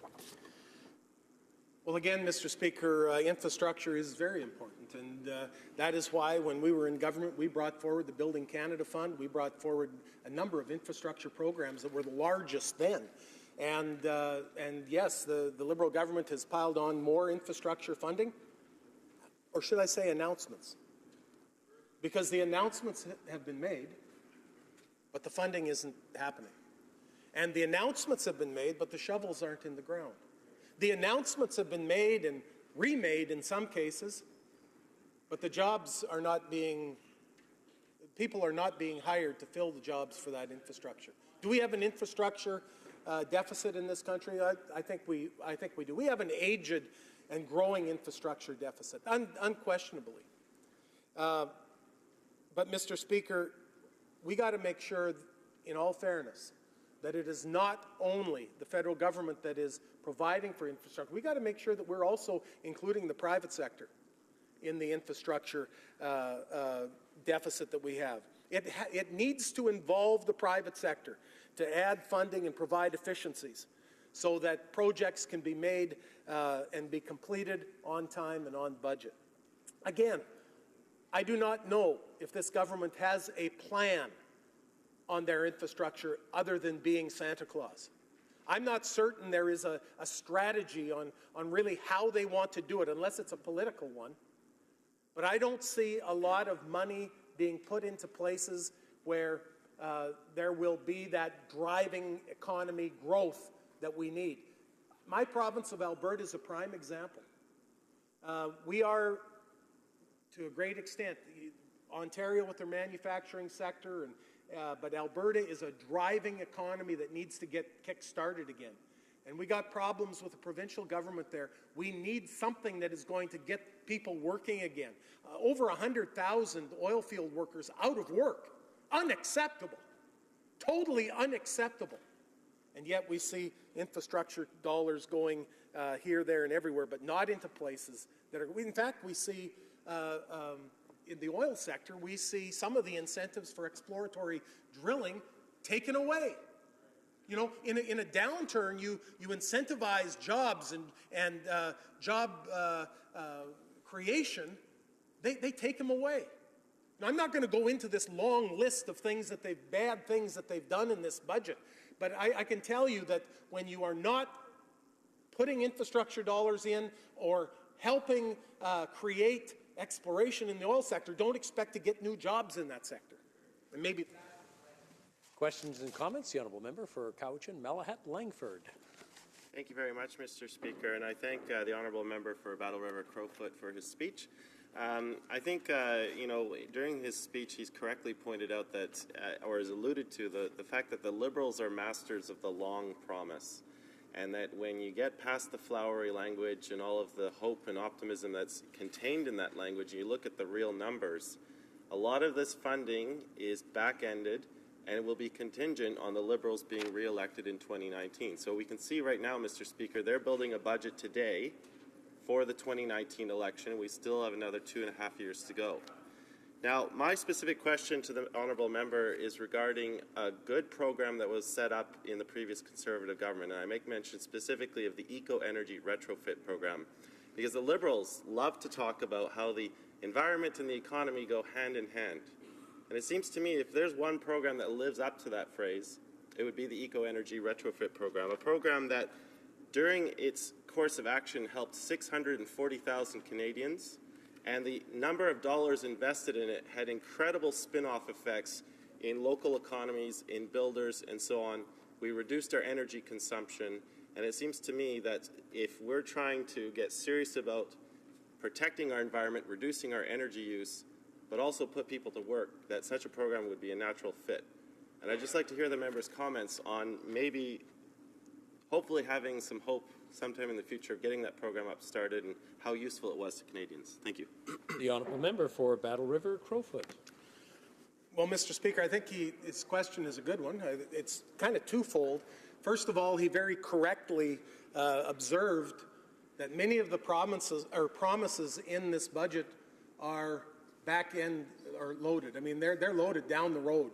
We will see very little benefit in the very short to medium term, but we will see this investment in the long term. I was speaking to our member here, who's our defense critic from Selkirk-Interlake, and he was saying that some of the defense spending, although they announced this big amount, you look at the small print and it's over 30 years. You know, I've sat here when we've done budgets, and, you know, if you did something over 5 years, they'd say, oh, well, but that's not for this year, that's over 5 years. Well, here the Liberals have said two things. First of all, much of their budget today is you're going to see benefits just before the next federal election. This is announced today. It will be re-announced maybe in 18 and again in 19, just before the federal election. And so, Mr. Speaker, again, they backload these things. They make promises so far down the road that, you or I probably will, maybe you, but not I, will be here in 30 years down the road. So, Mr. Speaker, that's the Liberal plan. Now, on the project or the program that that my friend in the New Democratic Party talked about, the Eco Energy Fit program. It was a program to encourage Canadians to take a look and use energy or to use upgrades in their homes or other places, and government would help with some of those costs. And you know, we saw, I had, and I'm sure you had too, constituents, seniors who said, listen, maybe I can get a new furnace or better windows and really save some money and save some energy. They were more actually, my riding, they were more concerned about saving money in their pocketbook than the energy thing. But we all want to save where we can, right? But, Mr. Speaker, I think when you start hitting people in the pocketbook, that's when people really want to be incentivized to do something. And so, again, we see nothing really in this budget. In fact, I heard one Liberal say that, well, last budget was the economy budget, this one isn't. Well, I think we would all agree there's very little here for anyone in this budget. We have time for a very short question. The honourable member for Foothills, 45 seconds each. I'll be very quick, Mr. Speaker. Thank you very much, and I want to thank my colleague for his speech. And the one thing that I really wanted to ask him that wasn't had an opportunity to speak about was we've heard from farmers and ranchers, I know in my riding, rural riding in Alberta, the impact that the carbon tax will have on their farms and ranches. We're hearing between $10 and $15 per acre, $30,000 per family farm. I just wonder if my colleague can speak on the impact this budget will have on farms and ranches and on Canada. Honourable member for Battle River Crowfoot. Mr. Speaker, it shouldn't surprise anyone that this Liberal government's budget is not a budget that helps agriculture and certainly doesn't help the farmers. In fact, it gives nothing new to agriculture or farmers except taking away something they have already. And on page 28 of their little tax measures document, they talk about a consultation process that they're now doing to taking away the cash purchase tickets on grain. So when a farmer receives a list, delivers a listed grain, whether it's wheat, canola, barley, oats, rye, anything, they can sometimes deliver it in the fall to beat the winter rush, not get a check, but have it deferred to the new year. And, Mr. Speaker, the government says they may be avoiding some taxes by doing that. You know, they're delivering grain. They aren't getting the money yet, but they're actually having the grain company hold the grain. We call it deferral. We need to discuss this because if they paid it in the last year, they may have been in a high tax year. And, of course, this Liberal government is trying to grab every tax dollar they can. This government does not get it when it comes to agriculture. A slight mention in the budget of the Alberta beef farmer. That's what he said. And then he said nothing else about agriculture. Shame on them, Mr. Speaker. Agriculture drives this, feeds our country, and the Liberals have abandoned it. Resuming debate, the honourable member for Vancouver Centre.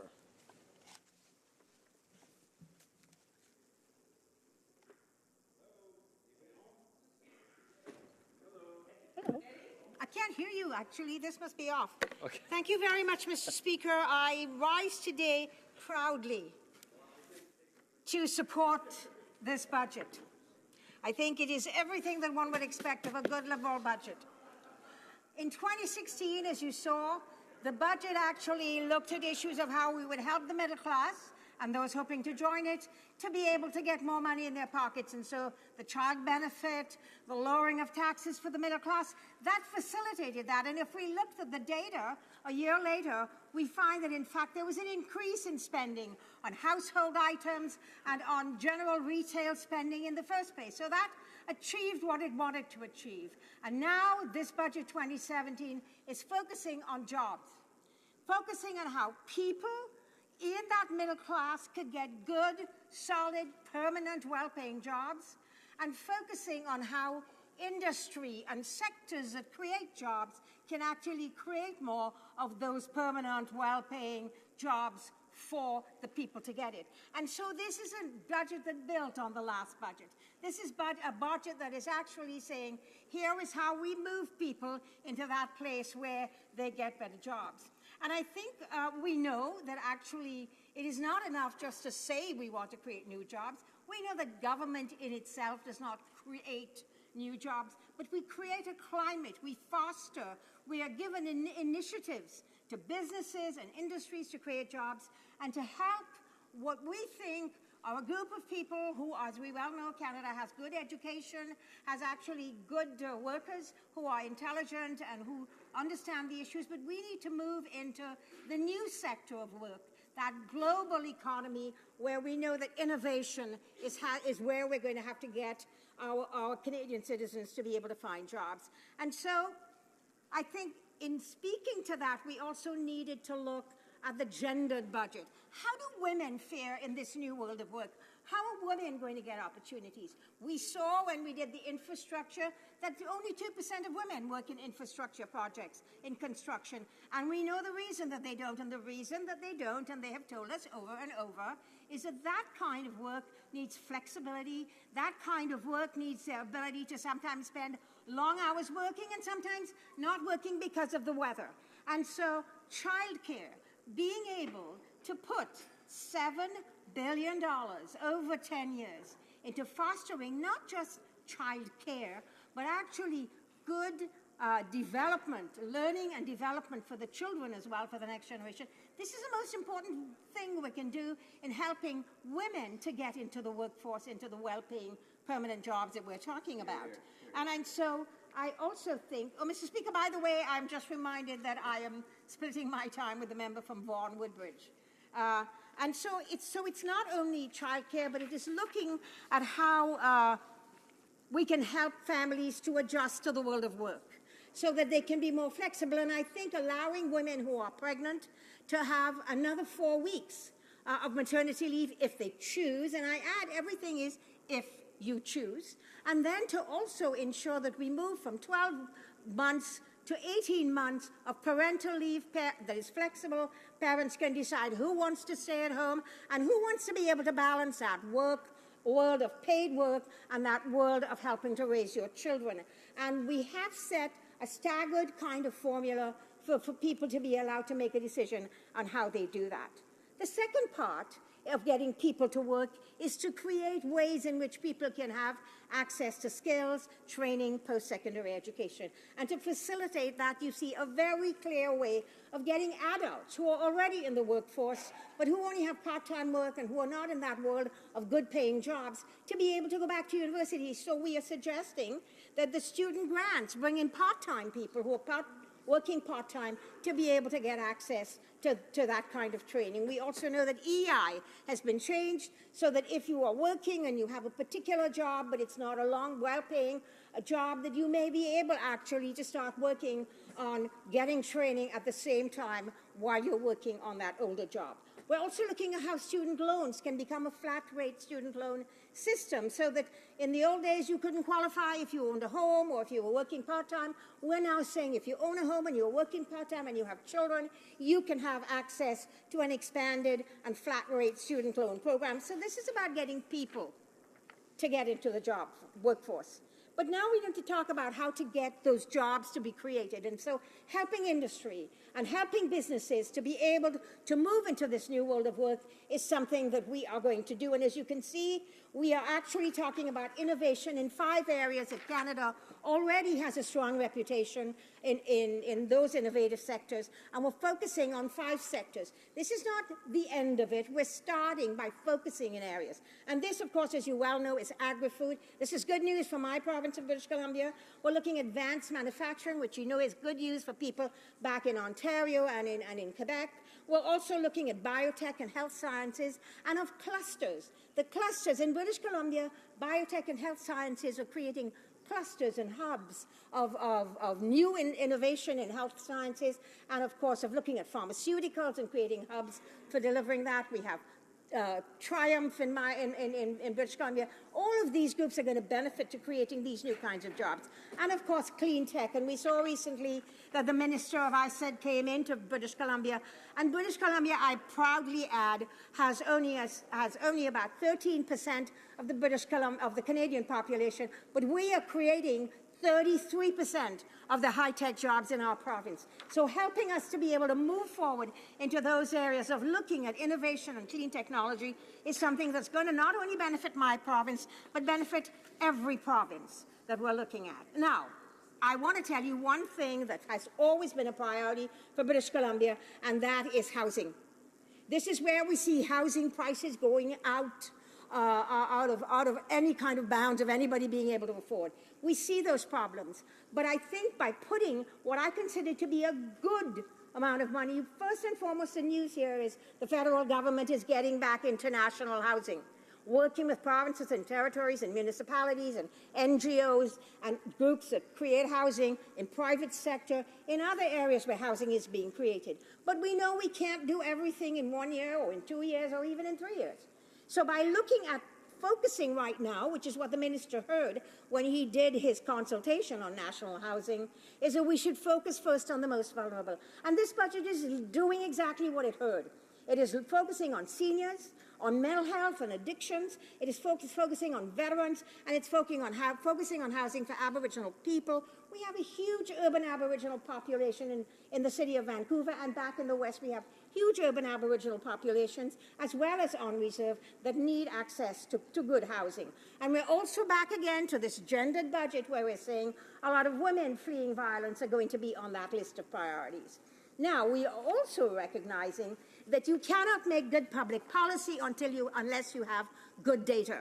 And by putting $40 million into Statistics Canada to develop what we are calling a housing statistic framework, to look at how we get data and not just perceptions that say foreign buyers are driving the prices up, et cetera, we need good data to find out who is doing what, where, when, what is needed, how a mortgage is affecting first-time buyers. And then, thirdly, we're looking at that full spectrum of housing by putting in extra money, by expanding the homelessness framework with $2.1 billion. We are looking at the full spectrum of needs, from homelessness into SROs, which is single rooming occupancy, into affordable rental housing, because if we don't look at affordable rental housing, which at the moment is where the bottleneck occurs, to being able to help young people and first-time buyers to buy a little starter home, and to working with CMHC and co-op housing to do that, that is the kind of spectrum and partnerships that we're building in creating housing. How does housing help? Housing is a human right. The ability for a family to have a safe place to bring up their kids, an ability for when those kids grow up to go into good education and skills training. We're looking at that whole continuum of how we help Canadians to be able to achieve the kind of opportunity, get the kind of opportunities they need to fulfill their potential, to be able to get work, to be able to find good jobs, to be able to spend money back into the economy, and how businesses in this new world of work can actually be able to get that work to the people. I am so proud of this budget. I can go into transit to get people to and from work and say that the Broadway line that is going to be built in my riding and extending into Vancouver Quarter is going to be great news. I know our mayor has already put out a big press release saying how pleased he is with some things in the budget that are going to fulfill the needs of the people in Vancouver and the needs by other mayors of the people in British Columbia. And so this budget not only serves British Columbia well, it not only serves the city of Vancouver well, it goes across this country. And this, Mr. Speaker, is where I sit down and I say how proud I am of a good, well-thought-out, comprehensive Liberal budget. Thank you very much. Questions and comments? The Honourable Member for Kitchener-Conestoga.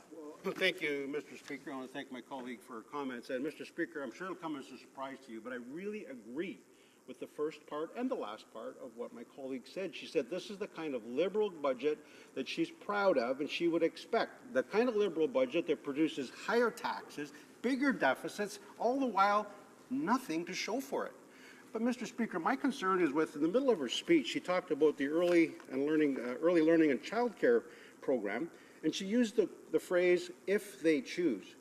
Well, Mr. Speaker, I wonder if my colleague recognizes that there's hundreds of families in this country, even if they chose institutional child care, would not be able to access it. People in northern and remote rural villages are not able to access this kind of child care, and yet they're obligated to pay for it. But, Mr. Speaker, in the budget itself, on page 234, you read this, quote, more accessible and less costly child care will help all children get a better start in life. Really? The Liberal government is saying that the better start in life for all Canadian children is institutionalized child care?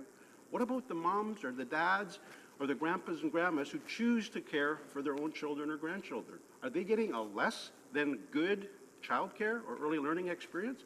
Does my colleague agree that this is the only way to give children better care? Thank you, Mr. Speaker. The honourable member for Vancouver Centre. Thank you very much, Mr. Speaker. I think it's kind of interesting. The term selective hearing is an interesting term, and this is a prime example of selective hearing. I did not say that childcare was available to those who choose. I said expanded maternity leave and expanded parental leave for those who chose to take it. I did not say childcare was for choice. However, we always know that childcare is a choice. But the question that my colleague asked and said about increased taxes, this Liberal budget didn't increase taxes. This Liberal budget showed that in 2016, by decreasing taxes for the middle class, we brought about an increased amount of money in their pockets. They spent, retail spending increased, and spending for household appliances increased. So spending fosters work, people. Spending expands business. So that showed that it worked. So there's evidence base here. But finally, the issue of early childhood development and learning, all I can answer, Mr. Speaker, is to tell the Minister to go back and read Fraser Mustard and every book that has been written about the early brain and the childhood development of their early brain in early learning. Thank you, Mr. Speaker. Questions and comments? Questions et commentaires? L'honorable député de Jonquière. The honourable member for Jonquière. Thank you, Mr. Speaker. I listened closely to my colleague's speech, and I'd like to comment on childcare and child care services. One of our proposals during the campaign was in relation to that. In Quebec, we have a good system, but in the rest of the country, working parents have to pay a lot to put their kids in child care. And what the federal government is currently offering is peanuts, nothing that has any significant impact on offsetting the cost of childcare, and it won't even happen for a year. So once again, the government, with its budget, is really looking ahead to 2019. The money's not going to start to flow until closer to the next election. And I'd like to draw a parallel with small and medium-sized businesses. In my riding, there's a lot of small business. We've heard that it was a Liberal slogan that they were going to cut the corporate tax rate for small and medium-sized businesses. That should be in this budget. We should be helping our small business now. Thank you, Mr. Speaker. The honourable member for Vancouver Centre. I think, Mr. Speaker, I go back to what I originally said, that this is a good Liberal budget. Liberals don't tend to be able to say we're going to do everything in 1 year and damn the consequences and spend as much money as you want. We have to look at the balancing of one's budget, bringing down deficits, while at the same time increasing the ability of businesses and others to spend more money so that you're building the economy while you're actually waiting over a period of time so you can get to do the things you want to do. And I can draw the attention of this House to past Liberal budgets under the Right Honourable Jean Chrétien, when actually every single year, while we would say we would do this in certain years, every year we would add to the amount in the pot because we would have gained that ability in bringing down deficit and debt to be able to say we can now add to this. So while the member is saying that $11 billion over 10 years is not enough money, it isn't a way to start. It puts down the marker that says we are going to do this and we're going to start with doing it and we're going to build on it. And we're also going to have to work with provinces, and Quebec's best practice is always a good one to look at. Nobody is saying we're going to reinvent a wheel. Thank you very much, Mr. Speaker. Resuming debate, the honourable member for Vaughan Woodbridge. Thank you, Mr. Speaker. Mr. Speaker, it gives me great pleasure today to rise and speak on Budget 2017. This budget is the next step in our government's focus to ensure a brighter future for all Canadians with what I call a three-pronged approach. A focus on innovation, infrastructure, and skills training. It is a budget that deals with the global realities and uncertainties that Canada faces, but meets head-on the exciting opportunities that we as a nation must grab a hold of and charts a course that Canadians can be proud and confident in. As someone who spent over 2 decades working in the global financial markets in New York City, London, and Toronto, I can state with expertise that Budget 2017 is fiscally responsible. It undertakes the strategic investments that will strengthen and grow Canada's middle class while taking the responsible approach to fiscal management, cemented in a stable and declining debt-to-GDP ratio. Canada's fiscal strength rests on its low debt burden and protecting this source of strength is of paramount importance. On a personal level, as a father of 2 young daughters, Natalia and Eliana, this budget is not just a plan for the future of this generation, but of successive generations. I know Budget 2017 will make a positive difference in the lives of the residents I have the privilege of serving in the dynamic and growing riding of Vaughan Woodbridge. Earlier this year, I announced a multi-million-dollar investment in a new interregional transit terminal in the city of Vaughan, which will connect with the Toronto-York-Spadina subway extension project due to be up and running in late 2017. This investment by our government in our partnership with the other levels of government will benefit to not only my community, but all communities in York Region and the GTA. As I like to say, a better place to live, learn, and work. We have already begun to see the green shoots in the Canadian economy, including a labour market characterized by having the strongest job growth since 2012, spending by consumers supported by gains in disposable income and the Canada Child Benefit, and a robust housing market that all can be attributed to Budget 2016. The transformational Canada Child Benefit, which this year will provide over $20 billion of direct tax-free payments to Canadian families, strategic investments in infrastructure, lowering of taxes for over 9 million middle-class Canadians, and pursuing trade policies that saw Canada can complete a progressive and standard-setting agreement with the European Union are all providing a solid foundation for a brighter economic future for all Canadians for years to come. Mr. Speaker, examining the specific measures in Budget 2017 that focus on what I call our three-pronged approach: innovation, infrastructure, and skills training. In our fall 2016 economic statement, the government announced that it would invest $81 billion in infrastructure for the next 11 years. I'm proud to announce that within Budget 2017, we see those details. This will include nearly $21 billion to support social infrastructure in Canadian communities, including $7 billion over 10 years to support and create more high-quality, affordable childcare spaces across Canada. This specific investment in Canadian families, which I wish to highlight with this quote: "We are pleased that Canada's federal government has taken the significant first step in committing to a multi-year funding plan. Moving forward, creating fundamental changes in how Canada supports the middle class and all families in accessing high-quality and affordable childcare will require increased funding, planning, and coordination." Marnie Flaherty, Chair, Canadian Child Care Federation. Mr. Speaker, over $11 billion over 11 years for inclusive national housing strategy. $1.8 billion will be invested over 10 years for cultural and recreational infrastructure. An additional $10.1 billion will be invested in trade and transportation projects from coast to coast to coast. Mr. Speaker, we need to get our goods and services to market, to export, and we need to break down bottlenecks. I applaud the strategic investment of $152 million to provide consistent and effective security screening of travelers and workers, as commented by Air Canada. Air Canada today said it welcomes funding in the federal budget that will improve airport security screening process at Canadian airports. This will benefit travelers by reducing wait times and should enhance the overall travel experience. Airports are key economic drivers with, for example, in Toronto and the GTA, GTAA, a key economic cluster as the second largest employment zone in the country. Mr. Speaker, Canada also faces a rapidly changing global economy, and for us to succeed, we must foster citizens to be global leaders in their fields and have our creative and entrepreneurial citizens propel the economy forward. Our plan on innovation and skills training meets this challenge, and we will position our citizens and companies to succeed not only at home, but also on the global stage. Mr. Speaker, Budget 2017 contains a number of measures on innovation, and we all know that Canada is positioned for innovation with the most highly skilled, educated workforce and one of the best places for openness in trade and investment. Briefly, there are three of which I wish to highlight that will help companies scale up and identify those with greatest potential. These measures include establishing Innovation Canada, a new single window at innovation, science, and economic development for business innovation programming to help coordinate and simplify innovation programs.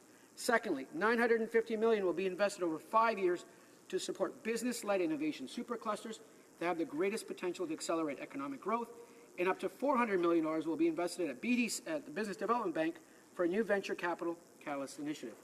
Mr. Speaker, I'm proud of our commitment and the compassion we demonstrate for Canadian families. Our commitment to Canadian families is steadfast. We understand that Canadians face a job market that requires lifelong learning, and we are there to help, Mr. Speaker. As the old proverb states, give a person a fish, you feed them for a day. Teach a person to fish, you feed them for a lifetime. Mr. Speaker, our government will invest $2.7 billion over 6 years to help more unemployed and underemployed Canadians access the training and employment supports they need to find and keep good jobs.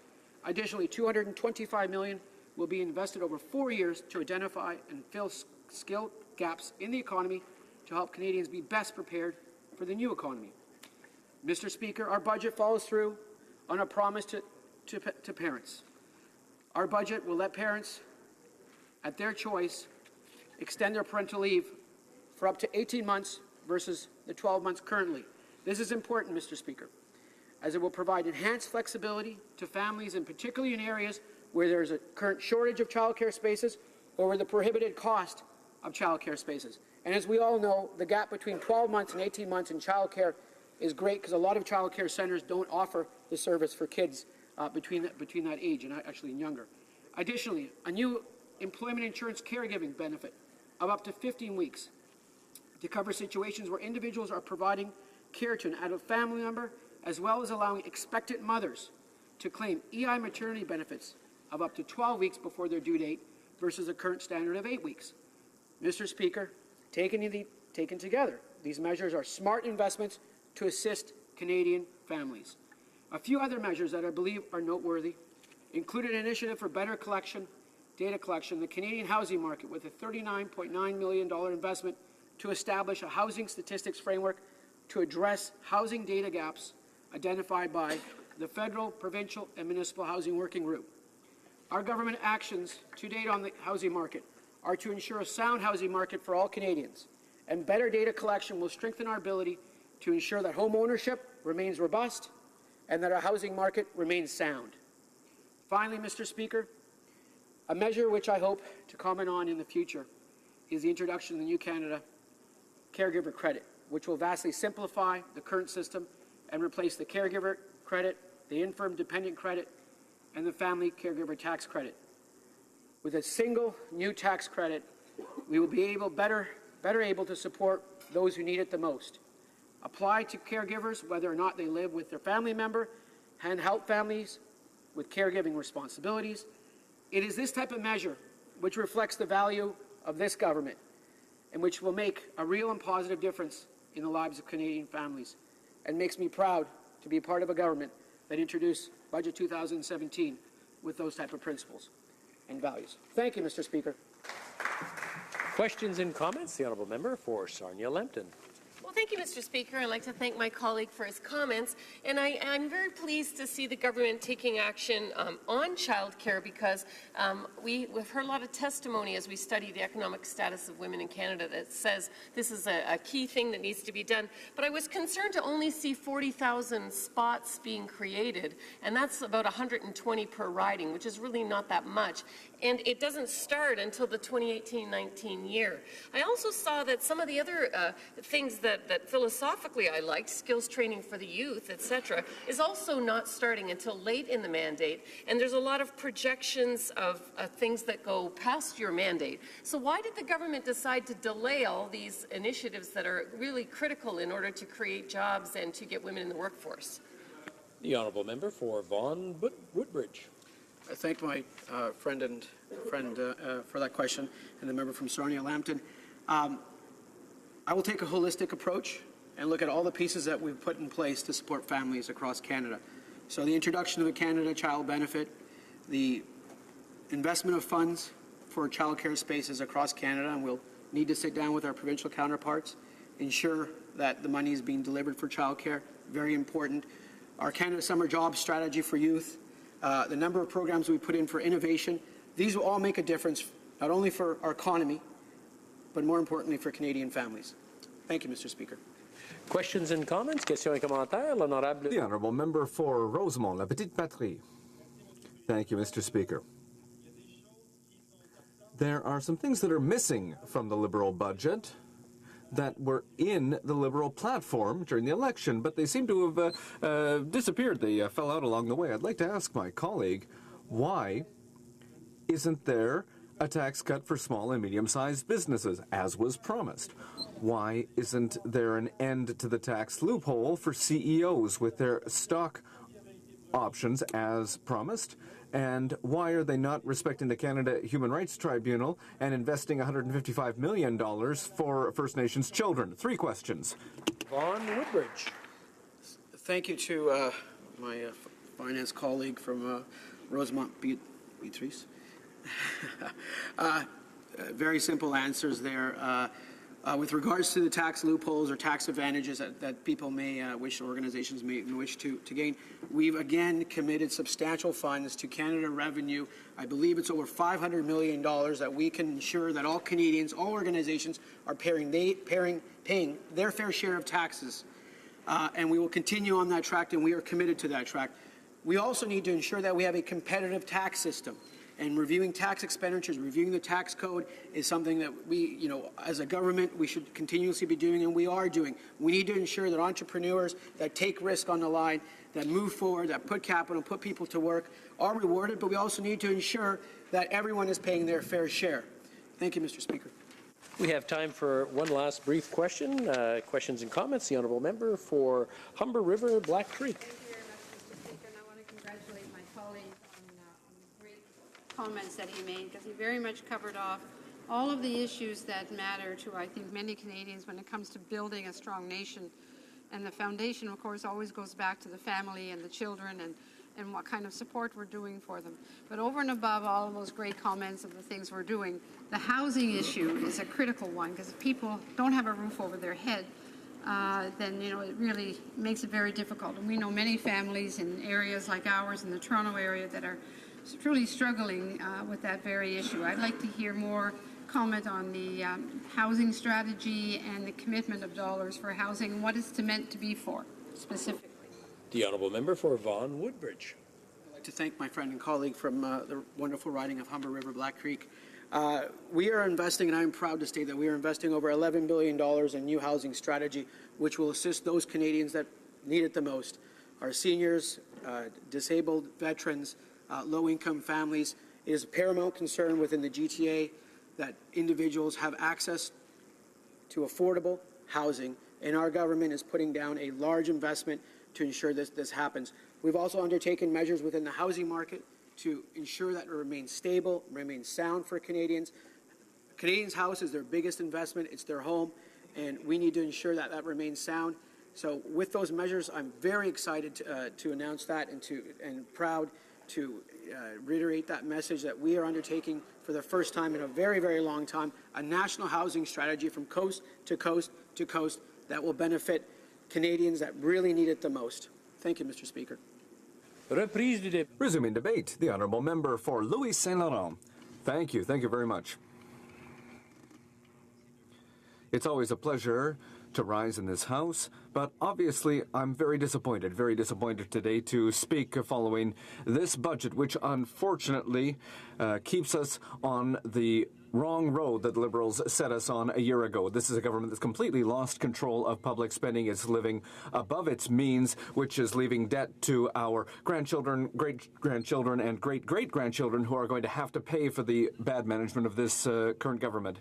Not surprisingly, 3 days ago, the finance minister was very proud of launching his budget with a photo op where he was surrounded by children. And yes, it's clear he was surrounded by people who are going to have to pay for the mistakes he's making today. Now, that is the signature of this budget from the current finance minister. Mr. Speaker, this government, this party was elected 2 years ago on a promise that they would have little deficits for a maximum of 3 years, a maximum of $10 billion, and return to a balanced budget in 2019. Mr. Speaker, at the beginning, that commitment was not good, but we are Democrats. We respect the will of the population. The population spoke out in October 2015, and they elected the Liberal Party with that commitment to have some very small deficits.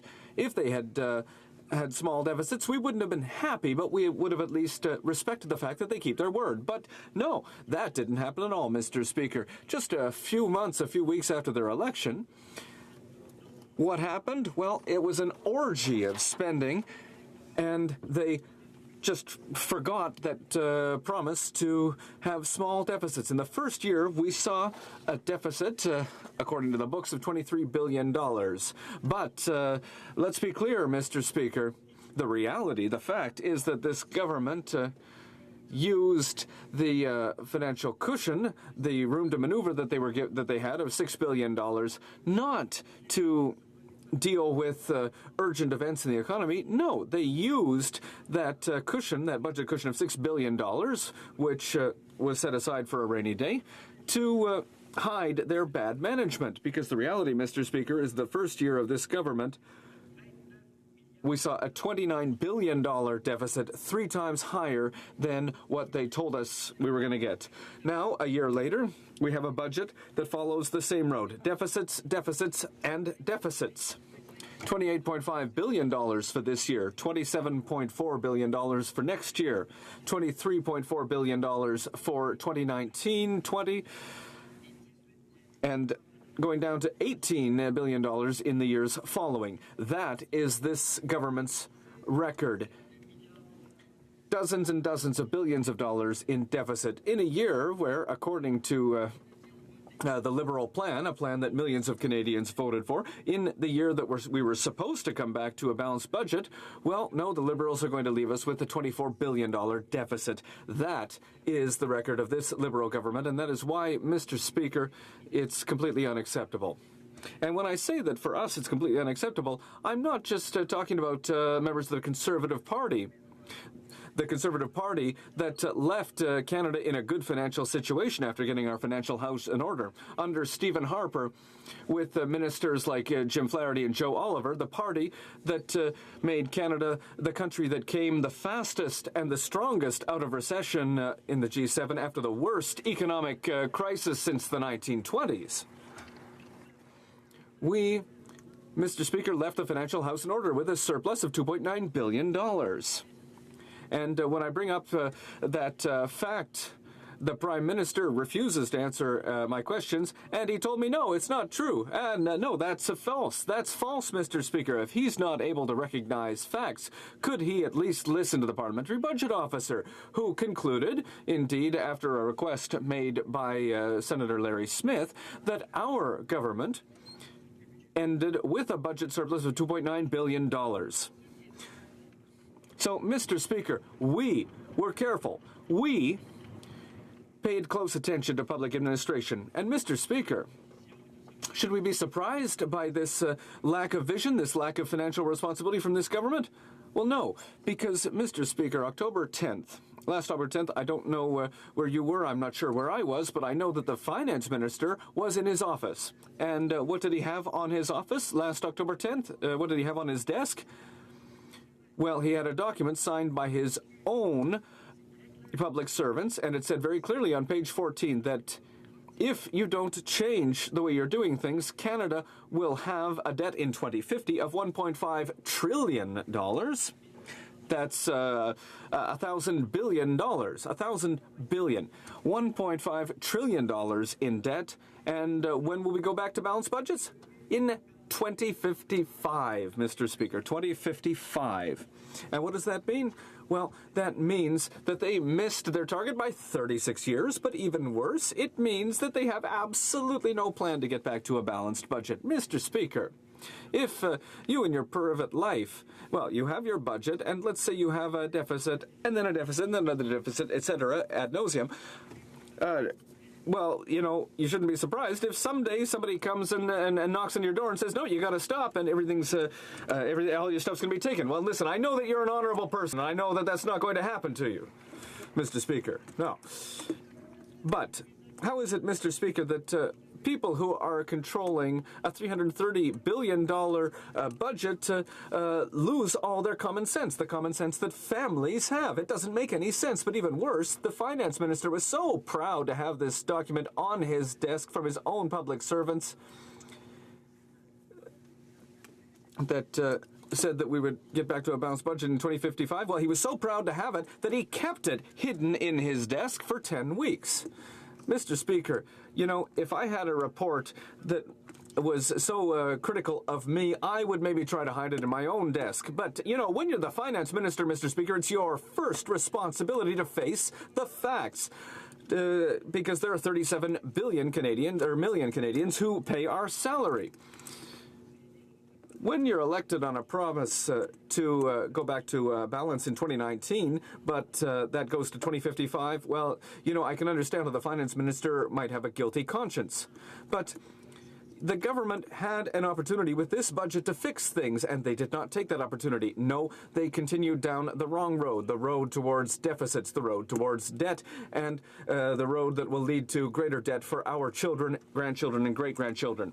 Mr. Speaker, the Conservatives aren't the only ones saying that this doesn't make any sense. Yesterday on RDI, Radio-Canada, CBC, just to be specific, René Vézina, economist, said, and I quote, "This is a lot of red ink, and we don't see the end." That doesn't make any sense, Mr. Speaker. If the minister were to come in and say, well, we're spending a lot, but in 7 or 8 or 10 years, we'll be back to a balanced budget. Well, that wouldn't be a good thing, but at least there'd be a plan, there'd be a vision, there'd be an action plan. We'll know where we were heading. But that's not the case. That's not the case. No vision for the future of our public finances. Nothing. And that's completely unacceptable. And that's what Mr. Vézina said, that it doesn't make any sense. And that's why a spokesperson for the Canadian Taxpayers Federation said that it doesn't make sense. The fact that there's no indication for a turn to a balanced budget is very concerning, and it's the most disappointing element of this budget. That's the reality, Mr. Speaker, and that's why we need to be careful. Michel Girard, economist, analyst at QME LCN TVA, Québécois, what does he say? Well, he says that this is a budget that is high spending, that the federal debt is going up at a crazy rhythm, and that we're very lucky to have low interest rates. But sooner or later, interest rates will go up. And each point means an extra $6 or $7 billion. François Couliot from the newspaper Les Affaires, who says the goal of any government should be to protect its credit rating for the future and prepare a sound financial base for future generations. And that's exactly the opposite of what the government has done. So it doesn't make any sense, Mr. Speaker.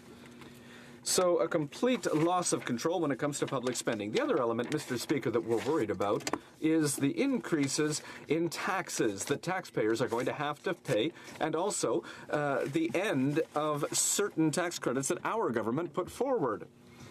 So the government decided to invent they invented a tax for Friday and Saturday nights because the government has just decided to impose a new tax on alcohol, on tobacco, and similar products. So Canadian workers who work hard all week, who see half of their income go back to income taxes, and who wants to get a beer with his buddies on a Friday night, well, thanks to this government, that person's going to have to pay some extra taxes. Saturday night, Mr. Speaker, father and mother who work hard and want to have a nice candlelit dinner and they want to open a nice bottle of wine, well, they're going to have to pay more because of this government, Mr. Speaker. It's the Friday and Saturday night tax which is being imposed by this government. I'm not inventing this allegory. It's an economist who said that. Raising taxes on alcohol and tobacco are not good things from the time that, according to the Canadian Taxpayers Federation, this is a significant increase for consumers, and it's a way of letting governments to dig more money out of Canadians' pockets, those who will consume these entirely legal goods. Another thing, Mr. Speaker, we know that there are dozens and dozens of tax credits, but if you had told me 2 days ago what I'm going to say soon, you're going to say, oh, that's not possible. But no. There we have it, Mr. Speaker. Liberals are directly attacking those who use public transportation. Who would have believed it, Mr. Speaker? This government, who keeps saying that we support the environment, we are ecologists compared to the big bad Conservatives. We take to heart that people use public transportation instead of using their cars. They even had things to say about the oil industry. But now, this government is abolishing the tax credit for users of public transportation. This tax credit implemented by the Conservative government. Who could have believed it? the green policy of the Conservatives ended by the Liberals. It makes no sense at all. And who are we attacking by abolishing this? We're attacking students who have no money. We're attacking seniors. We're attacking citizens who can't afford a car. We're attacking workers who have modest incomes. We're attacking people who have an ecological conscience, who want to protect the environment and don't want to leave a bad ecological footprint, and who take public transportation instead of having a car. Well, that's the kind of person that the Liberal government is attacking, and the type of person that the Conservative government was protecting. It was modest, but it was the good thing to do. But it's not just the big bad Conservatives who are talking about this. Do you know who else is? Denis Coderre, the mayor of Montreal, former member, former Liberal minister. He is condemning what the Liberal government has done. I sense some skepticism from members on the other side, but there's an article from Boris Proulx, updated on March 22nd. And here, Mayor Coderre is quoted. Denis Coderre is disappointed in abolishing the public transit tax credit. It seems to be a contradiction. Denis Coderre, the former minister, former member of the Liberal Party, a great friend of Papineau, as we all know. How can we fund infrastructure projects on the one hand and then stop encouraging Canadians from using them on the other? I asked the question of my ministerial friends. If you don't want to answer me, that's fine, but you should at least answer the question of your friend Denis Coderre, who's wondering about your unacceptable contradictions. Same thing for those who use public transportation. Yesterday on RCN, TVA, people were being asked what they thought about it, and they said it made no sense. It doesn't change the world significantly, but it gave people a little bit of room. But now the Liberals have decided to punish those who use public transportation. It makes no sense at all, Mr. Speaker, and I have to recognize that there were some Liberals who were unhappy with this. Provincial Liberals, I should specify. The provincial Liberals in Quebec, Philippe Couillard, Premier of Quebec, Liberal Premier. We know that sometimes there's a disagreement between the federal and provincial Liberals, but they are all still Liberals. And yet yesterday, the Minister of Finance and the President of the Treasury Board were disappointed, extremely disappointed. Those were the words used by the senior ministers of the Couillard government, saying that we're extremely disappointed and concerned by the signals sent in this budget. There's nothing in this budget. There's nothing in this budget when it comes to Quebec's requests. And a Quebec minister said he would have liked to hear what the Quebec caucus had to say about major infrastructure projects in Quebec. I call upon my ministerial friends from Quebec. Where were you to defend Quebec when it came to debates in the Council of Ministers? Where were you? I called upon them, Mr. Speaker. I have a lot of respect for members across the way, but I'm not the one who's saying it. It's the President of the Treasury Board, Mr. Pierre Moreau, who is saying that Quebec MPs were silent, were modest, were eclipsed during the preparation of this budget. And so that is why, Mr. Speaker, that this budget is truly disappointing for many people who believed in what the government could do. But we, Mr. Speaker, we were very well aware that that government was on the wrong path when it came to public finances and management of public funds. The government is so proud about innovation. They say that, well, this is the budget of innovation. We talk a lot about innovation. And we have even say that the Globe and Mail made a report on that saying that they use the word innovation more than 250 times in the budget. Well, this is a key issue of this budget, isn't it? Based on that. The reality, Mr. Speaker, we're talking about $1 billion for the next 5 years. It's not bad. We're not against that. But is that the real innovation budget that they're talking about? Not so much. Not so much. But more than that, Mr. Speaker, I just want to tell you something. You know, yesterday with some colleagues, we were around the table working on that. And I had the privilege to sit with so great personalities, so great people who served so well this country for the last 10 years as minister. And among them, there was a minister who was just close to me. And she said, well, look at that. They're talking about innovation, but there is nothing new there. We did exactly the same few years ago as a minister, unquote, as a government. The Conservative government tabled a project and tabled a plan calling Building Canada's Innovation, what is that? Sorry. Innovation economy. That's exactly what it was. We created that tool. And you know what, Mr. Speaker? We were not the first. We were not the first government to table that kind of issue because every government had to address the issue of innovation. Year after year after year. If we talk about the 60s, we talk about the 70s, if we talk about the 80s, the 90s, all the time, government table innovation platform. This is good. We did it, and they are doing that. Fine. But is that what we're calling brand new things? Not at all. Not at all. So this is why, Mr. Speaker, we just want to say to the Cabinet, okay, we do agree on some issue, especially about innovation, because we must, this is the reality of Canada, and this is the reality of every country. If you have to address the innovation issue instead of looking at the other doing that. But the best way to help business is to get lower tax. And this government, there is no indication that they want to address the reality also of the Trump administration, who said day after day after day that they will go down the tax in America. And if we don't do that, our companies, our business will not be able to address correctly our most important partner, but also our most important competitor. Monsieur le Président, le temps achève. Mr. Speaker, my time is running out, but I will play fair and recognize the good aspects of the government, especially in this budget, and it has to do with helping caregivers. We know that this is a sensitive subject that is not subject to any partisanship. Our government invested in this, and my colleague and member for, what is your riding? Richmond Centre, thank you. Well, good policy about that. Nous sommes heureux de voir que le... We are pleased to see that the government decided to take those initiatives, to put them together into one program and put that forward and make it better.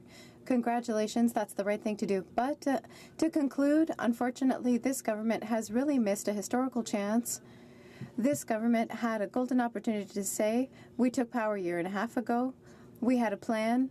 We understand that the results are there, but now we realize that if we don't change things and if we don't take control of public finances, we're going to end up sending the bill to our children and grandchildren, and unfortunately, this government failed to do so. As a clear occasion, golden occasion, to say, okay, we'll get back, we'll control this public spending, but unfortunately they fail, and they just create this government, this budget is a real business, a real manufacturer of deficit.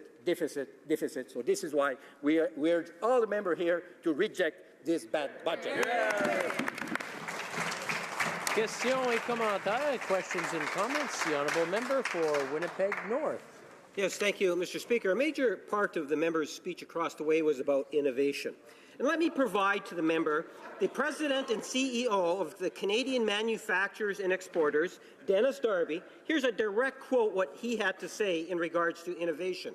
Quote, "This is a budget that puts innovation where it belongs, as a driving force behind strategies for long-term growth in manufacturing and trade to build a better future for middle-class Canadians. Manufacturers are pleased to see government following through on our recommendation for an industry-led supercluster strategy that will focus efforts on federal government to support advanced manufacturing and help Canadian companies to compete head-to-head in markets around the world." You see, Mr. Speaker, the difference between this particular Prime Minister and Prime Minister Harper is that we actually listened to what Canadians had to say. We understood what it took in order to advance our economy. We are a government that's investing in Canadians and our economy, Mr. Speaker, and that's what's going to make a difference for today's middle class and those that are aspiring to be a part of it, Mr. Speaker. This budget is a part 2 of the first budget, which in fact puts Canada on a road that many countries around the globe are very, very envious of. And my question to the member is, why Why does the Conservative Party continue to be out of touch with Canadians on what really, really matters? The creation of jobs, providing the quality health care. These are the types of things that matter to Canadians, and the Conservatives continue to want to be out of touch with reality and Canadians. Before going to the honourable member for Louis Saint Laurent, I want to remind the members that the protocol in the House is usually one member at a time speaks. I'm sure the honourable member for Winnipeg North appreciated the coaching he was getting from across the floor, but I don't believe it's necessary, and I'm sure the honourable member for Louis Saint Laurent will not need any coaching from the other side either. L'honorable député de Louis. The honourable member for Louis Saint Laurent. I know that I'm a real example to respect the protocol in this House, and especially with my colleague. Let me say 4 words, Mr. Speaker. Building Canada's innovation economy. That was the program that our government tabled. We had that. We believe in innovation. We believe in the success of the future of this country belong to those who create wealth, who create jobs, and those who create new technology. We believe in innovation. Let me talk about innovation in my province and in my Quebec City area. L'Institut National d'Optique. The National Institute of Optics, which is on the cutting edge of innovation. Created in the 80s under the Mulroney government and still supported by our government and is still being supported by the current government. But, Mr. Speaker, we were expecting announcements. The Institut National de l'Optique in Quebec requires additional support of $25 million, but where do we find it? We don't find it at all in this budget for the region of Quebec. We find nothing for the port. We have nothing for the Nordic Institute. We have nothing for other institutions. I have to recognize that the member was right that Quebec has no minister at the Council of Ministers. Questions and comments? The honourable member for Saint-Hyacinthe-Bagotte. Thank you, Mr. Speaker. I would like to thank my colleague for his speech. We have to be in this House to ensure that the decisions that we make, to ensure that the people we represent, we improve their quality of life, we improve their living conditions. And in yesterday's budget, I really have trouble finding what's going to be a plus for the people that I represent. My colleague knows my concerns regarding poverty. The government talks a lot about the Canada Child benefit, but we know that it's not the answer to everything. Studying the budget yesterday, I was very disappointed to note that when it came to employment insurance, it doesn't give a penny more for women, whether it be for maternity or parental benefits or preventative leave. It goes from 8 to 12 weeks. Yesterday I said, 4 weeks more. Oh, well, no. It's still 50 weeks total. That means you can ask for it before, but you'll be cut off sooner. The same thing when it comes to parental benefits. There's not more, they're just shared differently. We know that 60% of people who contribute to EI every week on their pay, 60% of them don't have access. There's nothing new regarding access to EI. The measures that are going to make sure that people are actually helped. For example, that help out the small businesses in my riding, I haven't seen any, and I'd like the opinion of my colleague on this matter, the member for Louis Saint Laurent. Mr. Speaker, you know that I want to play fair. I have to recognize that one of the positive aspects of this budget is the support that's being given to caregivers. I know that my colleague from Saint-Hyacinthe-Bagotte is sensitive to this issue, and I want to recognize it. I recognize in this budget there is nothing, however, to help the most modest and humble among us. There were tax credits that were abolished that actually helped businesses to be more generous with their employees. Take, for example, daycare spaces. We had a plan to give a tax credit to businesses that wanted to establish daycares, and now the Liberal government has abolished it. The member for Saint-Hyacinthe, who represents thousands of farmers, also knows that the government abolished the tax credit for agricultural insurance and those who work in the fishing industry. We find almost nothing at all in this budget for our farmers. Oh, wait, they're going to do research. on agriculture, and that's great. We're not against that. But to help directly those who are on the ground, that's not a play on words. Helping people on the ground, this budget is doing nothing. And there was a tax credit for insurance that our farmers are going to have to pay more for because of this government. Comments, the honourable member for Chatham-Leamington, Kent. I'm sorry. That's close. That'll have to do. Thank you, Mr. Speaker. And I want to thank the member for Louis St. Laurent, one of our great orators in the Quebec caucus, possibly one of the greatest. Anyway, he's not only a great orator, he's also an excellent critic for finance. And we all respect his intense knowledge about financial matters. And he did touch on one of the aspects. That's the enormous debt that we've accumulated, that this government is not only adding at an alarming rate, and the fact that today we have historically low interest rates. Now we know that these rates are not going to continue. As a matter of fact, they're manipulated.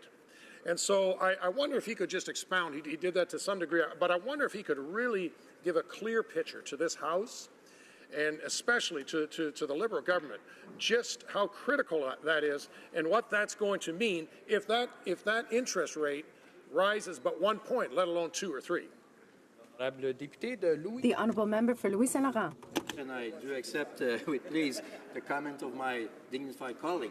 The reality, Mr. Speaker, is that a debt is a bill that we send to our children and grandchildren. This is the reality. Today we have to pay for the debt created during the 70s. You know, Mr. Speaker, if you put aside the war, there was no debt in Canada, no deficit in Canada. But those who create the deficit were the Trudeau's Liberal in the 70s. The whole Trudeau, I would say. And this is the history. Sorry, guys, but this is the history. Today we're talking about $30 billion that we have to spend to pay the debt. And if there is a margin of 1%, we're talking about $7 billion more to pay, just 1%. So this is $7 billion less in economy, less to help people, less to give tax credit to people or to business, and this is less money that we can invest that people will have to in their hand to create wealth, to create jobs. So this is a very serious issue, and when we do that, Mr. Speaker, we're thinking first and foremost to our millennium. Those who are young today will have to pay for the bad administration of this bad government. Statement by members. Déclaration de député. L'honorable député de Pierre Boucher, les Patriotes Verchères. Monsieur le Président. Mr. Speaker, terror has struck once again. The feeling of disgust that we feel every time terrorists strike like that, the anger when we see such barbarism and cruelty destroying lives, and the deep sadness we feel when this type of event occurs. We're so sick and tired and disgusted by this type of thing. We're so saddened. Terror will never win. Terror will never triumph. Our thoughts today are with the British people. The Bloc Québécois offers its sincerest condolences to the families and victims of the London attacks. Merci, Monsieur le Président. Thank you, Mr. Speaker. Today to talk about Edmonton's Winter City Initiative. Thanks to the City of Edmonton's Winter City Initiative, Edmontonians are finding creative ways to embrace the winter months. With community-wide light-ups, sparkling ice castles, and winter festivals such as Ice on White, Bright Lights Fest, and Candy Cane Lane, there is always something to do in Edmonton, even in winter. Monsieur le Président. Mr. Speaker, having lived most of my life in Alberta, there's only one thing I'm sure of. As radiant blue skies will fill our summer, and as sure as the green and gold of Edmonton's River Valley will announce the arrival of autumn, the winter winds will howl once again. The energetic, enthusiastic Edmonton response will be to spin that wicked winter weather into festival gold for all to enjoy. Thank you, Winter Festivals, for getting us through this past winter. We look forward to seeing you again soon, but not that soon, Mr. Speaker. The honourable member for Red Deer Lacombe. Mr. Speaker, the Red Deer Youth and Volunteer Centre has a new name. Youth HQ is a network of services available to youth in Central Alberta, which includes Big Brothers Big Sisters of Red Deer, Boys and Girls Club of Red Deer, 49th Street Youth Shelter, and Camp Alexo. Youth HQ empowers youth in a safe environment where they can learn and grow. The mentorship program delivered outcomes such as youth that are 45% less likely to use substances, are more active and maintain healthier lifestyles. 80% of youth involved in mentorship programs have higher literacy rates and are more likely to graduate and pursue higher education. Since its opening in 1984, Camp Alexo has supported more than 22,000 youth that may not otherwise have had the opportunity to attend camp.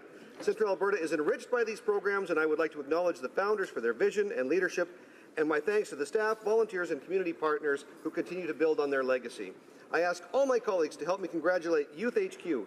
Youth are the future, and Youth HQ is for them. Here, here, here. Honourable Member for Hull Aylmer. Mr. Speaker, today the parliamentary community bids a reluctant farewell to Normand Gagnon, coordinator of the Parliamentary Press Gallery Secretariat. For some 30 years now, Norm has been a crucial ally, a friend, and even at times a therapist for the hundreds of journalists who have covered Parliament Hill over the years. I would even go so far as to say he's been a media advisor to MPs. He first arrived on the Hill with the French language CBC, and then, like so many of us, Norm joined the greater parliamentary family. I'd be curious to find out how many journalists, MPs, and House of Commons staff he has known over the course of his career. He has met, mentored, and befriended over the years. I know they all join me in congratulating him on his retirement and wishing him all the best in his next chapter of his life. Merci, Monsieur le Président. Thank you, Mr. Speaker. And thank you, Norm. The Honourable Member for Saskatoon West. Thank you, Mr. Speaker. Today I rise to recognize the achievement of a constituent of Saskatoon West, Mr. Michael San Miguel. Mr. San Miguel has been an active member of the Filipino community in Saskatoon and is the former president of the Filipino-Canadian Association. Mike has worked to build support for community initiatives to increase cultural awareness and diversity, youth engagement, neighborhood safety, and access to affordable housing. In 2010, Mr. San Miguel was awarded a Leadership Award by the Saskatoon Community Foundation for his volunteer efforts. 7 years later, and Mike has still not stopped giving back to Saskatoon. I am pleased today to congratulate Mike on his appointment to the Saskatchewan Human Rights Commission. Please join me in recognizing Mr. Mike San Miguel for his many years of service to the people of Saskatoon. We are proud that you will continue to serve in your new capacity at the Saskatchewan Human Rights Commission. Thank you. The Honourable Member for Argenteuil-La Petite Nation. Thank you, Mr. Speaker. From March 18th to 24th, Team Canada will be taking part in the 2017 Special Olympics World Winter Games in Austria. Canada will be participating in 6 sports: alpine and cross-country skiing, figure skating, floor hockey, snowshoeing, and speed skating. Team Canada to ever go to a Special Olympics World Winter Games. To all the members of Team Canada, Canadians from coast to coast would like to thank you for your tireless dedication and congratulate you on reaching the highest level of your sport. You reflect the transformative power of sport to foster more active individuals and inclusive communities. On behalf of all Canadians, the Government of Canada would like to congratulate the athletes, coaches, and support team who will be wearing the maple leaf as Team Canada. Thank you, Mr. Speaker. Member for Red Deer Mountain View. Mr. Speaker, today I'm honored to stand and congratulate our hometown Canadian Major Junior Hockey team, the Red Deer Rebels, on solidifying a spot in the WHL playoffs again this year. Of course, last year, Red Deer was host to one of the best Memorial Cup competitions ever. Now, hockey fans know how difficult it is to stay competitive year after year, so we are very proud to see that the Rebels have remained a top-tier team following their 2016 Memorial Cup appearance. The Sutter family and their entire leadership team deserves a tremendous amount of credit. I'd also like to acknowledge one of my former students, Dave Radar Horning, who has been with the Rebels since 1995 and in the WHL since 1991. Radar will be marking his 25th season as a trainer for the Rebels this year. On behalf of the constituents of Red Deer Mountain View, congratulations to Radar and to the entire Rebels team for their accomplishments, and good luck in the first round against the Lethbridge Hurricanes. Go Rebels, go! Go Rebels! Honourable Member for Mission Matsqui Fraser Canyon. Speaker, Abbotsford Police cite that there have been about 50 significant violent gang-related incidents in Abbotsford since 2014, 5 of which were homicide.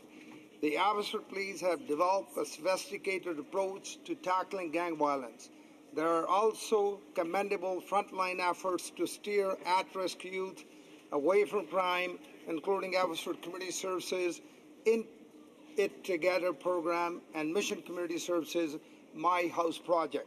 Our government is pursuing a comprehensive approach by improving access to education, housing, and economic opportunities for young people, while working with the communities and law enforcement in British Columbia to ensure they're receiving the necessary federal support to make it harder for criminals to acquire handguns and assault weapons.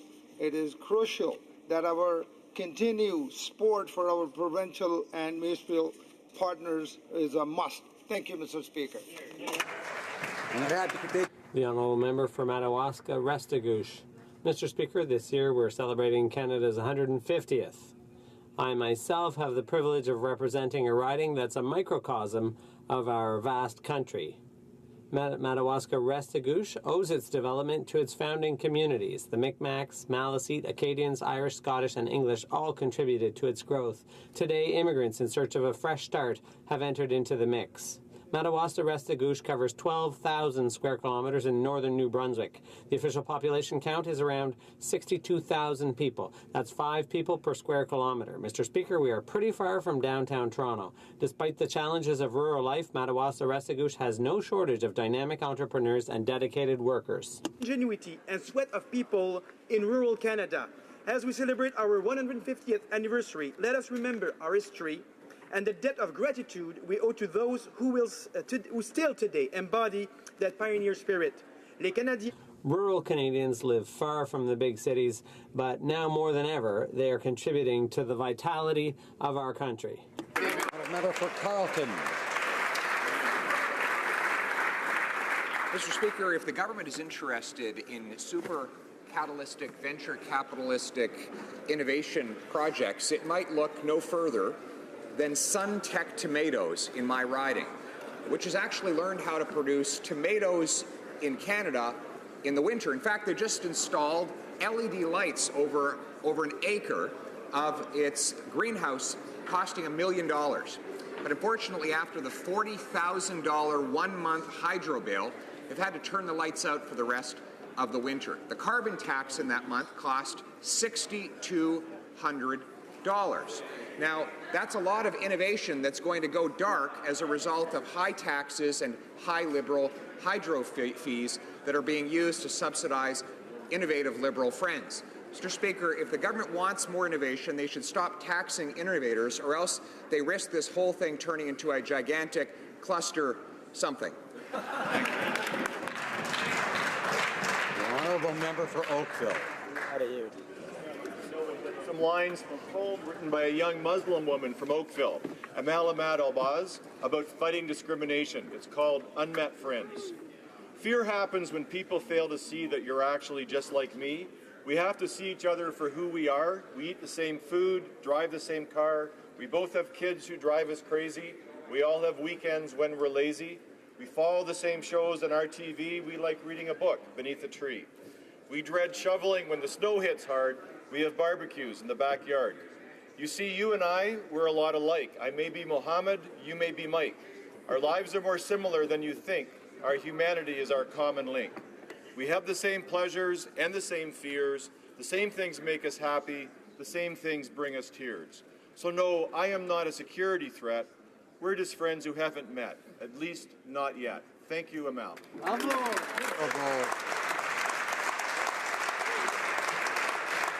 Honourable Member for South Shore St. Margaret's. Monsieur le Président, chacun... Mr. Speaker, Every year on March 26th, people all over the world celebrate Purple Day to raise public awareness of epilepsy, a condition that affects 300,000 Canadians and 50 million people worldwide. I have watched people close to me struggle with epilepsy and recognize the immense importance that awareness and knowledge play in dispelling the myths and supporting those with this condition. This Purple Day, let's send a message to all those affected by epilepsy that they are not alone. I invite all of my colleagues to wear purple on March 26th and continue the conversation to increase awareness and support those struggling with epilepsy. For more information, I encourage everyone to go to epilepsy.ca to find out how they can help. Merci, Mr. Thank you, Mr. Speaker.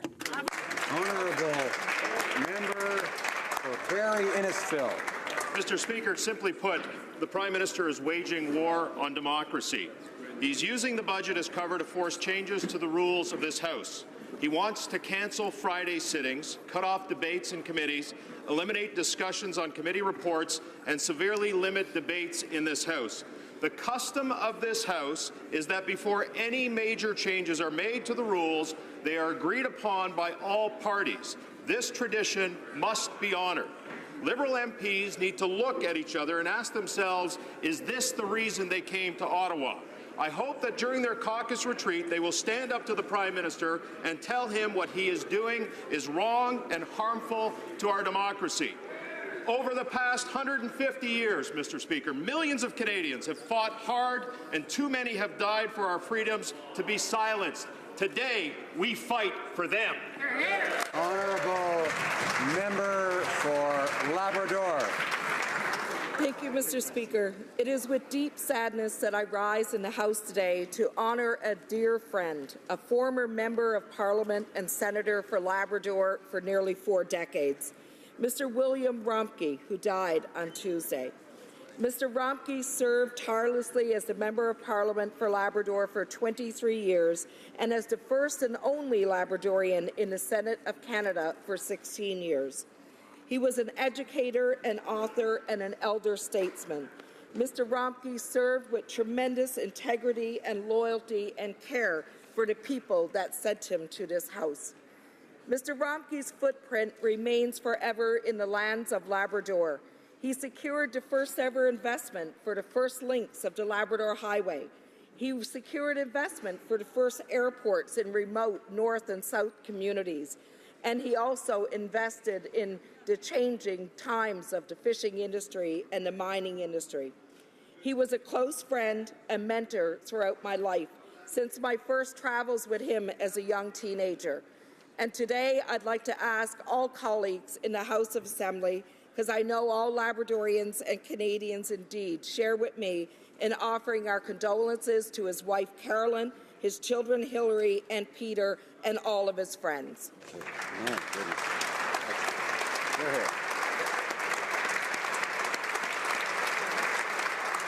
Honourable Member for London Fanshawe. Mr. Speaker, last night I met with a number of veterans who are angry and frustrated. Sadly, not a single MP from the government side bothered to attend, and it was a message that from our veterans that government needed to hear.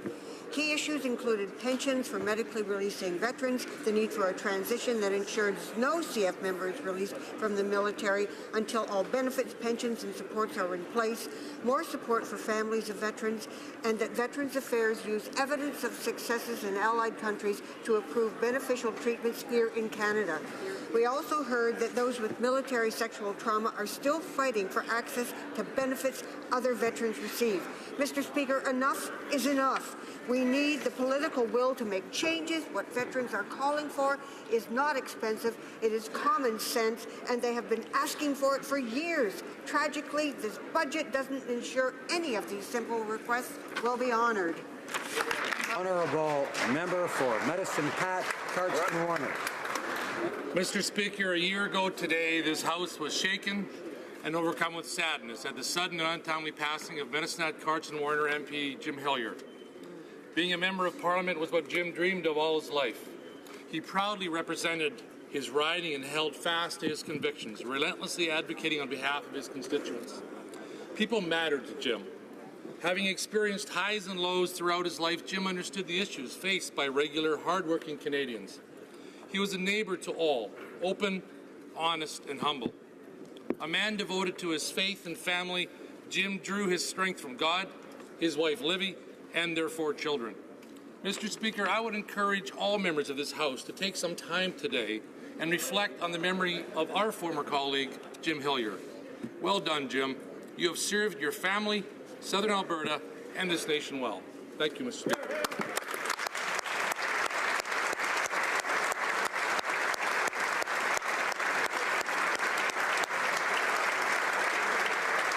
The honourable member for Pickering-Uxbridge. Thank you, Mr. Speaker. Budget 2017 is a budget of opportunities for women in Canada. For the first time ever, it includes a comprehensive gender statement showing how this budget impacts women differently than men. In fact, over 60 measures in our budget have a differential impact on women and men. This information allows us to make better decisions that will help advance gender equality for all Canadians. Our government has taken more action than any other previous government to ensure that gender-based analysis is central to our decision-making. Building on our first budget, Budget 2017 continues to invest in concrete actions to reduce gender inequality, including housing, childcare, and addressing gender-based violence. I am proud to be part of a government with an unshakable commitment to gender equality and to follow its word with real action for Canadian women.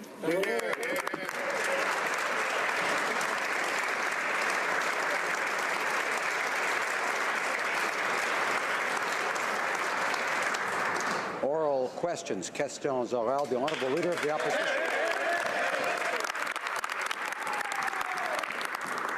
Mr. Speaker, let's talk about what this budget means for a hardworking taxpayer. Let's call him Joe. Joe takes the bus to work every day, and at the end of the day, he likes to go to the pub with his buddies for a beer. And he's a responsible guy, so he always takes an Uber home. So what does this budget do for Joe? Well, first of all, it taxes his bus pass. It takes away his tax credit for his bus pass. It taxes the beer he has at the pub. And, Mr. Speaker, it even slaps a tax on his Uber. But, Mr. Speaker, what exactly does the Prime Minister have against people like Joe? Honourable Minister of Finance. Mr. Speaker, we built our agenda, our plan, based on Joe. What we've done for Joe is we've reduced his taxes. So Joe, if he's a single guy, we reduced his taxes by $330. If Joe is in a situation where he has a family, he has more money for his family because of our Canada Child Benefit. But most importantly for Joe, our investments in transit are going to mean that he's going to get back and forth to home more rapidly. And what Joe knows is that he is going to have, over the long term, an ability to have a great job, an exciting job, because we're going to invest in Canada, Mr. Speaker. Honourable Leader of the Opposition.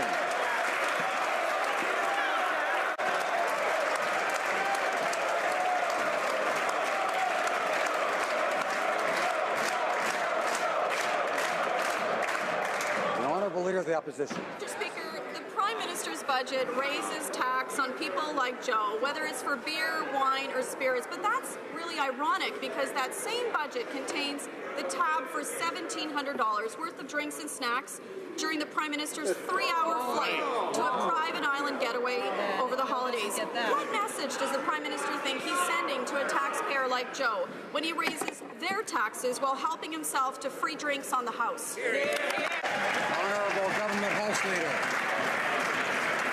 Mr. Speaker, as the Minister of Finance has shared so well, it was this government that lowered taxes on middle-class Canadians by increasing taxes for the 1% of wealthiest Canadians. It was this government that introduced the Canada Child Benefit to give more money to its families with children that need it the most, to ensure that they get the most.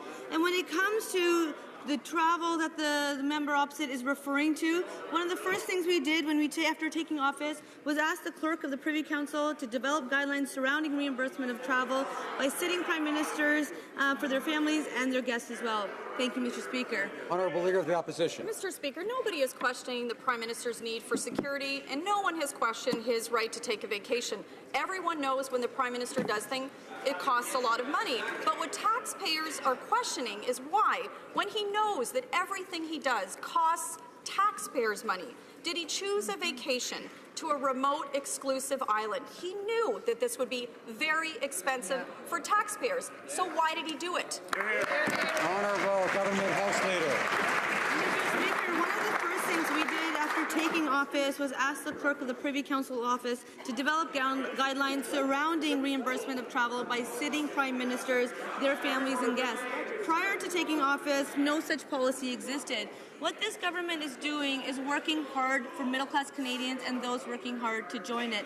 This government has taken unprecedented levels of public consultations to ensure that we can respond to the very real challenges that they are facing. This government will continue to work hard for all Canadians. Thank you, Mr. Speaker. Honourable Leader of the Opposition. Well, Mr. Speaker, we've seen the Prime Minister's arrogant attitude with how he spends tax dollars, but now this behaviour is starting to creep into the House of Commons. He's proposed a plan to limit his attendance to question period to once a week. In fact, it's actually only 1 hour a week, and give all his colleagues Fridays off.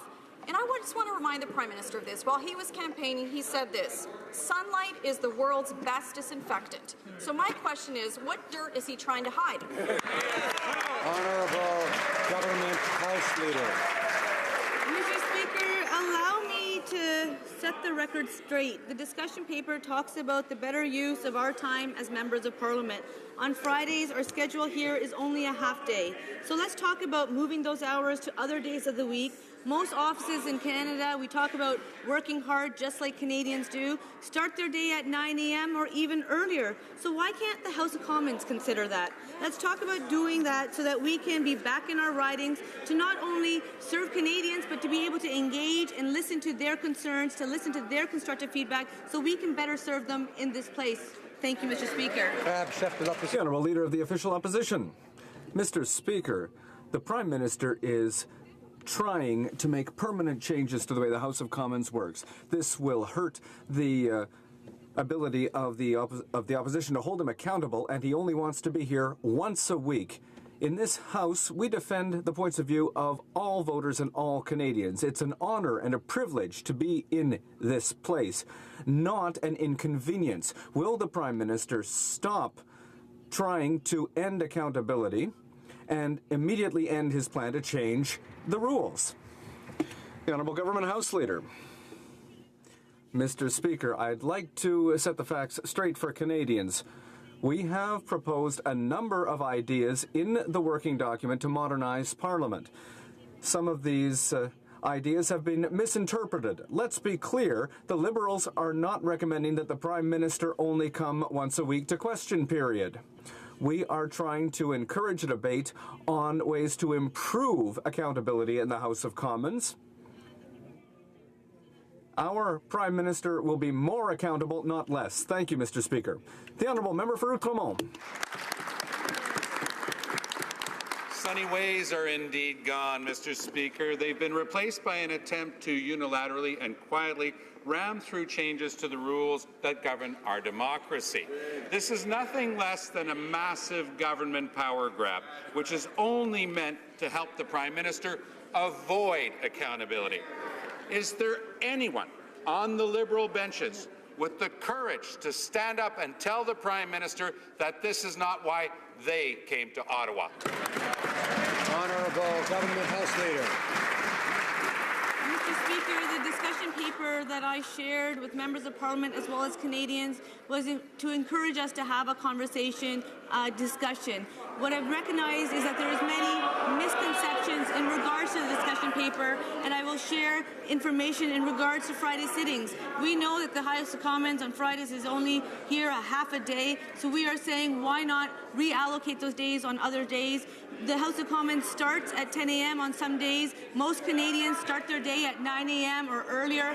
Why can't the House of Commons? Let's have that important conversation, Mr. Speaker. Thank you. Honourable Member for Outremont. Mr. Speaker, these are the same Liberals who like to criticize Stephen Harper for imposing closure. But now they are about to impose a guillotine to cut off debates. Changes to the rules that govern how our democracy works should never be made by one party alone, no matter which party. So, will the Liberal government commit, here and now, to not changing the rules unilaterally? Yes or no? The Honourable Government House Leader. Mr. Speaker, that's not the case. It's our government that recognizes the importance of the work done by MPs in the House of Commons and in their ridings. During the election campaign, we committed to modernizing Parliament and to make it a 21st century workplace. Our goal has always been to ensure that Parliament is relevant to Canadians and that the House be accountable, effective, and transparent. Thank you, Mr. Speaker.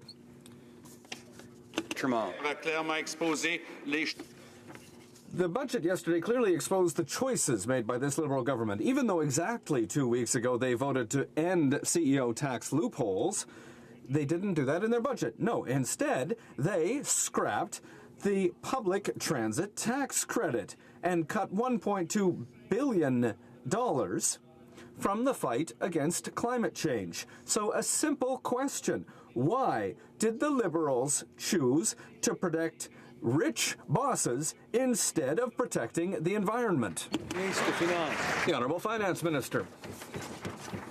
Mr. Speaker, our plan is clear. We have improved the situation for the middle class with a tax cut, and we have asked the richest to pay a little bit more. That continues to be our plan because we know that it's very important to have a tax system that is fair. We will continue with our plan. We will find spending that must be examined to be sure that our system continues to be fair. We will have a consultation paper in the coming weeks and months to explain our program.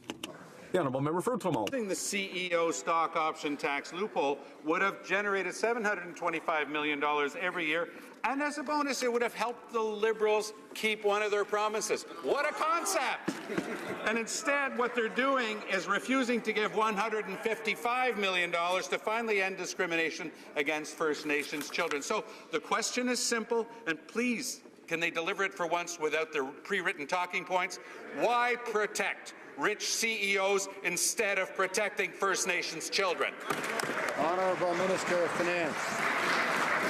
Mr. Speaker, we are very proud to continue on our plan to make a real difference for our country over the long term. What we started with was dealing with middle-class anxiety.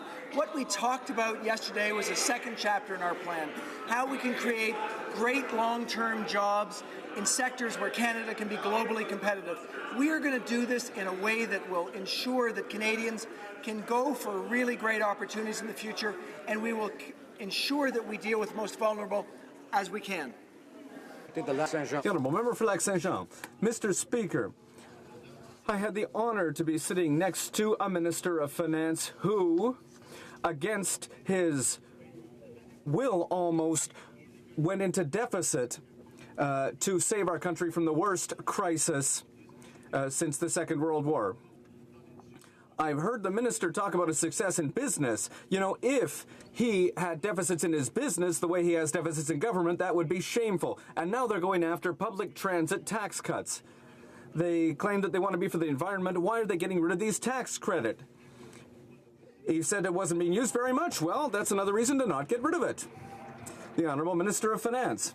Mr. Speaker, we know that with a level of growth that's too low because the government here before us didn't make the necessary investments, it's necessary to make investments.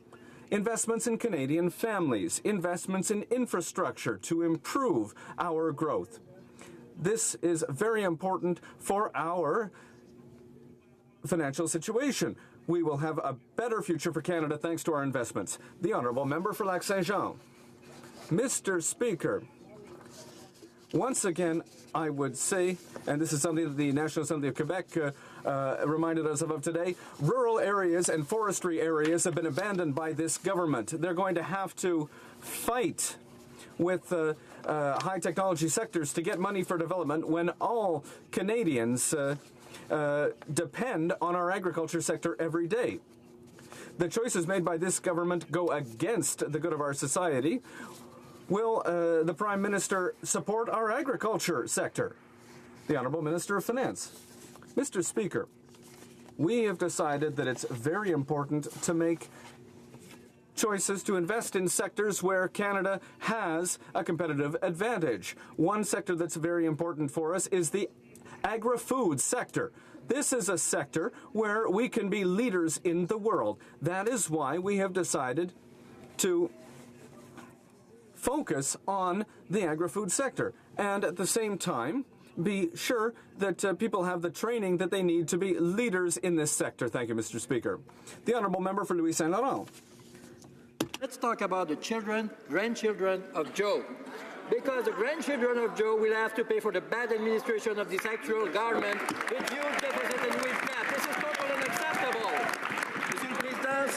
Mr. Speaker, this Liberal Party was elected saying that they were going to have tiny deficits of $10 billion and go back to a balanced budget in 2019. The reality is that the budget's 3 times higher and there's no plan to get back to a balanced budget. Mr. Speaker, my question is very simple for the Minister. I know that he speaks French very well. I hope he understands French. What year will Canada go back to balanced budgets? What year? The Honourable Minister of Finance. Let's just think about children and grandchildren for a moment. Because as we worry about children and grandchildren, what we think about is how can our country be a world leader? How can we be successful? What we can do, Mr. Speaker, is be optimistic. Make investments in the future growth of this country. That's exactly what we're going to do. We are focused on places where our country has a comparative advantage. We are focused on how we can give our children and our grandchildren the education and training and the skills to be successful. That will lead to a higher rate of growth. That will lead to good economic outcomes. Honourable Member for Central Okanagan, Similkameen, Nicola. Now, Mr. Speaker, don't get me wrong. Joe sounds like a great guy, but I want to ask about Peter. Last night, Canadians watched Peter Mansbridge flat out ask this finance minister why he refuses to come clean when the Liberals will finally balance the budget. Now, as always, this finance minister refused to answer his simple question of when. Mr. Speaker, why has the term balanced budget become a dirty word to this government, to this finance minister, and when will Peter and Joe and all of us see a balanced budget here in this great country?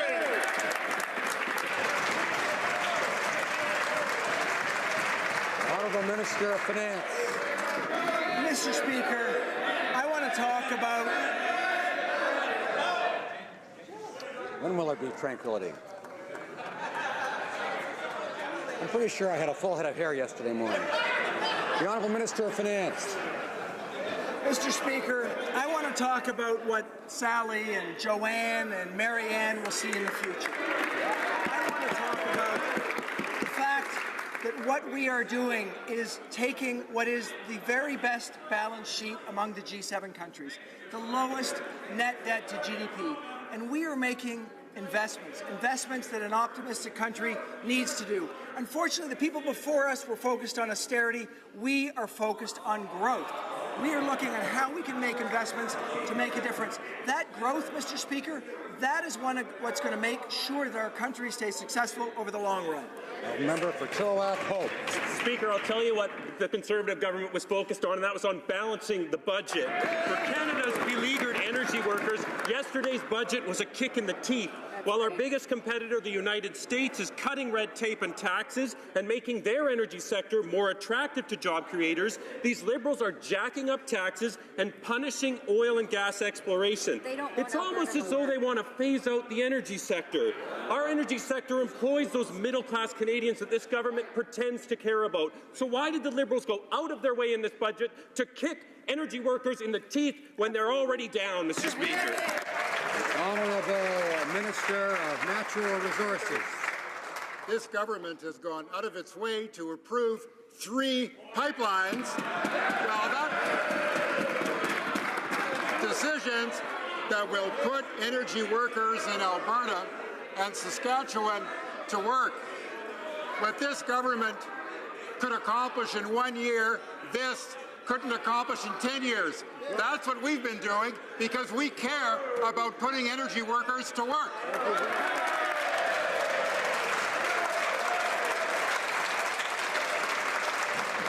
Order. The Honourable Member for Selkirk, Interlake, Eastman. Mr. Speaker, the Liberal budget was nothing but bad news for the Canadian Armed Forces. The Liberals have cut another $8.5 billion, which means they've cut a total of $12 billion in just 2 years. Major investments have been punted down the road for 2 decades, and there isn't enough money to buy the equipment our forces need. What is worse? This is worse than the Liberals' decade of darkness. Today, they're dragging our troops back into the dark ages.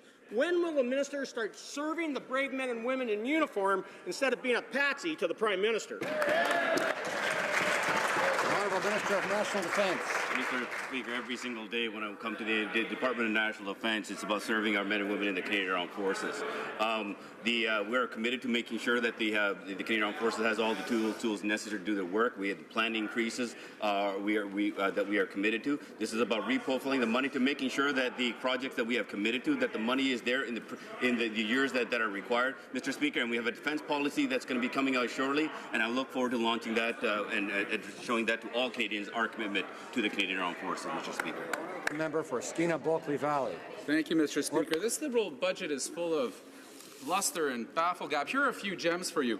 Innovation through super clusters, or this one, offsetting derivative positions in straddle transactions, or even better, capping stock options for the super rich. Oh wait, that didn't make it into the budget. That wasn't the platform. This is nothing but a backloaded, baffle-gab, better luck next time budget. But buried way back on page 150 is a $1.2 billion cut to fighting climate change. So to all those Canadians that believe the Liberals in Paris that they were serious about fighting climate change, how can they betray their commitment to them now? Honourable Minister of Environment. Thank you, Mr. Speaker. Let me just clarify to the member opposite that we are absolutely committed to tackling climate change, and if he looks at the budget, he will see the numbers are there. We are putting in place the measures that are necessary to do our Made in Canada plan on climate change. We put in our money to enhance opportunities in clean tech, but let me quote others. Clean Energy Canada. We're pleased that the new federal budget makes large investment for clean energy and climate action in Canada. Equitel. Today's budget puts in place necessary resources to implement the new climate plan. Climate Action Network. Today's budget provides the financial backing we need to begin the serious work of implementing Canada's climate framework. We're getting it right. We're taking action on climate change, and I hope the member will support us. Honourable Member for Rosemont La Petite Patrie. Mr. Speaker, quite frankly, the Liberal budget just sounds like a Seinfeld show. It's about nothing. The Liberals had a choice. They could have eliminated a tax loophole that costs us $800 million a year and only helps the top 1%. But no, instead they decided to not keep that promise. Instead of hurting their millionaire friends, they've decided to attack who? Well, those who take the bus every morning. Why take away this tax credit which helps families and promotes public transit while keeping perks for the richest millionaires? The Honourable Parliamentary Secretary. Mr. Speaker, in the 2017 budget, we want to make communities more healthy and more inclusive. We're investing in faster and more efficient public transit, and we are building more community centers and recreation and social housing. Our government is investing billions of dollars in communities to make them modern and resilient. And these projects, Mr. Speaker, are going well, with over 1,400 projects approved with a value of over $15 billion. In my riding, there are 6,000 families who are better off because of this budget. And across Canada, there are millions of families that are better off, and I'm very proud. The Honourable Member for Mégantic-L'Érable. Mr. Speaker, the Liberals want to give the Prime Minister 4 days a week off. They want to prevent MPs from doing their jobs in committee and limit speaking time for all MPs. Motion 6 was peanuts compared to this permanent total centralism of power by the Prime Minister. The government House Leader claims she wants to talk, but at the same time, she is forcing Liberal MPs to force these changes through in committee in a back room of Parliament. Mr. Speaker, when will the Prime Minister end this masquerade and bring some order and show some respect for Parliament? The Honourable Government House Leader. Once again, Mr. Speaker, let me set the facts straight for Canadians. The working document is looking for better ways to use MPs' time. Currently, we only sit a half day on Fridays. It would be realistic to spread those hours throughout other days of the week. Most offices start their work day at 9 o'clock or earlier. The House of Commons can do that too. The goal is to have a discussion about this option so that we can be in our ridings Friday to meet with our constituents. Order. It's the responsibility of each MP to control their own actions, and I ask the Honourable Member for Côte de Beaupré d'Orléans to please remember that. The Honourable Member for Mégantic-L'Érable. Mr. Speaker, let me set the facts straight. Unlike what the Liberals might think, Parliament belongs to Canadians. We were all elected to represent those Canadians. Mr. Speaker, unlike what the Prime Minister seems to think, not everyone loves him. A majority of Canadians don't approve of his deficits. A majority of Canadians find his insatiable appetite for taxpayers' money to be unacceptable. Mr. Speaker, why does the Prime Minister want to muzzle Canadians who don't think like him? Why does he want to muzzle opposition MPs and his own backbenchers? Mr. Speaker, we're not going to let him do it. The Honourable Government House Leader. Mr. Speaker, I shared a discussion paper with all members and with all Canadians because we want to work with them and we want to hear from them. We want them to participate in this discussion. Our government recognizes the importance of the work that MPs do both in the House of Commons and in their ridings. During the election campaign, we committed to modernizing Parliament to make it a 21st century workplace. Our goal has always been to ensure that Parliament is relevant to Canadians and that it be accountable, effective, and transparent. Mr. Speaker, the Prime Minister said that he wouldn't interfere in the work of committees, but that's exactly what he's doing. The Prime Minister's staff over the last number of days have been at the Procedural and House Affairs Committee telling the Liberal backbenchers to block the opposition's simple and reasonable request that we have collaboration and consensus on changes to the rules. So will the Prime Minister back off and let the Liberal members do their job as he promised that he would do? Government House Leader. Mr. Speaker, it's this government that actually increased funding to committees so that they could do the important work that they need to do. We actually believe in the committee process because it's the committee that can actually study legislation, study ideas, way better than we do in this place. And that's exactly what we've asked the committee to do. In regards to the discussion paper, I have asked the committee to broaden the scope of the study they already have in place in regards to standing orders. I believe it's a meaningful conversation that all members need to have. I encourage all members as well as all Canadians to participate. Thank you, Mr. Speaker. The Honourable Opposition House Leader. The House Leader is in on this charade too, and the members, the Liberal members, even know it. They know this is not a discussion paper. They know this is an edict from the Prime Minister's office. The House Leader just said that she asked the committee, Mr. Speaker. She's asking them to do her dirty work. My question for the Liberal members of Parliament, I know there's some hard-working, integrous people on that side. Will any of them stand up and show some independence and say no to this Prime Minister, no to this House Leader who has completely botched this for all of you?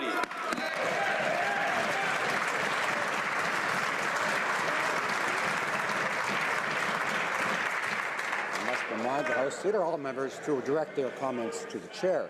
The Honourable Government House Leader. Mr. Speaker, what is clear is that this place needs to be modernized. We need to have this conversation. We need to have this discussion. Every single member of Parliament has a role and a responsibility. I recognize that members on both sides of this place have responsibilities, and we want to ensure that we have an important conversations. Within this place, members of Parliament have the opportunity to hold the government to account.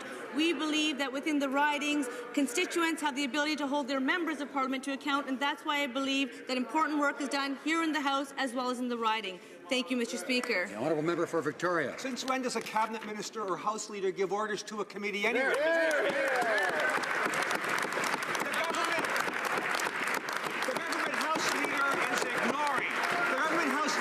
ignoring the long-held tradition of getting all-party agreement for an overhaul of the way that democracy works in this place.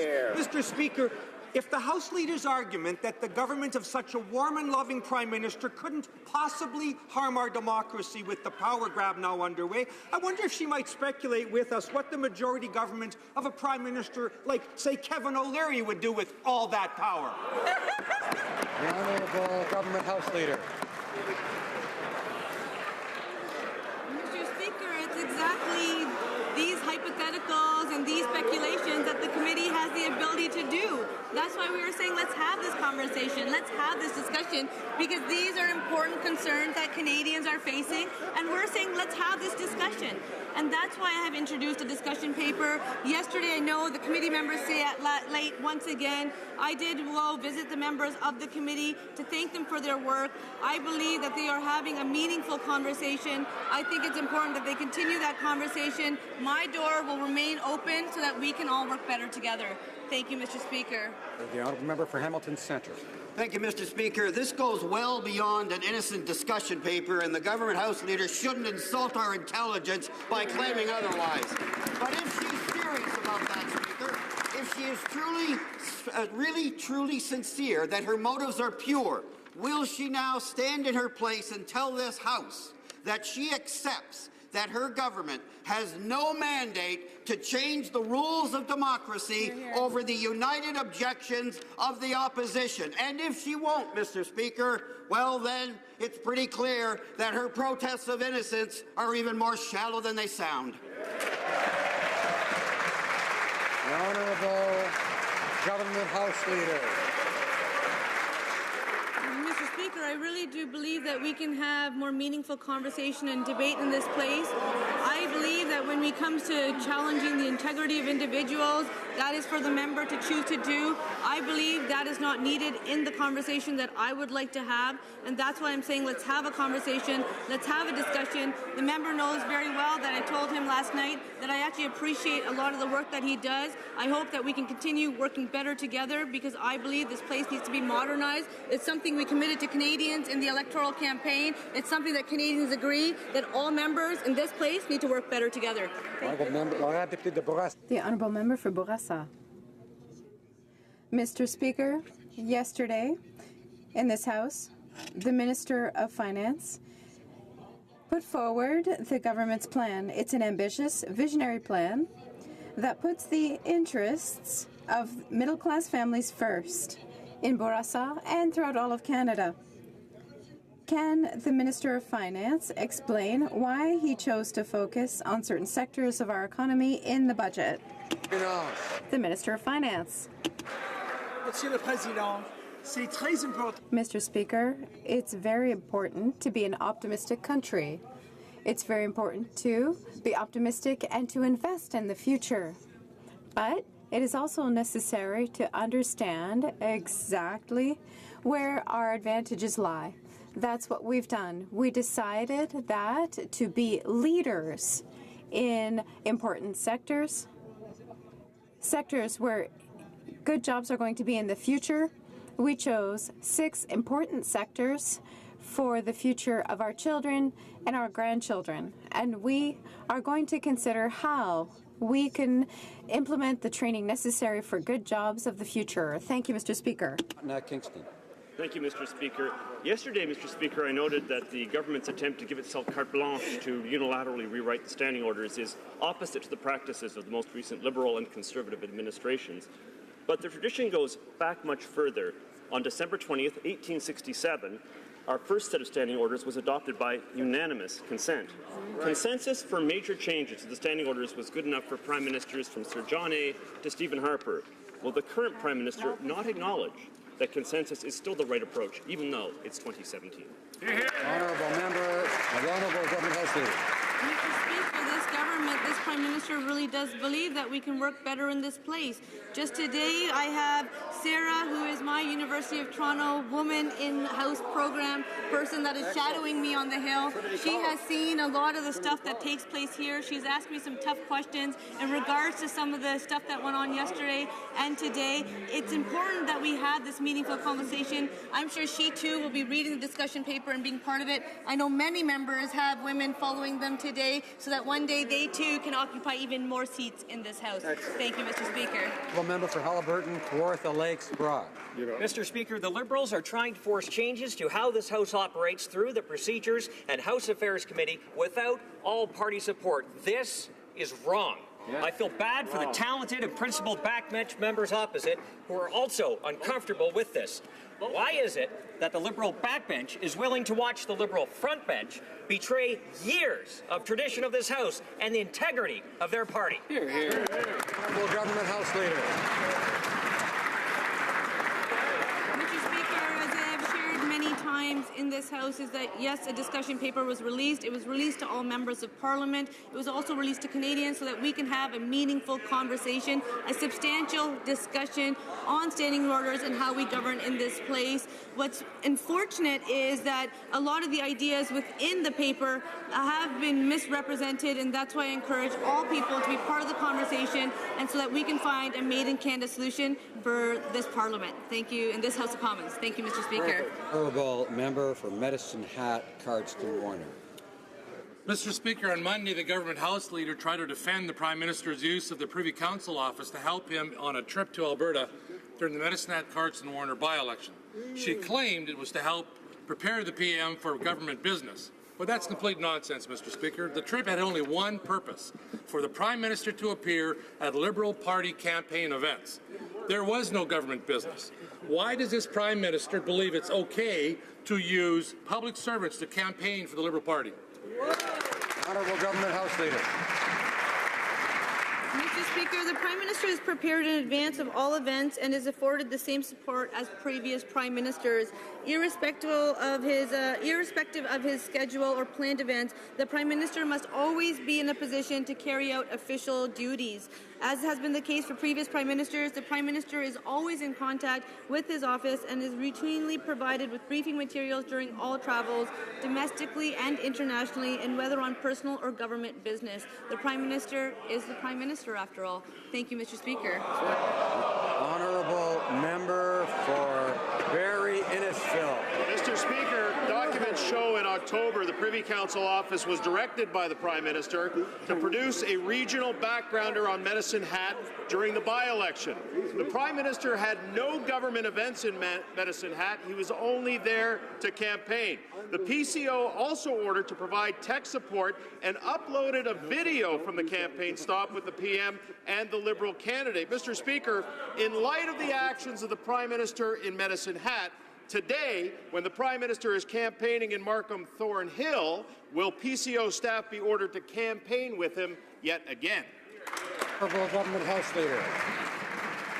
Mr. Speaker, as I have just shared, the Prime Minister is prepared in advance of all events and is afforded the same support as previous Prime Ministers. Irrespective of his schedule or planned events, the Prime Minister must always be in a position to carry out official government duties. As has been the case for previous Prime Ministers, the Prime Minister is always in contact with his office and is routinely provided the briefing materials during all travels, domestically and internationally, and whether on personal or government business. Thank you, Mr. Speaker. The Honourable Member for North Island Powell River. Mr. Speaker, Budget 2017 was an opportunity to meet the needs of Canadian seniors, but the Liberal government told them to keep waiting. The Canadian Medical Association said, quote, Budget 2017 fails Canadian seniors. CARB said, quote, financial security for seniors not on the agenda. Divide and conquer deals with the provinces aren't the solution. We need a national seniors strategy. Why did yesterday's budget leave Canadian seniors wanting and waiting? Honourable Ministre de la Santé. Mr. Speaker, I I'm so thankful for this question, which gives me an opportunity to talk about the fantastic news in our budget yesterday as it relates to health, and of course that includes the health of seniors. We were able to announce additional investments in the order of $11 billion that will go to home care, including palliative care, that will go to mental health, and of course that includes seniors' needs like dementia, that will be able to support them. It included things like $11 billion for housing that will include social housing to support seniors. There was so much good news in the budget. I'm looking forward to working with colleagues to put that work into place. Honourable member for Nanaimo, Ladysmith. While this government's gender budget sounded good, the budget lacks real action for women. Not a penny to legislate equal pay for work of equal value. Not a cent for childcare this year. Zero new money for shelters for women fleeing violence. Nothing to make birth control more affordable, and only a fraction of what's needed for a strategy to end violence against women. Once again, women are being asked to wait. If gender equality really matters to this government, why were women shortchanged again? The Honourable Minister for the Status of Women. Speaker, it's a privilege to rise in this House on this traditional territory the day after a feminist budget was tabled in this House with the first ever gender statement acknowledging that our policies and our actions in this House affect women and men and people of different genders differently. $100 million, Mr. Speaker, is what was committed for the gender-based violence strategy, the first Canada's ever had. $7 billion for childcare, $11 billion for affordable housing, Mr. Speaker. We have many priorities and much work to do. This was a great budget for women and girls everywhere. And the honourable member for Lévis-Lobinière.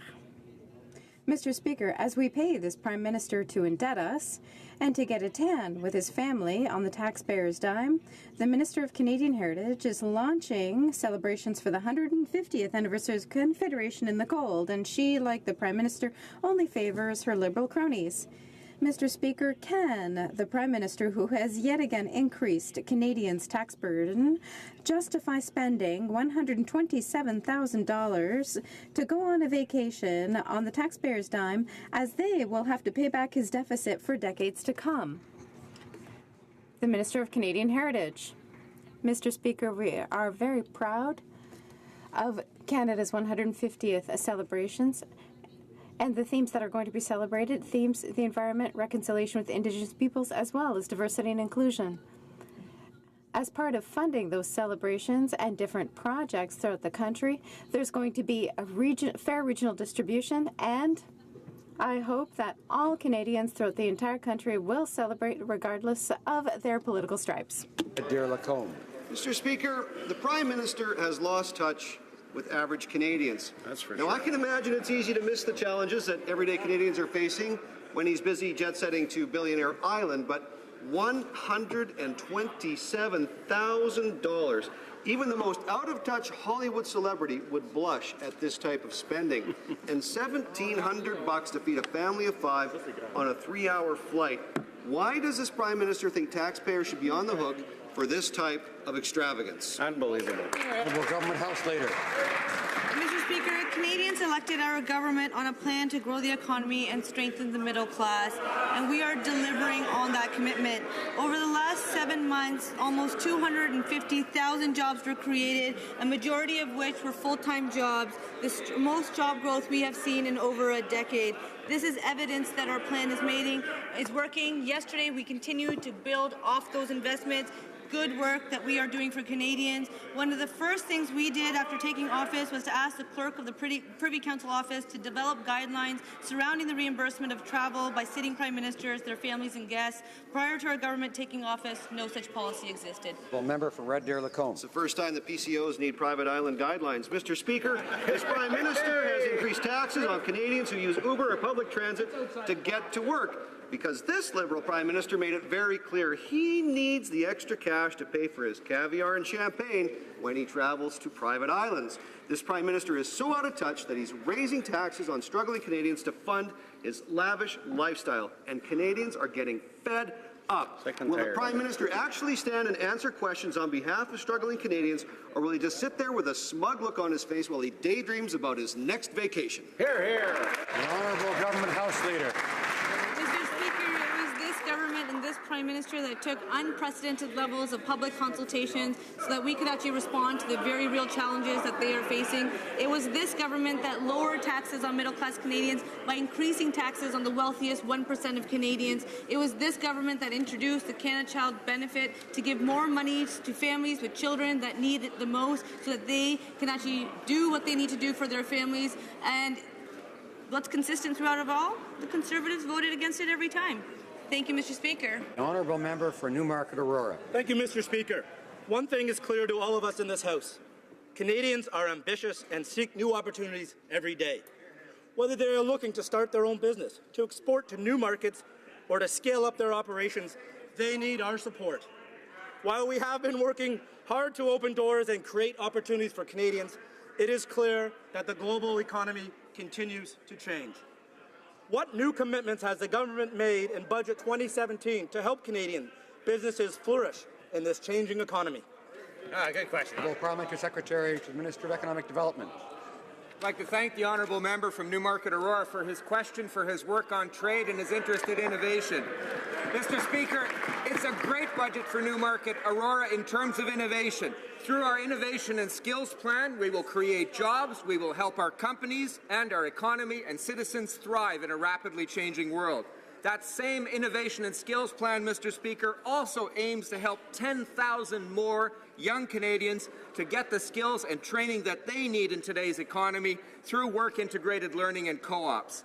$1.26 billion, Mr. Speaker, in a strategic innovation fund that will create a one-stop shop and a more efficient and coordinated way for us to innovate. The Honourable Member for Provencher. Mr. Speaker, this weekend Manitoba saw the largest weekend influx of illegal migrants entering the province from the U.S. so far this year. Dozens continue to pour into border communities like Emerson, and the numbers are only growing. To make matters worse, the Prime Minister's reckless tweets have led many to believe that entering Canada through the proper channels is just a suggestion. Will the Prime Minister stand up for the rule of law, stand up for our border communities, and condemn this illegal activity, or will he continue to encourage it? Minister of Public Safety. Mr. Speaker, the honourable gentleman can be absolutely assured that every Canadian law is being enforced by the RCMP and by the CBSA. As well, we are honouring all of our obligations under international law. The honourable gentleman should know that when someone crosses the border in an irregular fashion, they are apprehended, they are identified, they are fingerprinted. Their biographical and biometric information is collected. That is checked against every Canadian database and the appropriate international databases for immigration or criminal activity. And, Mr. Speaker, if it's warranted, the suspect is detained. The Honourable Member for Berthier-Masquinongé. Not only is there nothing in the budget for the dairy industry, but we still have no updates on the allocation of tariff rate quotas under CETA. We've just heard that there is a proposal to resolve the softwood lumber issue by sacrificing our supply management system. That's completely unacceptable. The Liberals have already undermined the industry during negotiations without offering fair compensation. Simple question. Can the government confirm today that it will not sacrifice supply management for another sector? Agriculture. Merci, Monsieur le Président. My honourable colleague, where we support supply management. She's well aware I announced $350 million for the dairy sector, $250 million for the farmers, $100 million for the processors. And along with it, Mr. Speaker, yesterday's budget, $70 million of agricultural science and innovation, $950 million for superclusters, $200 million for clean technology. Mr. Speaker, this government supports supply management and the agricultural sector. Thank you. The Honourable Member for Dorval-Lachine-LaSalle. Order. Mr. Speaker, technological change demonstrates that we have to continue to encourage our country's innovative spirit To truly help those who are worried about being left behind, the government has already emphasized the importance of giving Canadian workers the tools they need to succeed in the new economy. Mr. Speaker, can the Parliamentary Secretary to the Minister of Employment, Workforce Development and Labour explain to the House what this government is doing to make sure that Canadians can get the training they need to find and keep good, well-paying jobs? Parliamentary Secretary to the Minister of Employment. Thank you very much, Mr. Speaker, and I'd like to thank the member from Dorval, Lachine LaSalle, for that great question. Yesterday's budget invested $2.7 billion to help unemployed and underemployed Canadians get the skills they need for their next and better job. $470 million, Mr. Speaker, for adult workers so they can go back to school, upgrade their skills, and upgrade their credentials. Mr. Speaker, we made changes to the EI system so that self-funded training, when Canadians take self-funded training, they don't lose their EI benefits. Mr. Speaker, this helps Canadian workers. The member for Edmonton-Wetaskiwin. Mr. Speaker, in Alberta, there has long been significant government support for people with autism. Other Canadian families have not had the same experience, some mortgaging their homes to get help they desperately need. In 2015, our government appointed a dozen world-leading Canadians to develop a Canadian Autism Partnership. After 2 years' work, they presented the Health Minister with a strong plan and relatively modest budget ask. As this government continues to spend with such reckless abandon, can the Minister please explain why they decided to take a hard line toward Canadians with autism? The Minister of Health. Mr. Speaker, as I mentioned earlier this afternoon, this budget was the best news on health that we've seen in a decade, with fantastic news in so many areas. Not only the new investments that I referred to earlier, but we have a growing Canada Health transfer that will give to the provinces over $200 billion over the next 5 years. And as we work with the provinces and territories in delivering health care, they will be able to do advanced care for all Canadians of all particular needs. We also have new money for early learning and childcare in the order of $7 billion that will be of great assistance to families affected by The honourable member for Pierre-Boucher-les-Patrades-Verchères. Mr. Speaker, since Quebec managed to pull control over labour out of Canada's hands, the province has set up the best labour market training system in North America. But yet again, Ottawa has gone back on its word, unreliable. After the Harper government wanted us to fit into the Canadian mold, it's the Liberals' turn to tear up the labour market agreement. Why is it that every time we have something that works, Ottawa has to come in and mess it all up? The Honourable Parliamentary Secretary for Employment.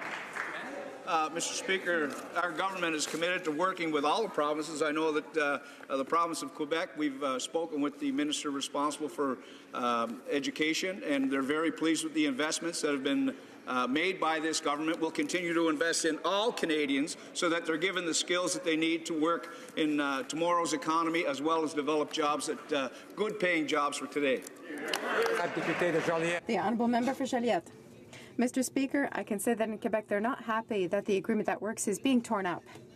Quebec's National Assembly just unanimously passed a motion to express, and I quote, its profound disappointment in the 2017 budget. Nothing about forests, transportation, cheesemakers, tax havens, nothing at all. When it's Ottawa that's making the decisions, there's never anything to meet Quebec's needs. Instead of just quietly accepting this and bowing and scraping, can the 40 Liberal MPs for Quebec please stop undermining Quebecers' interests? Honourable Minister of Finance. We know that our budgetary measures are important for Canada throughout the entire country, including Quebec. It's very important to invest in affordable housing. It's very important to invest in our healthcare system. It's very important in Quebec and in the entire country. We are going to continue with our program to improve our level of growth. That's important to have more jobs. Now, we have the lowest unemployment rate that we've had since at the start of our term. It's now 6.6%, and it was 6.1% at the beginning. Our program. I would like to draw to the attention of honourable members the presence in the gallery of the 2017 Inspire Award recipients. P. Jerry, and please hold your applause if you don't mind. P. Jerry Asp, Jan Gahidio Longboat, B. Dorian Spence, Nathan Matthew, David Gijagwa Cook, Barrero, Kimberly R. Murray, Cease Hodson McCauley, Duncan McHugh, Heather Cashman, Thomas Diamond, Matali Ukaluk, Josh Butcher, and the Honourable Senator Murray Sinclair.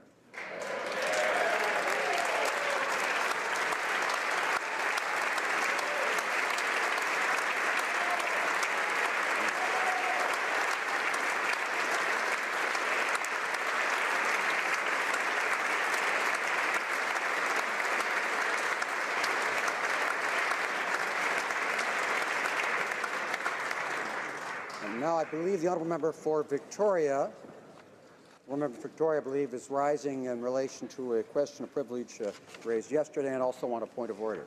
Yes, please, Mr. Speaker. In relation to the point of privilege, I want to just add, if I may, my 2 cents to the question of privilege raised by my honourable colleague, the honourable House Leader for the Opposition.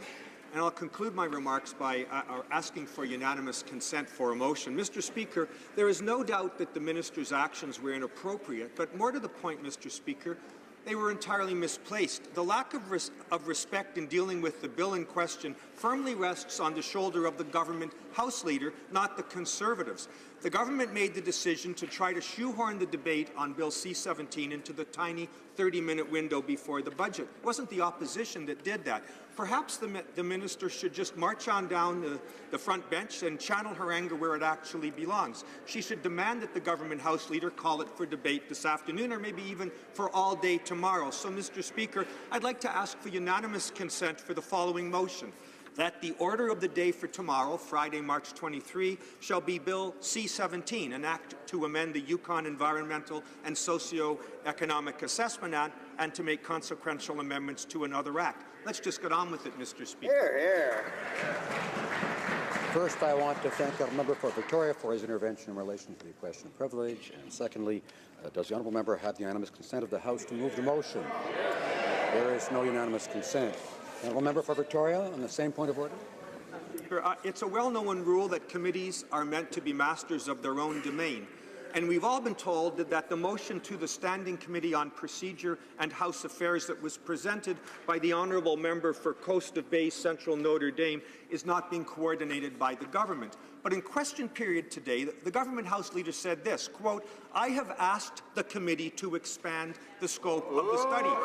Close quote, and she went on from there. Mr. Speaker, I'd ask you to enforce the well-known rule on committee independence and tell the government House Leader to stay out of it before she makes matters even worse.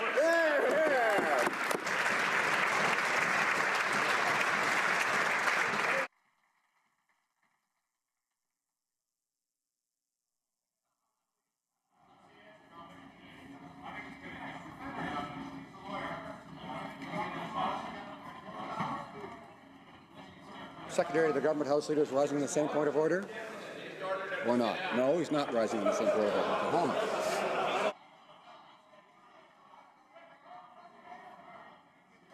Now, this would appear to be a matter of debate. It being 3:14 p.m., pursuant to order made on Friday, March 10, 2017, the House will now proceed to the taking of the deferred recorded division on the motion to concur in the 5th report of the Standing Committee on Human Resources, Skills and Social Development and the Status of Persons with Disabilities concerning the extension of time to consider Bill C-243. Call on the members.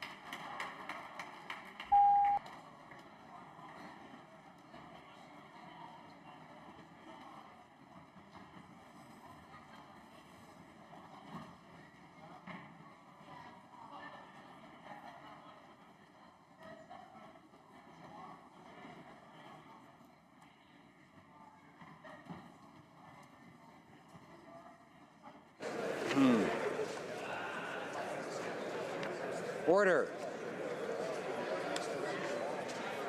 Order. There have been discussions among representatives of all the parties in the House, and I understand that there is consent to observe a moment of silence for the victims of the attack at the Parliament of the United Kingdom. I invite honourable members to rise.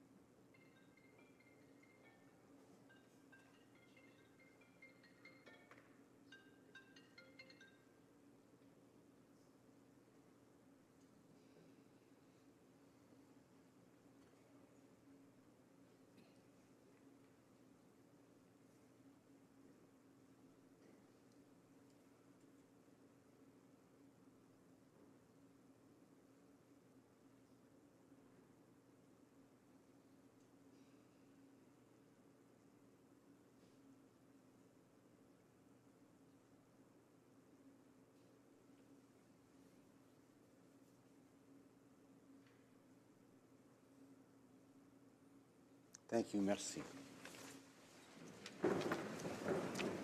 La question est... The question is as follows.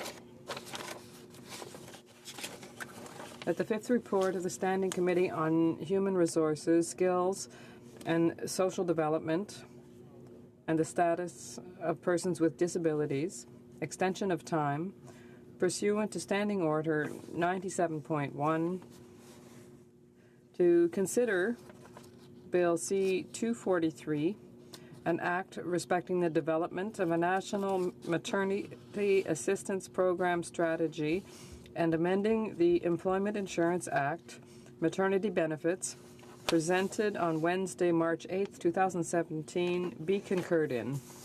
All those in favor of the motion will please rise. Mr. Hare. Ms. Qualtrough. Ms. Qualtrough. Mr. Sajjan. Mr. Sajjan. Mrs. Philpott. Mrs. Philpott. Mr. Goodale. Mr. Goodale. Madame Joly. Madame Joly. Mr. Champagne. Mr. Champagne. Ms. Freeland. Ms. Freeland. Monsieur Leblanc. Monsieur Leblanc. Mr. Bryson. Mr. Bryson. Ms. Wilson-Raybould. Ms. Wilson-Raybould. Mr. Macaulay-Cardigan. Mr. Macaulay-Cardigan. Madame Le Boutillier. Madame Le Boutillier. Madame Bibeau. Madame Bibeau. Mr. Hussein. Mr. Hussein. Ms. McKenna. Ms. McKenna. Ms. Bennett. Ms. Bennett. Mr. Casey Cumberland-Colchester. Mr. Casey Cumberland-Colchester. Mr. Easter. Mr. Easter. Ms. Fry. Ms. Fry. Mr. McKay. Mr. McKay. Mr. Nault. Mr. Nault. Ms. Scrow. Ms. Scrow. Mr. Eiking. Mr. Eiking. Mrs. Romanado. Mrs. Romanado. Monsieur Lauzon, Argenteuil, La Petite Nation. Monsieur Lauzon, Argenteuil, La Petite Nation. Monsieur Rioux. Monsieur Rioux. Monsieur Lightbound. Monsieur Lightbound. Mr. Holland. Mr. Holland. Mr. Casey, Charlottetown. Mr. Casey, Charlottetown. Mr. Leslie. Mr. Leslie. Ms. Gould. Ms. Gould. Mr. Carr. Mr. Carr. Ms. Monsef. Ms. Monsef. Monsieur Rodriguez. Monsieur Rodriguez. Ms. Duncan, Etobicoke North. Ms. Duncan, Etobicoke North. Ms. Murray. Ms. Murray. Ms. Cara. Ms. Cara. Mrs. Cesar Chavan. Mrs. Cesar Chavan. Monsieur Cormier. Monsieur Cormier. Mr. Wilkinson. Mr. Wilkinson. Monsieur Lemaitre. Monsieur Lemaitre. Mr. Kuzner. Mr. Kuzner. Ms. Jones. Ms. Jones. Mr. Bagnall. Mr. Bagnall. Monsieur Paradis. Monsieur Paradis. Mr. McGinty. Mr. McGinty. Mr. Scarpalagia. Mr. Scarpalagia. Mr. Sims. Mr. Sims. Ms. Ratanzi. Ms. Ratanzi. Mr. Jesnevsky. Mr. Jesnevsky. Mr. Dhaliwal. Mr. Dhaliwal. Mr. Shifke. Monsieur Shifke. Mr. Varani. Mr. Varani. Ms. Goldsmith-Jones. Ms. Goldsmith-Jones. Mr. Fillmore. Mr. Fillmore. Mr. DeCourcy. Mr. DeCourcy. Mr. Beach. Mr. Beach. Ms. Rudd. Ms. Rudd. Mr. Duguid. Mr. Duguid. Monsieur Miller, Ville-Marie, le Sud-Ouest, Île-des-Sœurs. Monsieur Miller, Ville-Marie, le Sud-Ouest, Île-des-Sœurs. Mr. Lamoureux. Mr. Lamoureux. Monsieur McKinnon, Gatineau. Monsieur McKinnon, Gatineau. Mrs. McCrimmon. Mrs. McCrimmon. Ms. Petitpas-Taylor. Ms. Petitpas-Taylor. Mr. Vaughn. Mr. Vaughn. Mr. Mendocino. Mr. Mendocino. Mr. Blair. Mr. Blair. Monsieur Poisson. Mr. Poisson. Ms. Hutchings. Ms. Hutchings. Ms. Young. Ms. Young. Mr. Pescasolido. Mr. Pescasolido. Madame Mendez. Madame Mendez. Mr. Oliphant. Mr. Oliphant. Monsieur Dubourg. Monsieur Dubourg. Mr. Aldag. Mr. Aldag. Ms. Alislev. Ms. Alislev. Mr. Amos. Mr. Amos. Monsieur Arsenault. Monsieur Arsenault. Mr. Aria. Mr. Aria. Monsieur Ayoub. Monsieur Ayoub. Monsieur Bayless. Monsieur Bayless. Mr. Chan. Mr. Chan. Mr. Biddle. Mr. Biddle. Mr. Boissonneau. Mr. Boissonneau. Mr. Bossio. Mr. Bossio. Mr. Bertina. Mr. Bertina. Mr. Breton. Mr. Breton. Mr. Chen. Mr. Chen. Mr. Brusen. Mr. Brusen. Ms. DeMoss. Ms. DeMoss. Ms. Dillon. Ms. Dillon. Monsieur Diorio. Monsieur Diorio. Monsieur Drouin. Monsieur Drouin. Ms. Tassi. Ms. Tassi. Ms. Zarowitz. Ms. Zarowitz. Mr. Sassi. Mr. Sassi. Monsieur Elkouri. Monsieur Elkouri. Mr. Ellis. Mr. Ellis. Mr. Erskine Smith. Mr. Erskine Smith. Mr. Elfson. Mr. Ailson. Monsieur Fergus. Monsieur Fergus. Mr. Finnegan. Mr. Finnegan. Mr.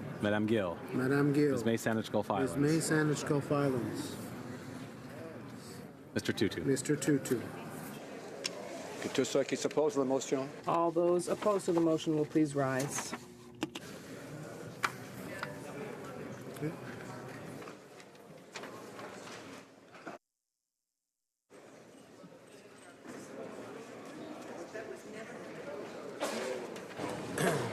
Yeas pour 292, 292. Nays contre, 0, aucun. Déclare la motion adoptée. I declare the motion carried. Pursuant to order made on Friday, March 10, 2017, the House will now proceed to the taking of the deferred recorded division on the motion at second reading stage of Bill C-323 under private members' business. The question is as follows. Mr. Van Loan, seconded by Ms. Watts, moved that Bill C-323, an act to amend the Income Tax Act, rehabilitation of historic property, be now read a second time and referred to the Standing Committee on Environment and Sustainable Development. All those at my left in favor of the motion will please rise. Fifth row at my left. Mr. Rhoda. Mr. Rota. Mr. Shear. Mr. Shear. Monsieur Blaney, Bellechasse, Les Etchemins-Lévis. Monsieur Blaney, Bellechasse, Les Etchemins-Lévis. Ms. Leach. Ms. Leach. Mr. O'Toole. Mr. O'Toole. Mr. Nader. Mr. Nuttall. Mr. Nuttall.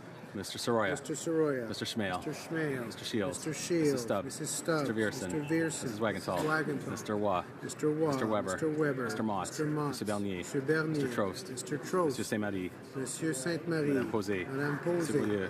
Monsieur Beaulieu. Monsieur Barcelou-Duval. Monsieur Barcelou-Duval. Madame Gill. Madame Gill. Ms. May, Sandwich Gulf Islands. Ms. May, Sandwich Gulf Islands.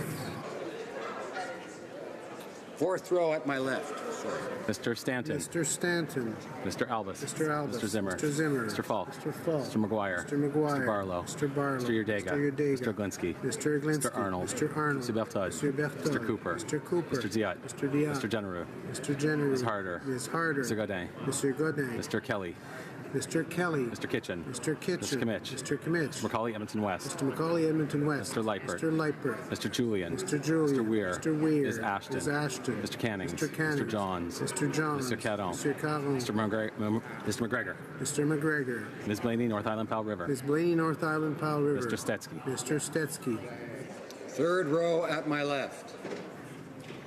Mr. Lake. Return to Madame Hughes. Madame Hughes. Third row at my left. Mr. Lake.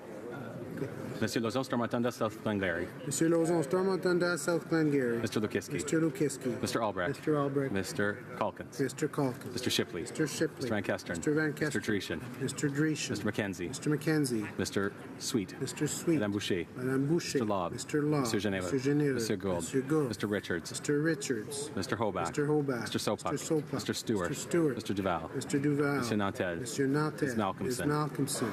Madame Sans-Souci. Madame Sans-Souci. Monsieur Choquette. Monsieur Choquette. Madame Trudel. Madame Trudel. Second row at my left. Mr. Tilson. Mr. Tilson. Mrs. Gallant. Mrs. Gallant. Mr. Warwa. Mr. Warwa. Mr. Doherty. Mr. Doherty. Mr. Clark. Mr. Clark. Mr. Polius. Mr. Polius. Mr. Allison. Mr. Allison. Mr. Carey. Mr. Carey. Mr. Reed. Mr. Reed. Mr. Workington. Mr. Workington. Mrs. Vecchio. Mrs. Vecchio. Mr. Abultayev. Mr. Abultayev. Mrs. Wong. Mrs. Wong. Ms. Gladue. Ms. Gladue. Mr. Broussard. Mr. Broussard. Mr. Sorensen. Mr. Sorensen. Mr. Garrison. Mr. Garrison. Madame Boutin-Sweet. Madame Boutin-Sweet. Ms. Matheson. Ms. Matheson. Madame Quash. Madame Quash. Monsieur Dussault. Monsieur Ms. Dussault. Kwan. Ms. Kwan. Mr. Blakey. Mr. Blakey. Ms. Benson. Ms. Benson. First row at my left. Mr. Nicholson. Mr. Nicholson. Ms. Finley. Ms. Finley. Mr. Ritz. Mr. Ritz. Mr. Anderson. Mr. Anderson. Mrs. Block. Mrs. Block. Mr. Bazan. Mr. Bazan. Mrs. McLeod, Kamloops, Thompson, Caribou. Mrs. McLeod, Kamloops, Thompson, Caribou. Mr. Clement. Mr. Clement. Mr. Deltez. Mr. Deltez. Ms. Bergen. Ms. Bergen. Ms. Ambrose. Ms. Ambrose. Monsieur Lebel. Mr. Lebel. Mr. Kent. Mr. Kent. Mr. Straw. Mr. Straw. Ms. Rempel. Ms. Rempel. Mr. Fast. Mr. Fast. Mr. Poliev. Mr. Poliev. Monsieur Mulcair. Monsieur Mulcair. Mr. Rankin. Mr. Rankin. Ms. Duncan Edmonton Strathcona. Ms. Duncan Edmonton Strathcona. Mr. Christopherson. Mr. Christopherson. Madame Brosseau. Madame Brosseau. Mr. Davies. Mr. Davies. Mr. Cullen. Mr. Cullen. Mr. Donnelly. Mr. Donnelly. Mr. Massey, Windsor West. Mr. Massey, Windsor West. All those at my right in favor of the motion will please rise. Fifth row. Mrs. Jordan. Mrs. Jordan. Ms. Ludwig. Ms. Ludwig. Mrs. Schultz. Mrs. Schultz. Monsieur Serré. Monsieur Serré. Mr. Boissonneau. Mr. Boissonneau. Mr. Bossio. Mr. Bossio. Mr. Ellis. Mr. Ellis. Return to Mr. El Gourvi. Assassi. Mr. Assassi. Mr. Assassi. Mr. Fisher. Mr. Fisher. Mr. Garrettson. Mr. Garrettson. Mr. Hardy. Mr. Hardy. Mr. Erskine Smith. Mr. Erskine Smith. Mr. Third row at my right. Mr. Vaughn. Mr. Vaughn. Madame Mendez. Madame Mendez. Mr. Alday. Mr. Alday. Second row at my right. Mr. Eichen. Mr. Bagnall. Mr. Bagnall. Mr. Sims. Mr. Sims. Ms. Ratanzi. Ms. Ratanzi. First row at my right. Mr. McKay. Mr. McKay. Mr. Knoll. Mr. Knoll.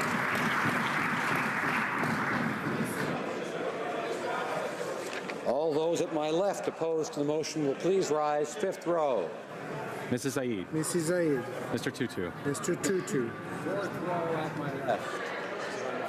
Monsieur Vanda. Ms. Vandenbeld. Ms. Vandenbeld. Mr. Whalen. Mr. Whalen. Third row at my left. Mr. Spengeman. Mr. Spengeman. Mr. Tabera. Mr. Tabera. Mr. Tan. Mr. Tan. Second row at my left. Ms. Sidhu, Brampton South. Ms. Sidhu, Brampton South. Mr. Cerbera. First row at my left. All those at my right opposed to the motion will please rise. Fifth row. Johari. Mr. Johari. Mr. Kung. Mr. Kung. Ms. Khalid. Ms. Khalid. Madame Lapointe. Madame Lapointe. Monsieur Lefebvre. Monsieur Lefebvre. Monsieur Lemieux. Monsieur Lemieux. Mr. Levitt. Mr. Levitt. Mrs. Lockhart. Mrs. Lockhart. Mr. Longfield. Mr. Longfield. Mr. Maloney. Mr. Maloney. Monsieur Massé Avignon, La Métis Matin, Matapédia. Monsieur Massé Avignon, La Métis Matin, Matapédia. Mr. May Cambridge. Mr. May Cambridge. Mr. McDonald. Mr. McDonald. Mr. McKinnon, Coquitlam, Port Coquitlam. Mr. McKinnon, Coquitlam, Port Coquitlam. Mr. McLeod, Northwest Territories. Mr. McLeod, Northwest Territories. Mr. Morrissey. Mr. Morrissey. Madame Nassif. Madame Nassif. Ms. O'Connell. Ms. O'Connell. Mr. Oliver. Mr. Oliver. Mr. O'Regan. Mr. O'Regan. Monsieur Ouellet. Monsieur Ouellet. Mr. Peterson. Mr. Peterson. Mr. Picard. Monsieur Picard. Monsieur Robillard. Monsieur Robillard. Mr. Rumi. Mr. Rumi. Mr. Rusnak. Mr. Rusnak. Ms. Soda. Ms. Sahota. Mr. Saini. Mr. Saini. Mr. Sangha. Mr. Sangha. Mr. Sarai. Mr. Sarai. Mr. Sheehan. Mr. Sheehan. Mr. Sidhu. Mission Matsky Fraser Mr. Canyon. Sidhu, Mission Matsky Fraser Canyon. I still remember that. Fourth row at my right. Mr. Aria. Monsieur Ayub. Monsieur Ayub. Monsieur Bayless. Monsieur Bayless. Mr. Chan. Mr. Chan. Mr. Biddle. Mr. Biddle. Mr. Bertina. Mr. Bertina. Mr. Breton. Monsieur Breton. Mr. Chen. Mr. Chen. Ms. DeBruzen. Ms. DeBruzen. Ms. DeMont. Ms. DeMont. Ms. Dillon. Ms. Dillon. Monsieur Diorio. Monsieur Diorio. Monsieur Drouin. Monsieur Drouin. Ms. Tassi. Ms. Tassi. Ms. Zarowitz. Ms. Zarowitz. Monsieur El Khoury. Monsieur El Khoury. Mr. Ailson. Mr. Ailson. Monsieur Fergus. Monsieur Fergus. Mr. Finnegan. Mr. Finnegan. Mr. Fonseca. Mr. Fonseca. Mr. Fragascatos. Mr. Fragascatos. Mr. Fraser West Nova. Mr. Fraser West Nova. Mr. Fraser Central Nova. Mr. Fraser Central Nova. Mr. Fuhrer. Mr. Fuhrer. Mr. Greywall. Mr. Greywall. Monsieur Graham. Monsieur Graham. Mr. Harvey. Mr. Harvey. Mr. Housefather. Mr. Housefather. Monsieur Yakino. Monsieur Yakino. Third row on my right. Jesneski. Mr. Jesnevsky. Mr. Dhaliwal. Mr. Dhaliwal. Monsieur Chiefcake. Monsieur Chiefcake. Mr. Varani. Mr. Varani. Ms. Goldsmith Ms. Jones. Goldsmith Jones. Mr. Fillmore. Mr. Fillmore. Mr. DeCourcy. Mr. DeCourcy. Mr. Beach. Mr. Beach. Ms. Rudd. Ms. Rudd. Mr. Dogood. Mr. Dogood. Monsieur Miller, Ville-Marie, le Sud-Ouest et des Sœurs. Monsieur Miller, Ville-Marie, le Sud-Ouest et les Sœurs. Mr. Lamoureux. Mr. Lamoureux. Monsieur McKinnon Gatineau. Monsieur McKinnon Gatineau. Mrs. McCrimmon. Mrs. McCrimmon. Mrs. Petitpas-Taylor. Mrs. Petitpas-Taylor. Mr. Mendocino. Mr. Mendocino. Mr. Blair. Mr. Blair. Monsieur Poisson. Monsieur Poisson. Ms. Hutchings. Ms. Hutchings. Ms. Young. Ms. Young. Mr. Pescasolido. Mr. Pescasolido. Mr. Oliphant. Mr. Oliphant. Monsieur Dubourg. Monsieur Dubourg. Ms. Alislev. Ms. Alislev. Monsieur Arsenault. Monsieur Arsenault. Second row at my right. Ms. Scrow. Ms. Scrow. Mrs. Romanato. Mrs. Monsieur Romanato. Lauzon, Argenteuil, La Petite Nation. Monsieur Lauzon, Argenteuil, La Petite Nation. Monsieur Rioux. Monsieur Rioux. Monsieur Lightbound. Monsieur Lightbound. Mr. Holland. Mr. Holland. Mr. Casey Charlottetown. Mr. Casey Charlottetown. Mr. Leslie. Mr. Leslie. Ms. Gould. Ms. Gould. Mr. Carr. Mr. Carr. Ms. Monsef. Ms. Monsef. Monsieur Rodriguez. Monsieur Rodriguez. Ms. Duncan, Etobicoke North. Ms. Duncan, Etobicoke North. Ms. Murray. Ms. Murray. Ms. Cara. Ms. Cara. Mrs. Cesar Chavan. Mrs. Cesar Chavan. Monsieur Cormier. Monsieur Cormier. Mr. Wilkinson. Mr. Wilkinson. Monsieur Lametti. Monsieur Lametti. Mr. Cuzner. Mr. Cuzner. Ms. Jones. Ms. Jones. Monsieur Paradis. Monsieur Paradis. Mr. Ginty. Mr. McGinty. Mr. Scarpalegia. Mr. Scarpalegia. First row at my right. Mr. Hare. Mr. Hare. Ms. Qualtrough. Ms. Qualtrough. Mr. Sagan. Mr. Sagan. Mrs. Philpott. Mrs. Philpott. Mr. Goodale. Mr. Goodale. Madame Jolie. Madame Jolie. Monsieur Champagne. Monsieur Champagne. Ms. Freeland. Ms. Freeland. Monsieur Leblanc. Monsieur Leblanc. Ms. Chager. Ms. Chager. Mr. Bryson. Mr. Bryson. Ms. Wilson Ms. Raybould. Wilson Raybould. Mr. Macaulay Cardigan. Mr. Macaulay Cardigan. Madame Le Boutillier. Madame Le Boutillier. Madame Bibot. Madame Bibot. Mr. Hussein. Mr. Hussein. Ms. McKenna. Ms. McKenna. Ms. Bennett. Ms. Bennett. Mr. Casey Cumberland Colchester. Mr. Casey Cumberland Colchester. Mr. Easter. Mr. Easter.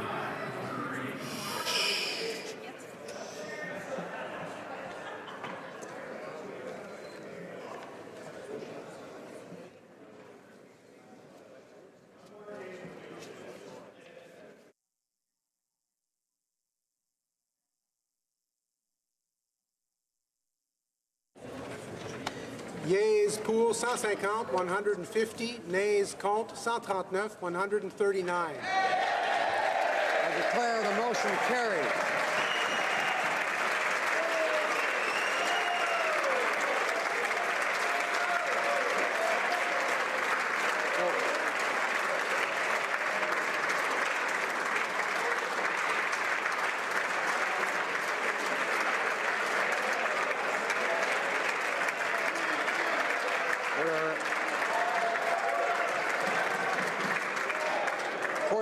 bill stands referred to the Standing Committee on Environment and Sustainable Development. Pursuant to order adopted on Friday, March 10th, 2017, the House will now proceed to the taking of the deferred recorded division on motion M103 under private members' business in the name of Ms. Khalid. The question is as follows. Ms. Khalid, seconded by Mr. Bayless, moved that, in the opinion of the House, the government should A, recognize the need to quell the increasing public climate of hate and fear. Shall I dispense? There is no consent. B, condemn Islamophobia and all forms of systemic racism and religious discrimination, and take note of House of Commons Petition E411 and the issues raised by it, and C, request that the Standing Committee on Canadian Heritage undertake a study on how the government could, 1, develop a whole-of-government approach to reducing or eliminating systemic racism and religious discrimination, including Islamophobia, in Canada, while ensuring a community-centered focus with a holistic response through evidence-based policy making. 2, collect data to contextualize hate crime reports and to conduct needs assessments for impacted communities, and that the committee should present its findings and recommendations to the House no later than 240 calendar days from the adoption of this motion, provided that in its report the committee should make recommendations that the government may use to better reflect the enshrined rights and freedoms in the Constitution Acts, including the Canadian Charter of Rights and Freedoms. All those at my right in favor of the motion will please rise.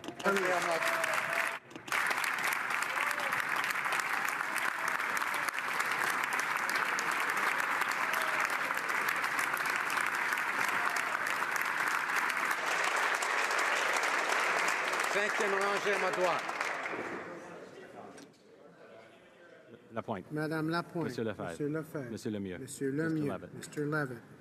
Mrs. Lockhart. Mrs. Lockhart. Mr. Longfield. Mr. Longfield. Ms. Ludwig. Ms. Ludwig. Mr. Maloney. Mr. Maloney. Monsieur Massé, Avignon, Lamatis, Matin, Matapédia. Monsieur Massé, Avignon, Lamitis, Matan, Matapédia. Mr. May Cambridge. Mr. May Cambridge. Mr. McDonald. Mr. McDonald. Mr. McKinnon, Coquitlam, Port Coquitlam. Mr. McKinnon, Coquitlam, Port Coquitlam. Mr. McLeod, Northwest Territories. Mr. McLeod, Northwest Territories. Mr. Morrissey. Mr. Morrissey. Madame Nassif. Ms. O'Connell. Ms. O'Connell. Mr. Oliver. Mr. Oliver. Mr. O'Regan. Mr. O'Regan. Mr. Ouellet. Mr. Ouellet. Peterson. Mr. Peterson. Mr. Picard. Mr. Picard. Mr. Robillard. Mr. Robillard. Mr. Rumi. Mr. Rumi. Mr. Rusnak. Mr. Rusnak. Ms. Soda. Ms. Sahota. Mr. Saini. Mr. Saini. Mr. Sangha. Mr. Sangha. Mr. Sarai. Mr. Sarai. Mrs. Schultz. Mrs. Schultz. Mr. Seti. Mr. Seti. Mr. Sheehan. Mr. Sheehan. Mr. Sidhu. Mission Matsqui, Fraser Canyon. Mr. C. Fourth row at my right. Monsieur Ayoub. Monsieur Ayoub. Monsieur Bayless. Monsieur Bayless. Mr. Chan. Mr. Chan. Mr. Biddle. Mr. Biddle. Mr. Boissonneau. Mr. Boissonneau. Mr. Bossio. Mr. Bossio. Mr. Bertina. Mr. Bertina. Mr. Breton. Mr. Breton. Mr. Chen. Mr. Chen. Ms. DeBruzen. Ms. DeBruzen. Ms. Demoff.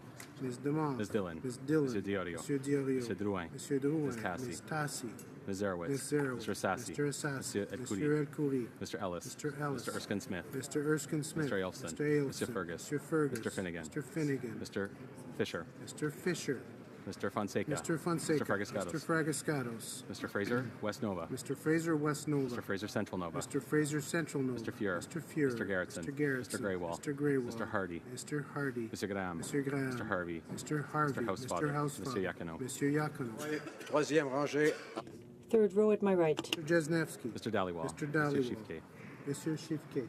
Mr. Varani. Mr. Varani. Ms. Goldsmith-Jones. Goldsmith-Jones. Mr. Fillmore. Mr. Fillmore. Mr. DeCourcy. Mr. DeCourcy. Mr. Beach. Mr. Beach. Ms. Rudd. Ms. Rudd. Mr. Duguid. Mr. Duguid. Monsieur Miller, Ville-Marie, le Sud-Ouest Île des Sœurs. Monsieur Miller, Ville-Marie, le Sud-Ouest Île des Sœurs. Mr. Lamoureux. Mr. Lamoureux. Monsieur McKinnon, Gatineau. Monsieur McKinnon, Gatineau. Mrs. McCrimmon. Mrs. McCrimmon. Ms. Petitpas-Taylor. Ms. Mr. Petitpas-Taylor. Vaughn. Mr. Vaughn. Mr. Mendocino. Mr. Mendocino. Mr. Blair. Mr. Blair. Monsieur Poisson. Monsieur Poisson. Ms. Hutchings. Ms. Hutchings. Ms. Young. Ms. Young. Mr. Pescasolido. Mr. Pescasolido. Madame Mendez. Madame Mendez. Mr. Oliphant. Mr. Oliphant. Monsieur Dubourg. Monsieur Dubourg.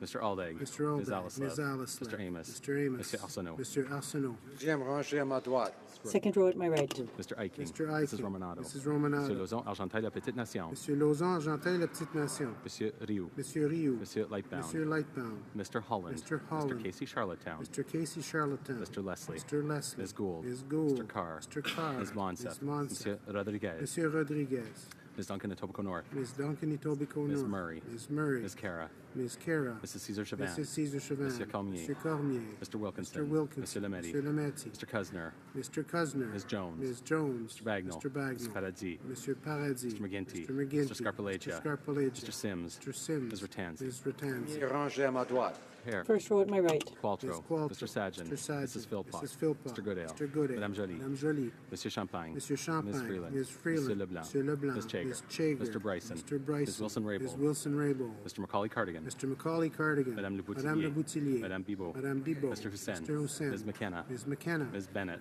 Ms. Bennett. Mr. Casey Cumberland Colchester. Mr. Casey Cumberland Colchester. Mr. Easter. Mr. Easter. Ms. Fry. Ms. Fry. Mr. McKay. Mr. McKay. Mr. Nault. Mr. Nault. Que tous ceux à ma gauche qui appuient la motion. All those at my left in favor of the motion will please row fifth row. Zay. Mr. Rhoda. Mr. Rota. Mr. Tutu. Mr. Tutu. Mr. Chong. Mr. Chong. Ms. May, Saanich, Gulf Islands. Ms. May, Saanich, Gulf Islands. Quatrième rangée à ma gauche. Fourth row at my left. Ms. Vandenbell. Vandenbell. Mr. Whalen. Mr. Whalen. Mr. Stanton. Mr. Stanton. Mr. Julian. Mr. Julian. Mr. Weir. Mr. Weir. Ms. Ashton. Ms. Ashton. Mr. Cannings. Mr. Cannings. Mr. Johns. Mr. Johns.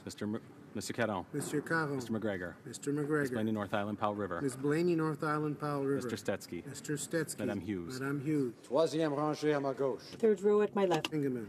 Mr. Tabera. Mr. Tabera. Mr. Tan. Mr. Tan. Mr. Stewart. Mr. Stewart. Mr. Duval. Mr. Duval. Monsieur Nantel. Monsieur Nantel. Ms. Malcolmson. Ms. Malcolmson. Madame Sanssouci. Madame Sanssouci. Monsieur Choquette. Monsieur Choquette. Madame Trudel. Madame Trudel. Deuxième rangée à ma Second row at my left. Brampton South. Ms. Sidhu Brampton South. Mr. Sorbera. Mr. Sorbera. Mr. Garrison. Mr. Garrison. Madame Boutin Sweet. Madame Boutin Sweet. Ms. Matheson. Ms. Matheson. Madame Quash. Madame Quash. Monsieur Dussault. Monsieur Dussault. Ms. Kwan. Ms. Kwan. Mr. Blakey. Mr. Blakey. Ms. Benson. Ms. Benson. première rangée à ma First row at my left. Monsieur Mulcair. Mr. Rankin. Mr. Rankin. Ms. Duncan Edmonton Strathcona. Ms. Duncan Edmonton Strathcona. Christopherson. Mr. Madame Christopherson. Brosseau. Madame Brosseau. Mr. Davies. Mr. Davies. Mr. Cullen. Mr. Cullen. Mr. Donnelly. Mr. Donnelly. Mr. Massey, Windsor West. Mr. Massey, Windsor West. Que tous ceux à ma droite. All those at my right opposed to the motion will please rise. Fifth row. Fourth row at my right. Troisième rangée. Third row at my right. Deuxième. Second row at my right. Première rangée. First row at my right. Que tous ceux à ma gauche qui s'opposent. All those at my left opposed to the motion will please rise. Fifth row. Scheer. Monsieur Blaney, Bellechasse, Les Etchemins, Lévis. Monsieur Blaney, Bellechasse, Les Etchemins, Lévis. Ms. Leach. Ms. Leach. Mr. O'Toole. Mr. O'Toole. Mr. Nader. Mr. Nader. Mr. Soroya. Mr. Soroya. Mr. Schmale. Mr. Schmale. Mr. Shields. Mr. Shields. Mrs. Stubbs. Mrs. Stubbs. Mr. Vierson. Mr. Vierson. Mrs. Wagenthal. Mrs. Wagenthal. Mr. Waugh. Mr. Waugh. Mr. Weber. Mr. Weber. Mr. Mott. Mr. Mott. Monsieur Bernier. Monsieur Bernier. Mr. Trost. Mr. Trost. Monsieur Saint-Marie. Monsieur Sainte-Marie. Madame Posé. Madame Posé. Monsieur Beaulieu. Monsieur Beaulieu. Monsieur Barcelou-Duval. Monsieur Barcelou-Duval. Madame Gill. Madame Gill. Quatrième rangée à ma gauche. Mr. Albus. Mr. Albus. Mr. Zimmer. Mr. Zimmer. Mr. Falk. Mr. Falk. Mr. McGuire. Mr. McGuire. Mr. Barlow. Mr. Barlow. Mr. Yurdega. Mr. Yurdega. Mr. Glinsky. Mr. Glinsky. Mr. Arnold. Mr. Arnold. Mr. Bertud. Mr. Bertud. Mr. Cooper. Mr. Cooper. Mr. Diat. Mr. Diat. Mr. General. Mr. General. Ms. Harder. Ms. Harder. Mr. Godin. Mr. Godin. Mr. Kelly. Mr. Kelly. Mr. Kitchen. Kitchen. Mr. Kimmich. Mr. Kimmich. Mr. Macaulay, Edmonton West. Mr. Macaulay, Edmonton West. Mr. Leipert. Mr. Leipert. Troisième rangée à ma gauche. Mr. Lake. Mr. Lake. Monsieur Lauzon, Stormont Dundas, South Glengarry. Monsieur Lauzon, Stormont Dundas, South Glengarry. Mr. Lukiski. Mr. Lukiski. Mr. Albrecht. Mr. Albrecht. Mr. Calkins. Mr. Calkins. Mr. Shipley. Mr. Shipley. Mr. Van Kestern. Mr. Van Kestern. Mr. Dreeshen. Mr. Dreeshen. Mr. McKenzie. Mr. McKenzie. Mr. Sweet. Mr. Sweet. Madame Boucher. Madame Boucher. Mr. Lobb. Mr. Law. Monsieur Généreux. Monsieur Généreux. Monsieur Gould. Monsieur Gould. Mr. Richards. Mr. Richards. Mr. Hobach. Mr. Hobach. Mr. Sopak. Mr. Sopak. Deuxième rangée à ma gauche. Second row on my left. Mrs. Gallant. Mrs. Gallant. Mr. Warwa. Mr. Warwa. Mr. Doherty. Mr. Doherty. Mr. Clark. Mr. Clark. Mr. Paulus. Mr. Paulus. Mr. Allison. Mr. Allison. Mr. Carey. Mr. Carey. Mr. Reid. Mr. Reid. Mr. Workington. Mr. Workington. Mrs. Vecchio. Mrs. Vecchio. Mr. Abouteyev. Mr. Abouteyev. Mrs. Wong. Mrs. Wong. Ms. Gladue. Ms. Gladue. Mr. Broussard. Mr. Broussard. Mr. Sorensen. Mr. Sorensen. Premier rangé à ma First row on my left. Mr. Nicholson. Ms. Finley. Ms. Finley. Mr. Ritz. Mr. Ritz. Mr. Anderson. Mr. Anderson. Mrs. Block. Mrs. Block. Mr. Bazan. Mr. Bazan. Mrs. McLeod, Kamloops, Thompson, Caribou. Mrs. McLeod, Kamloops, Thompson, Caribou. Mr. Clement. Mr. Clement. Mr. Dead-Ted. Mr. Dead-Ted. Ms. Bergen. Ms. Bergen. Ms. Ambrose. Ms. Ambrose. Mr. Lebed. Mr. Lebed. Mr. Kent. Mr. Kent. Mr. Straw. Mr. Straw. Ms. Rempel. Ms. Rempel. Mr. Fast. Mr. Fast. Mr. Poliev. Mr. Poliev. Mr. Van Loan. Mr. Van Loan.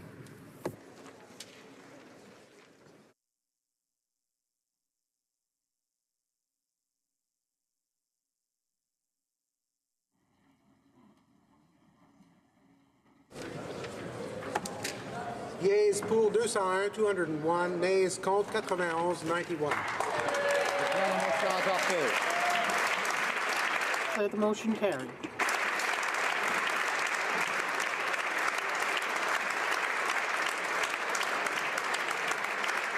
Order, alors. Order.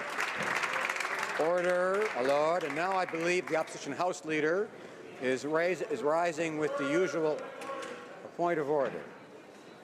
Point of order, the member for Perth Wellington. Speaker, I rise to comment on the questions of privilege raised yesterday by the honourable members for Beauce and Milton.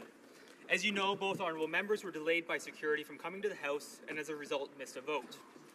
On December 1, 2004, the Speaker found sufficient grounds to find a prima facie matter of privilege on a similar matter where a member's free movement within the parliamentary precinct was interfered with during the visit to the Parliament of the President of the United States. Stemming from that incident, the Standing Committee on Procedure and House Affairs stated in its 21st report, quote, "The denial of access to members of the House, even if temporary, is unacceptable and constitutes a contempt of the House. Members must not be impeded or interfered with while on their way to the chamber or when going about their parliamentary business. To permit this would interfere with the operation of the House of Commons and undermines the preeminent right of the House to the service of its members," end quote. On September 14, 2014, regarding the member for Katie Bathurst, the Speaker found a prima facie question of privilege and ruled, quote, "The denial of access by members to the precinct is a serious matter, particularly on a day when votes are taking place," end quote.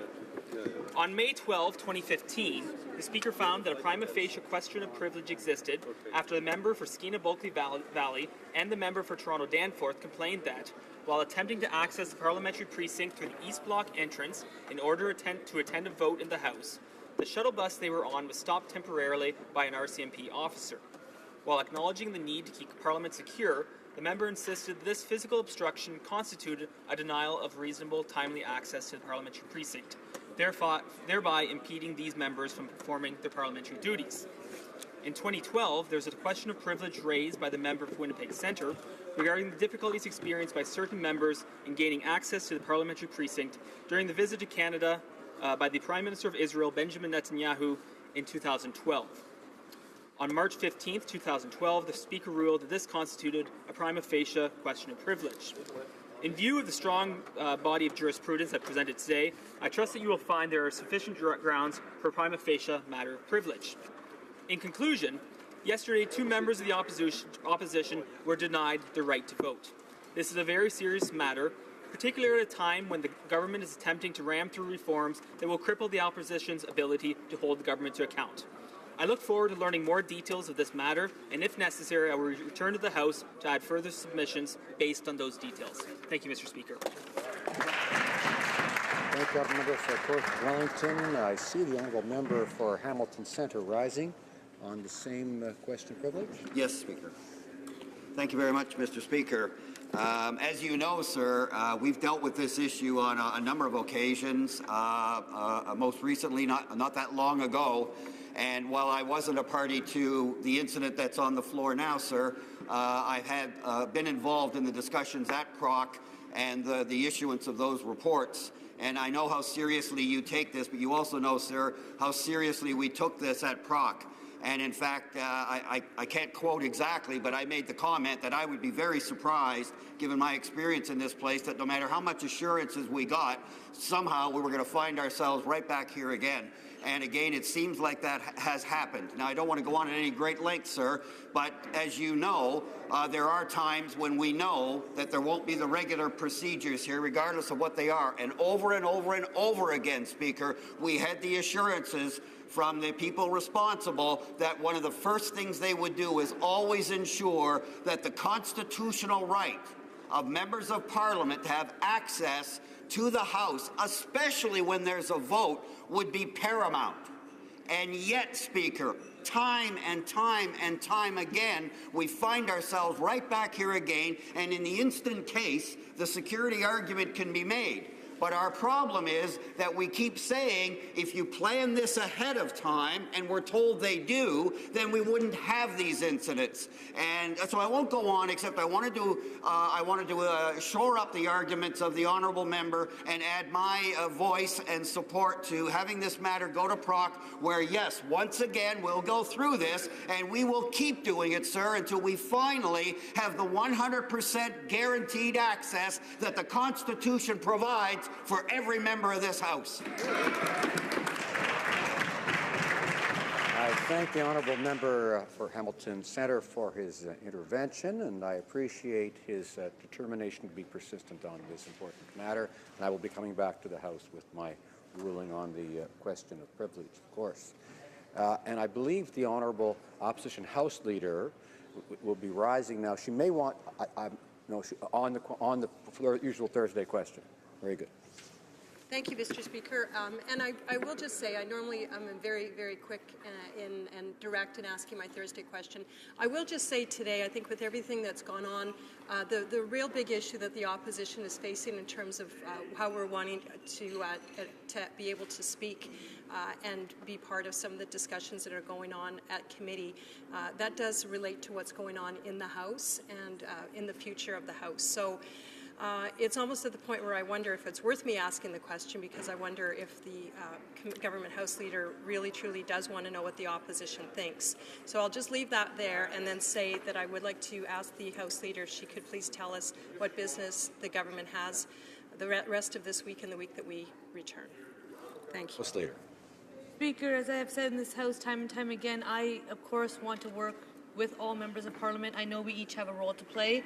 I will continue to work better together, and that's why I will continue to communicate. So I appreciate the opportunity to answer the honourable member's Thursday question. This afternoon we will continue the debate on the budget. Tomorrow we will begin the third reading stage study of the Bill C-22 concerning the Committee of Parliamentarians on National Security. Next week, members will be working in their ridings. Tuesday and Wednesday, respectively. Thank you, Mr. Speaker, and I wish everyone a good Constituent Week next week. Thank you. Orders of the day.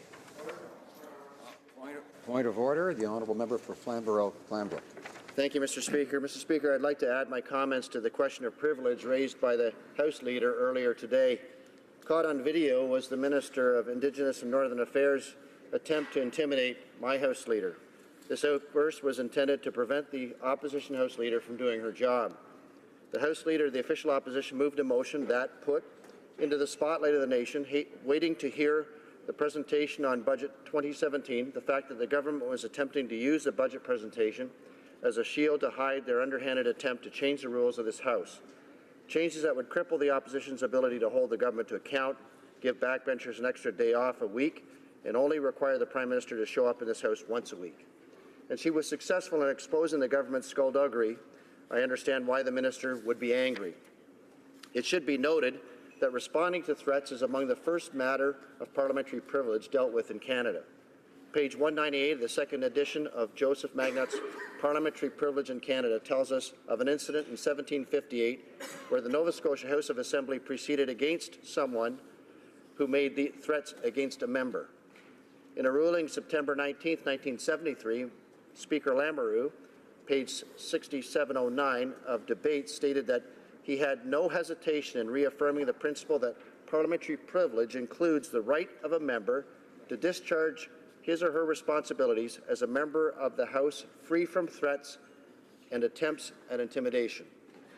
Mr. Speaker, Bosley, on May 16, 1986, at page 13362 of debates, ruled that the threat or attempt of an intimidation cannot be hypothetical, but that it must be real or have occurred.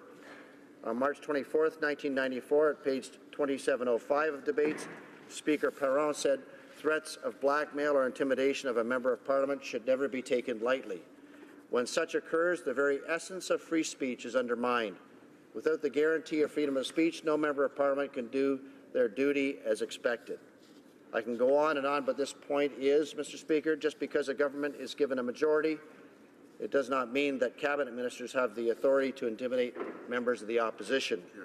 The Liberal backbench should grow a backbone and understand that cabinet is subordinate to this House, and there are more of us than them. We can actually do something about their dismissive view of Parliament. Liberal Prime Ministers are notorious for describing members of Parliament in quaint ways. Pierre Trudeau with his nobody slur and Jean Chrétien with terracotta soldier's insult. Almost immediately after the slogan "Sunny Ways" was out of the box, the passing of Parliament's role into the shadow of Prime Minister's agenda began. We had motion 6 last... Order. My honourable friend from Flamborough-Gambrook is getting into matters of debate rather than the question of privilege, so I have the impression he may be done. I thank him very much for his intervention. Orders of the day. Parliament orders.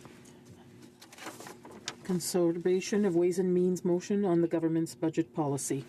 I wish to inform the House, because of the deferred recorded divisions, government orders will be extended by 29 minutes.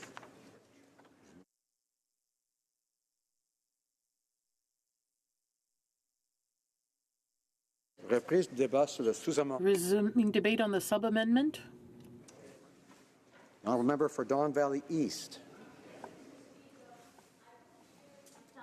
The member for Winnipeg Centre. Mr. Speaker, I'd like to take the time today to talk about the government's budget 2017 and specifically the historic investments in infrastructure.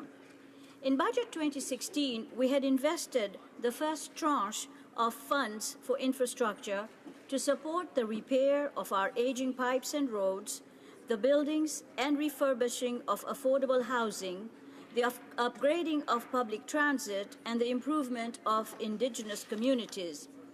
With the fall economic statement, we built on these efforts by targeting public transit, green and social infrastructure, as well as protection in northern and rural communities and the ones that help facilitate trade. The total federal investment in infrastructure now tops $180 billion over 12 years. These infrastructure investments, Mr. Speaker, will help ensure a cleaner environment for our children and grandchildren while serving as a driver of economic growth. Mr. Speaker, the 2016 infrastructure investments are already making a difference in communities across Canada. And in my riding of Don Valley East, we have benefited in the areas of repairs to the housing stock, in bike lanes and walking trails. And with budget 2017, we plan to do even more. We plan to invest in faster, more efficient public transit system that will help people get to work on time and at the end of the long day, back home faster to their families. In my riding and in many urban ridings, constituents tell us that this is very important to them. In our budget consultation processes, that is what constituents told us, that they want better infrastructure, that the commuting times were taking away from their productivity. As well, in our consultation, we heard about cleaner sources of energy. So our budget is helping build communities that are cleaner and less reliant on sources of energy that pollute the air, harm the environment, and compromise our health. Constituents who suffer from asthma and other breathing issues are thankful that our government is so keen on cleaning the environment. Mr. Speaker, hard-working Canadians also need decent, affordable places to live. And I am glad our government listened to the people and is investing $11.2 billion in this area. In the area of clean growth and economy, I'd like to expound some things. Canadians understand that a clean environment and a strong economy go hand in hand, and the government agrees. And that is why our government is further investing $21.9 billion in green infrastructure. This on top of the $5 billion it has invested in the previous budget.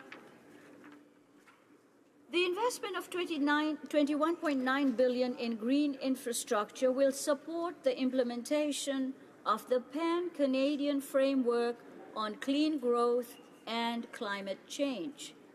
We will support projects that reduce greenhouse gas emission, deliver clean water, safely manage wastewater, help communities prepare for challenges that result from climate change, and help build cleaner, better connected electricity system. This is welcome news to my young constituents who are focusing their sights on jobs of the future. Mr. Speaker, I'd also like to talk about how social infrastructure can help transform communities and can help overcome socio-economic barriers to a truly inclusive society.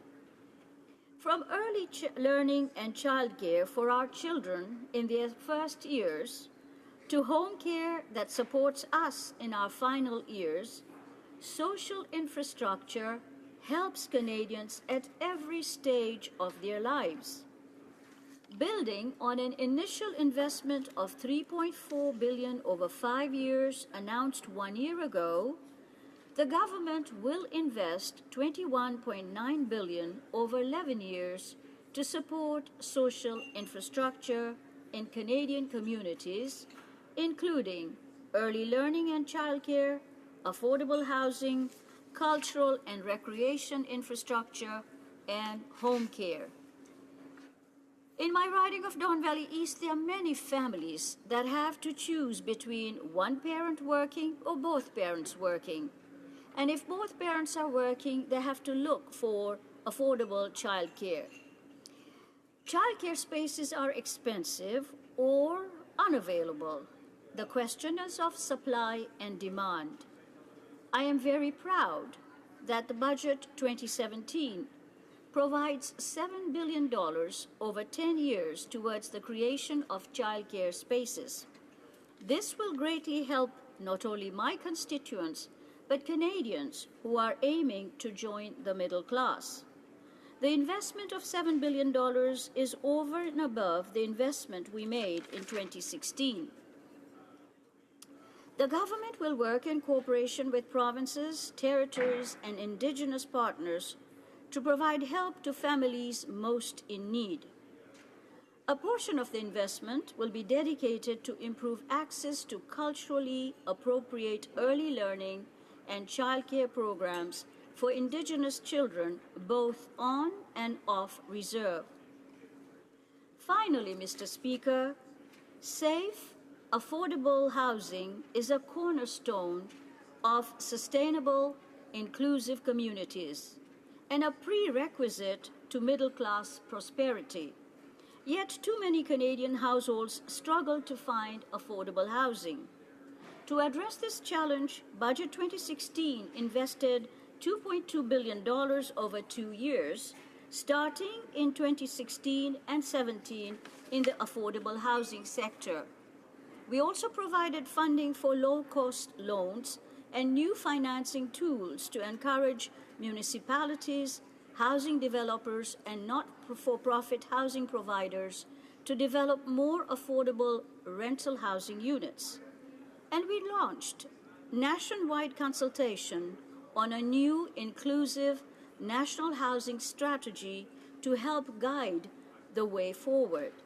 Thanks to the overwhelming participation of provinces, territories, Indigenous and other community stakeholders and public over the past several months, we will now commit more than $11.2 billion over 11 years to a variety of initiatives designed to build, renew, and repair Canada's stock of affordable housing.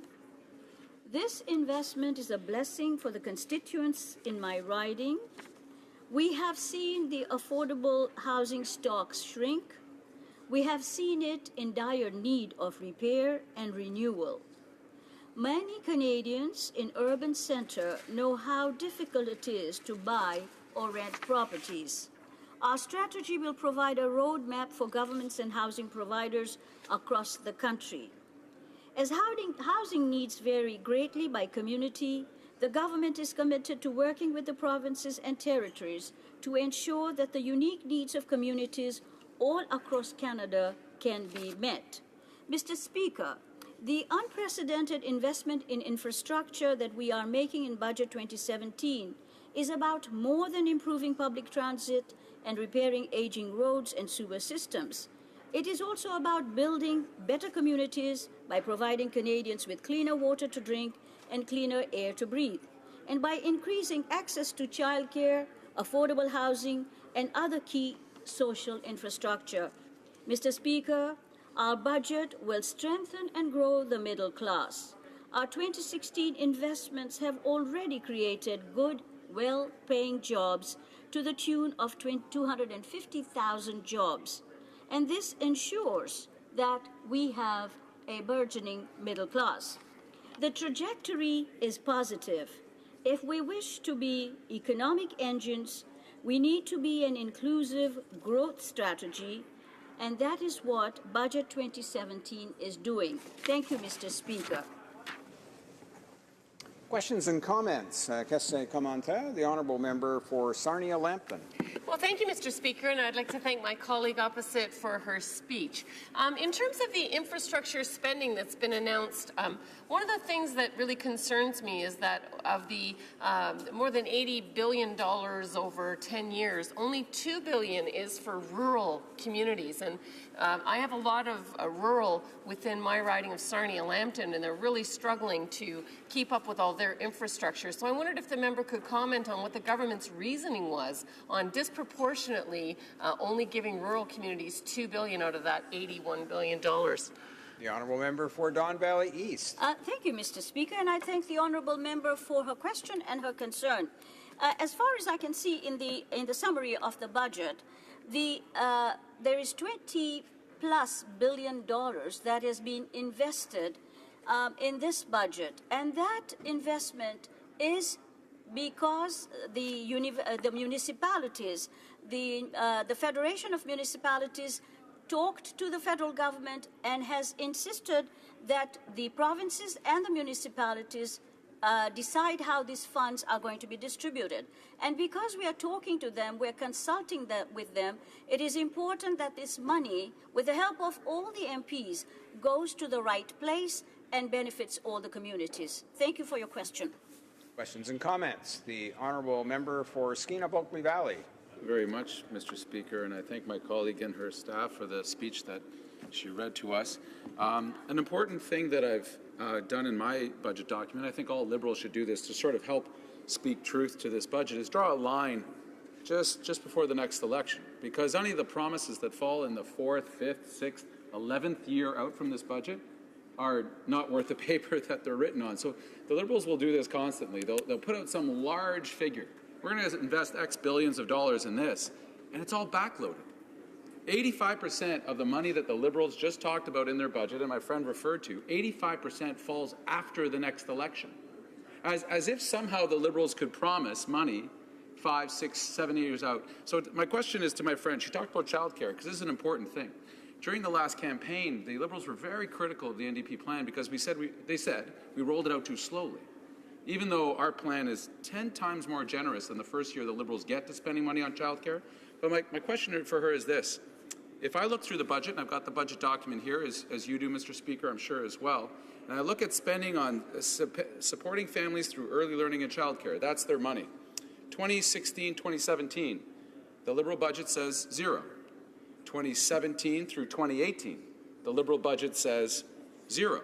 So my question is this. If this was so important, which it is, affordable childcare for families we know is critical, not just to those families, but to the health of our economy.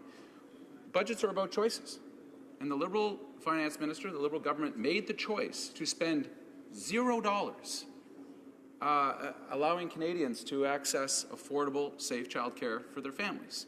So why pretend at this? Why backload this? Why put the hope out there to all those Canadians, to all those single working moms, and I was raised by one, that somehow there's something coming when there isn't? Maybe in 2 years. We'll see next year's budget if the number 3 years from now is actually real. But with the vast majority of childcare money spent after the next election, one could only take away the conclusion that this is all about politics and not about families. Why spend $0 this year and $0 next year helping families access childcare? It's a simple, straightforward question. Member for Don Valley East.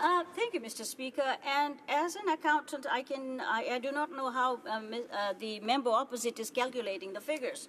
But if one looks at the $3,600 per child that was given to families, the child care spaces is above and beyond the Canada Child Care Benefit, which has alleviated 317,000 kids out of poverty.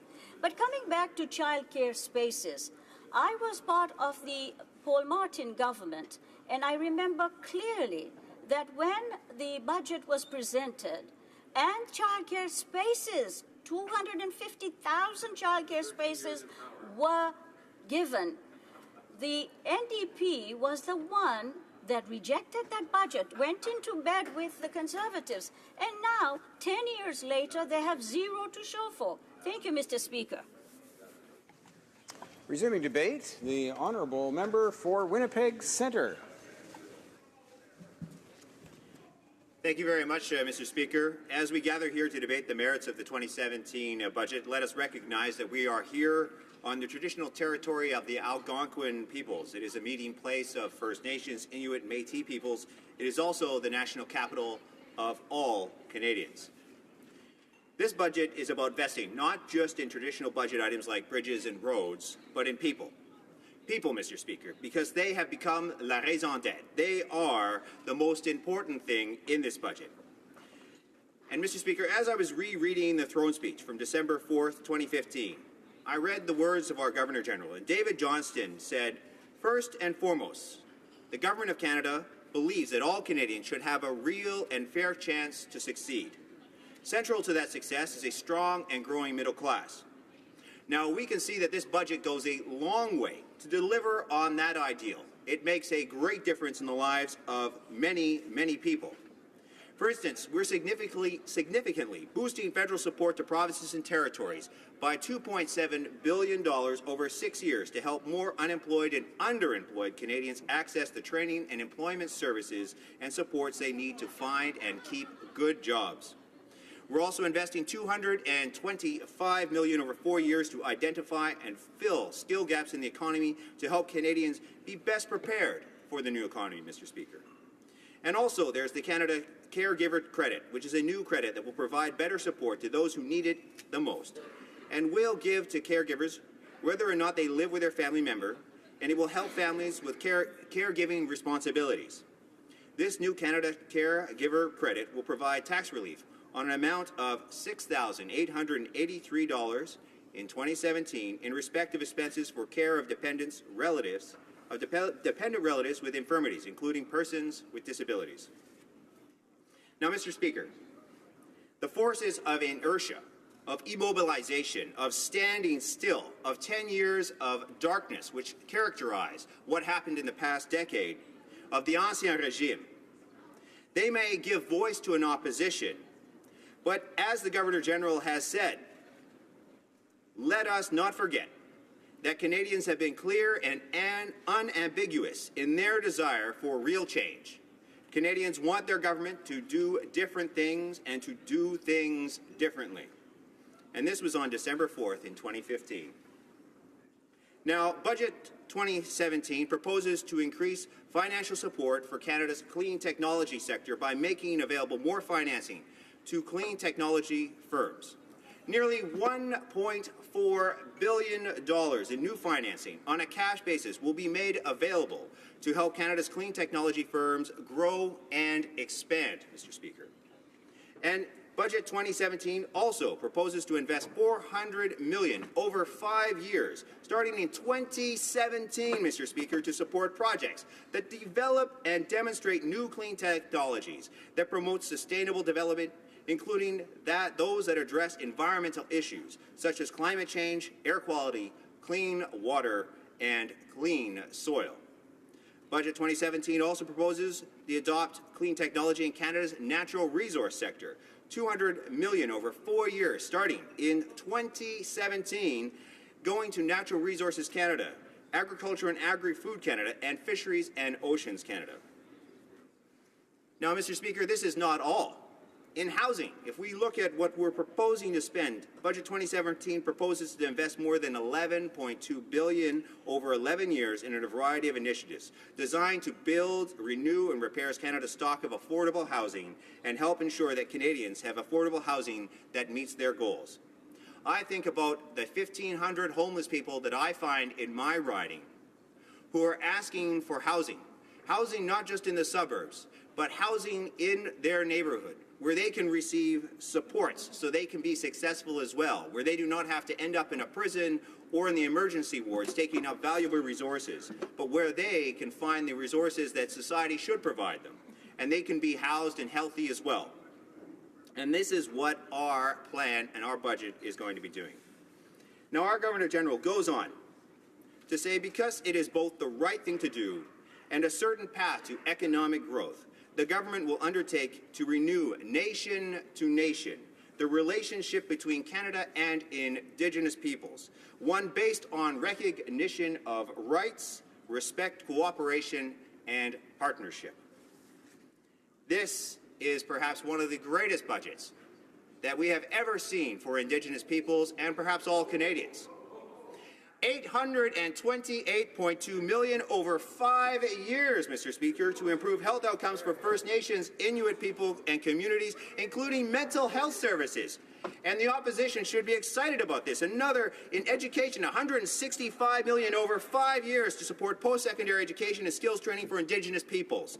We're also going to increase funding to the post-secondary student support program by $90 million over 2 years, beginning in 2017, Mr. Speaker. $25 million over 5 years to Inspire. This will fund bursaries and scholarships for 12,000 Métis, Inuit, and First Nations youth in our country, ensuring that they can get the education so they can build communities and build their families and build a life that they deserve. And even this, not even done. $18.9 million over the next 5 years and $5.5 million every 4 years thereafter to support Indigenous youth and sport programs. Because when we have crises in many of our communities among our youth, we need to ensure that they're healthy. And to be healthy, we need to do sports. We need to ensure that they are active, that they have good mental health. And we know from studies, empirical studies, that demonstrate that if you're active, your mental health is often better. But this is not all, Mr. Speaker. $225 million over the next 11 years to improve housing for First Nations, Métis, and Inuit people who are living off reserve. $4 billion over 10 years on social and green infrastructure funding to build and improve infrastructure in First Nation and Inuit communities. $21.4 million over 4 years to support the development of renewable energy projects in Indigenous and northern communities that rely on diesel for electricity and heating by continuing the Northern Responsible Energy approach to community heat and electricity programs. That's good for the environment because diesel is not a clean fuel. We need to make sure that they have access to clean technology. $83.8 million over 5 years to integrate traditional Indigenous knowledge of our elders, to build better understanding of climate change and inform adaptation actions, enhance Indigenous community resilience through infrastructure planning and emergency management. In communities where even risk flooding has not been truly evaluated, we're going to be ensuring that we can evaluate to make sure that if there is flooding or environmental change, that we do so in a good way. There will be $26.4 million over 5 years starting in 2017 to support Indigenous collaboration on climate change. $18 million over 5 years to implement a climate change and health adaptation program for First Nation and Inuit communities, including support for surveillance and monitoring activities, risk assessment, laboratory diagnostics, as well as health profession, education, public awareness campaigns. And Mr. Speaker, one of the things that I love so much about this budget is this idea that we're actually starting to talk about culture. Culture is so important to me as a traditional Indigenous person. There will be $89.9 million over the next 3 years to preserve, protect, and promote Indigenous languages and cultures. That, Mr. Speaker, warms my heart, for when I go to my Sundance, I can look my brothers and sisters in the eyes and say, this Canada will represent you and make sure that you have a place in our country. But this is not it, Mr. Speaker. There's $25 million over 5 years to launch a pilot Indigenous Guardians program, a program which I supported in the Finance Committee and I ensured was in our pre-budget report. $250 million over 5 years to renew and expand Pacific and Atlantic integrated commercial fisheries initiatives and to augment Indigenous collaborative management programming. $8.6 million over 4 years to develop the Indigenous tourism industry. So many of our young people don't have the education they need, but they often have skills. Might not be a diploma, but perhaps they know how to do a very good powwow dance and they can entertain people, but they never get paid for it. So, Mr. Speaker, there are so many things that we could be doing, but I remember a story about a man I met just last weekend at a powwow, Gordon Kent. He's been homeless for many years, and it was very hard for him. And it would have been easier if he had received these supports earlier on.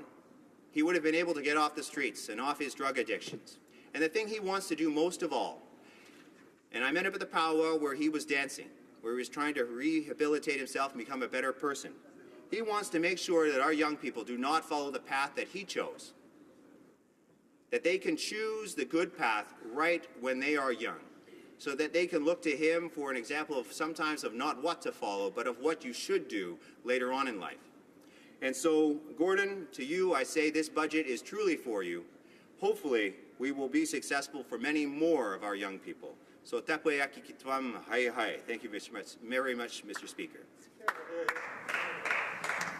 Before we go to questions and comments, it's my duty pursuant to Standing Order 38 to inform the House that the questions to be raised tonight at the time of adjournment are as follows. The Honourable Member for Kootenay, Columbia, in respect to the environment. The Honourable Member for Barrie, Springwater, Oromadonte, in regard to ethics. And the Honourable Member for Lévis, Lotbinière, also in regards to ethics. Questions and comments. Question commentaire. The Honourable Member for Sarnia-Lambton. Well, thank you, Mr. Speaker, and I'd like to thank the member opposite for his speech, and I was very interested in his perspective on this budget. The one line item that I did not see in the budget was the $155 million that the courts have ordered to be paid for Indigenous children's welfare, and so I just would ask the question to the member, will the government be honouring that commitment that the courts have ordered? The Honourable Member for Winnipeg Centre. Thank you very much, Mr. Speaker. I know that when I speak with the Minister that she is very concerned about the child welfare system. And just right now, if you look at the system, it's completely broken. But if we throw more money at it, it's not going to make the system better. Because often it's not a question of more money. For instance, we could put more money into the system, but there's the great chance that what would happen is we would actually take more children from their parents. Because we would actually provide incentives for doing that, because there would be more incentives and more monies to be able to take those children.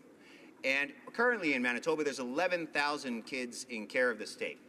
And so what I've been pushing is a reform, a total reform of this entire system.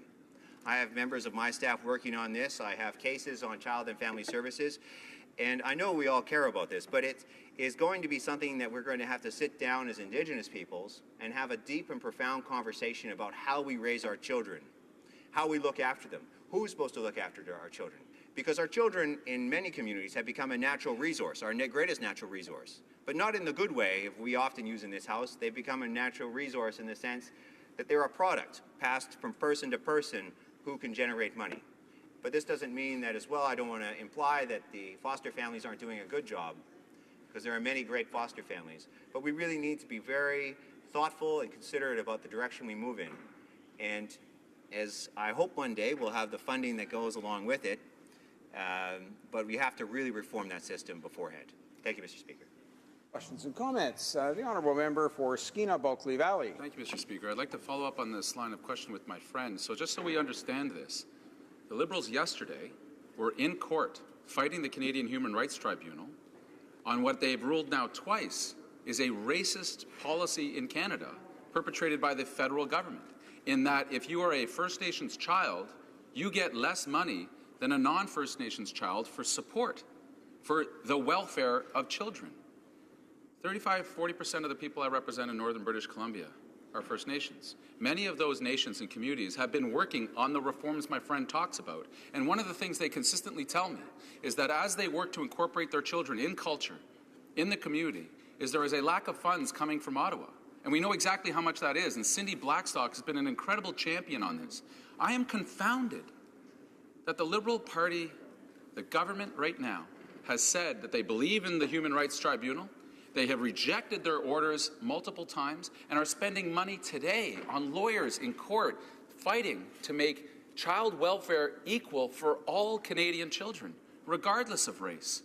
This court order has been very specific, Mr. Speaker. It says that the government's policy on First Nations children welfare is racist and wrong. And it's $155 million. Meanwhile, the Liberals are blowing $80 million on a stock option loophole for CEOs. I just don't understand how this can be a decision point. Of course we want the reform, but to say that the money is not important, that a racist policy must be undone is wrong. And the Liberals had the opportunity to undo it and make it right, and they chose not to. My question is why? The honourable member for Winnipeg Centre.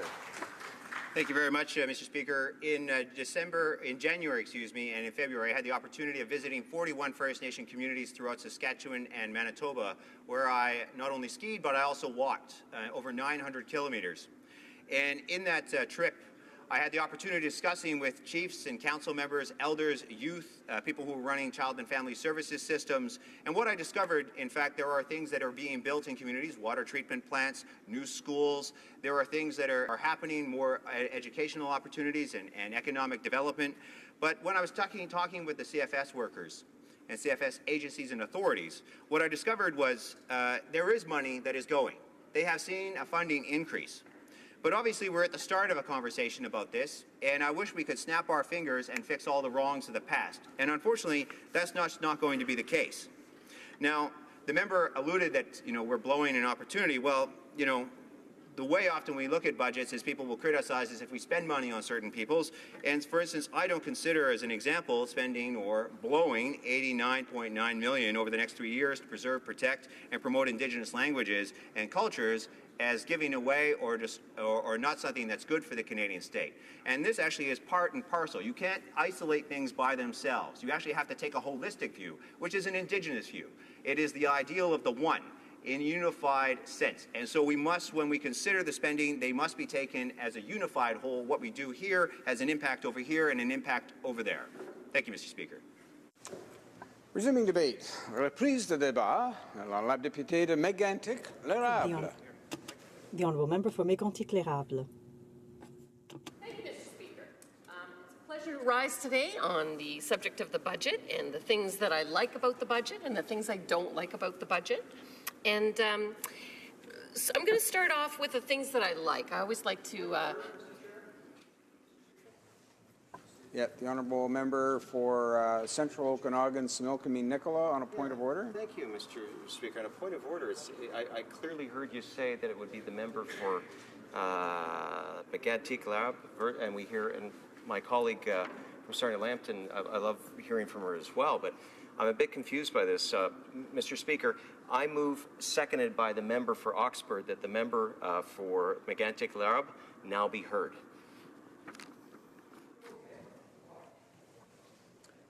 Well, I thank the honourable member for his intervention. I did note that the honourable member for Mégantic-L'Érable had not, in fact, started his remarks prior to the point of order. So we'll hear the motion now.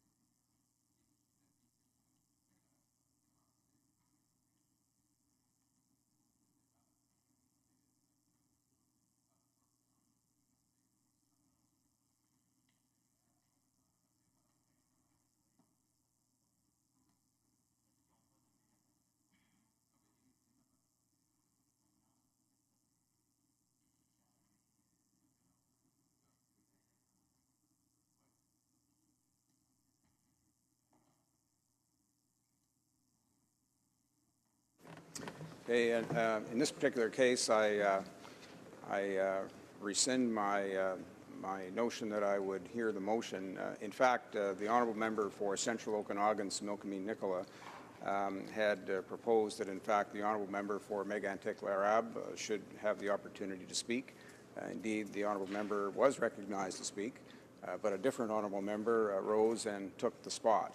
So in this case, the issue around a member now being heard would not be applicable in a case like this.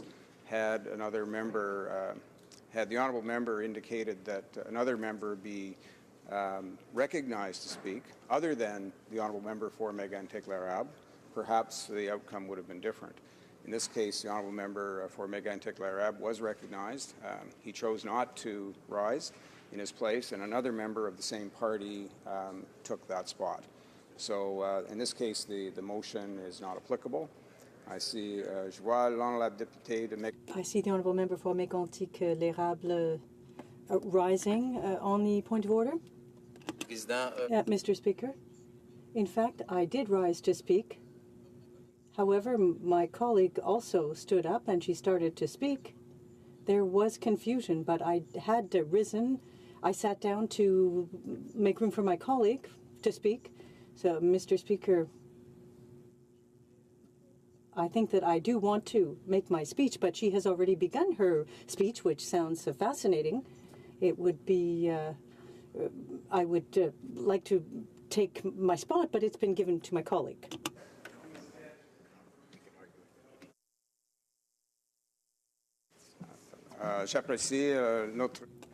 I appreciate rather the comments made by the honourable member for Mégantic-L'Érable.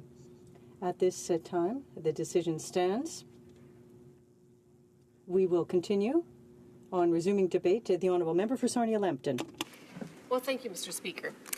And as I said, I want to have the opportunity to comment on the budget, things that I like about the budget, things that I don't like about the budget. And I'll start again with the things that I do like. I was very pleased to see $11 billion for home and palliative care and mental health care. I was really pleased to hear the Minister of Health comment on that again today, because as you know, with my private member's bill on palliative care coming forward, I am happy to see money in the budget that would be used in that direction. I'd like to also say that I'm going to share my time with the member from Lac-Mégantic-L'Érable.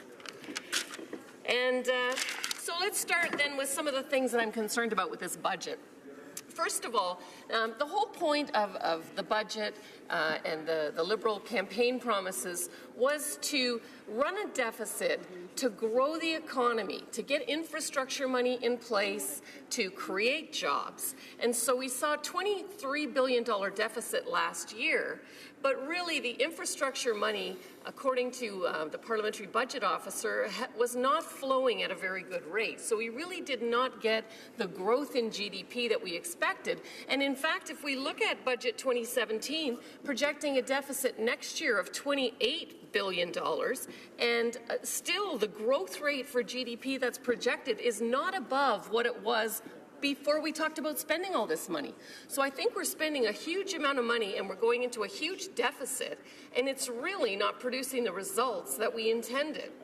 So that gives me great concern, because once you start with a structural deficit, and it looks to me like the deficit is intended to run on and on and on, and I think I heard the member from St. Laurent say 2055, and it wasn't contradicted. So, running that amount of a structural deficit, then you get into paying interest on that every year.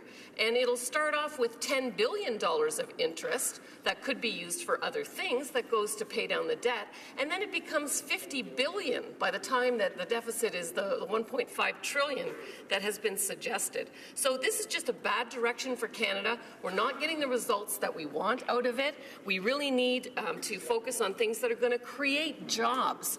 And so if we talk about job creation, one of the key drivers of employment in Canada is the energy sector, the oil and gas sector.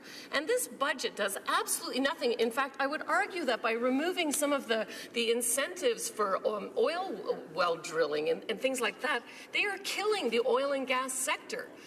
The carbon taxes that are going to be applied under this budget are going to be just crucifying to the oil and gas sector. And I know this absolutely from my own riding of Sarnia-Lambton. Of course, we are about a third of the petrochemicals that are produced across Canada.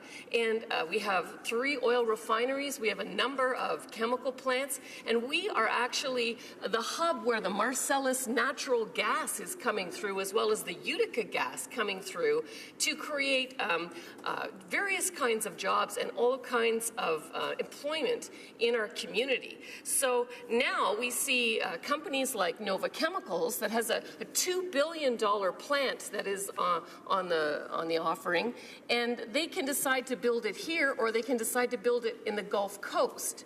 Now, the carbon footprint won't leave the planet, but 3,000 Canadian jobs will go to the U.S. because a carbon tax like this is not competitive. There's another energy company that's looking to build 3 energy facilities in Canada, $1 billion each, and they also have the option to go to the U.S. And so again, I think in this budget we've created an environment that will kill jobs and will move our jobs from Canada to the U.S. and will not accomplish what Canadians want.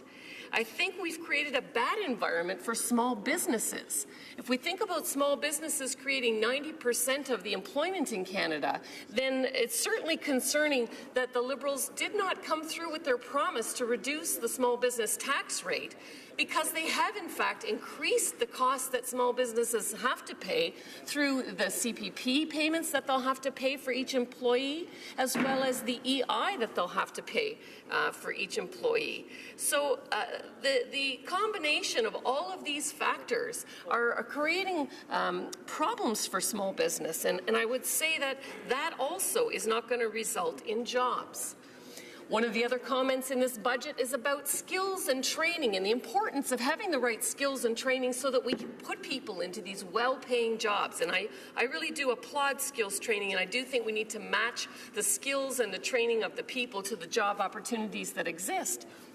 But if that's a priority, then I have no idea why the government in this budget has delayed the funding for skills training out nearly to the end of their mandate. So that makes absolutely no sense to me. Some of the other concerns I have are with the amount of money that's going into this infrastructure bank and the whole discussion about foreign ownership of what I would consider to be critical secure assets for Canada. If we think about our airports and we think about our harbors and we think about some of the folks that potentially could be buying a foreign interest in our airports and in our harbors, that gives me great concern.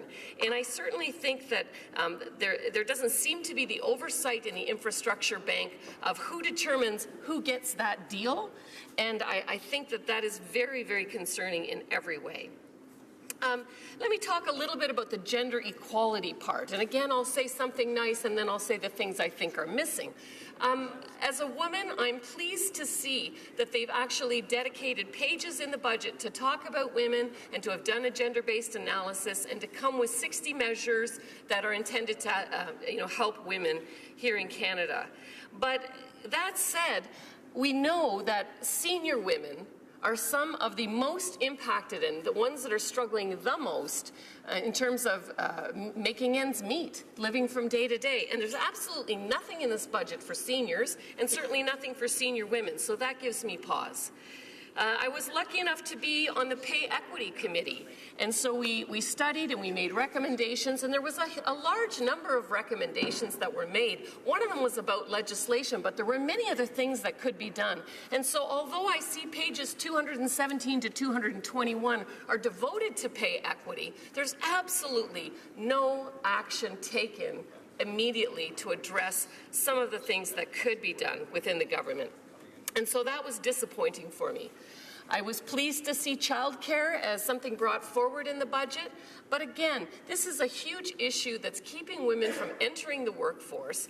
And if I look at the 40,000 spots that are planned, they're not planned until 2019. So that does nothing to address the issue right now. And if you work out the math on that, divided by the ridings, that's only 120 spaces in each riding. And we have ridings across the country where there are waiting lists of 2 years to get children decent childcare. So again, a little disappointing. Violence against women and girls. You know, we've talked about how important this is. There have been lots of words said. We don't see much progress on the Murdered and Missing Aboriginal Women effort, other than consulting with 90 victims. But if I look at the amount of money that they've put for violence against women and girls, $100 million.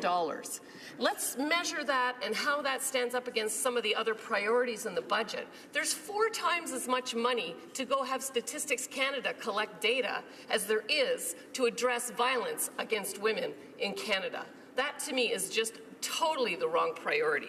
I'm not saying it's not good to collect data, but I'm saying in relative terms, you know, we've got incidents of 1 in 4 women that are experiencing violence. We've got incidents of date rape on campus where 29% of young women in their first 8 weeks will experience sexual assault. That is a huge priority, and I think it's not reflected in the budget.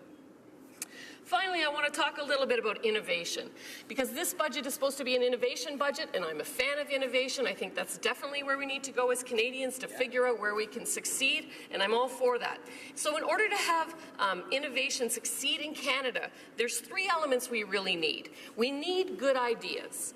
And so again, I want to say good things about the budget in terms of the science budget. I worked very well with the Minister of Science, and I'm pleased to see that good ideas will be fertilized in this budget. Then we need good support to commercialize. And unfortunately, although I see some funding with the Business Development Bank, I don't see enough funding that's really at the right risk portfolio to get the kind of commercialization we'll need to create jobs. And finally, a good business climate then for those ideas to flourish and become companies in Canada. And I've already spoken about the high taxes, the carbon tax, all the CPP, the regulatory regime in Canada is really unsuited to creating entrepreneurial business in Canada, and I'd like to see the government address that. So with that, Mr. Speaker, I will conclude. That's the good and bad on the budget. Thank you very much. Questions and comments. Question commentaire. The Honourable Member for Avalon. Thank you, Mr. Speaker, and I'd like to say thank you to the member from Sarnia and her passionate speech and the hard work she does for the people of her riding. But just one point, I guess, in her speech, and she mentioned the Enhanced Canada Pension Plan, payroll deduction for people to have a better pension when they reach retirement age. Most people, Mr. Speaker, as we well know, who are in, whether they're working in small businesses or in the middle class rankings, they can't afford to take part in a RRSP plan. They don't have a company pension plan. They can't afford to take part in a tax-free savings account plan. So what is it that the party opposite, and especially the member, that they have against a small weekly deduction, only dollars a week, to give them a secured pension at the end of their working days so they can live better, be better prepared for what the retirement will bring to them, and have a decent income when they reach that time? Honourable Member for Sarnia-Lambton. Speaker, and I'd like to thank the member opposite for that question. What I have against the CPP plan that was proposed is that I and every other Canadian that's working is going to be paying about $1,200 out of my pocket every year for the next 40 years, and nobody in the next 40 years is going to see any benefit from that because the program doesn't start paying out benefits until after 40 years. We have people that are struggling today. We could easily use the GIS, and we could have increased the GIS, and that would have provided immediate relief to seniors that are struggling and living on a fixed income. Thank you, Mr. Speaker. Question commentaire. Honourable Member for Salaberry-sur-Roi. Thank you, Mr. Speaker. I'd like to thank my colleague for her speech. I do agree with her that there's a lot of disappointment here. It's troubling to see that Liberal members had promised so many wonderful things. Liberal members voted against the food strategy of my colleague for Berthier-Masquinongé. They had said that we should check the budget because I was denouncing the fact that more and more people needed to use food banks. So we need to strengthen the fight against poverty. But there's nothing in the budget to fight that poverty and work on food security. So I'd like to know what my colleague thinks of that. Mr. Speaker, I don't believe there's quorum in the House. Can we check?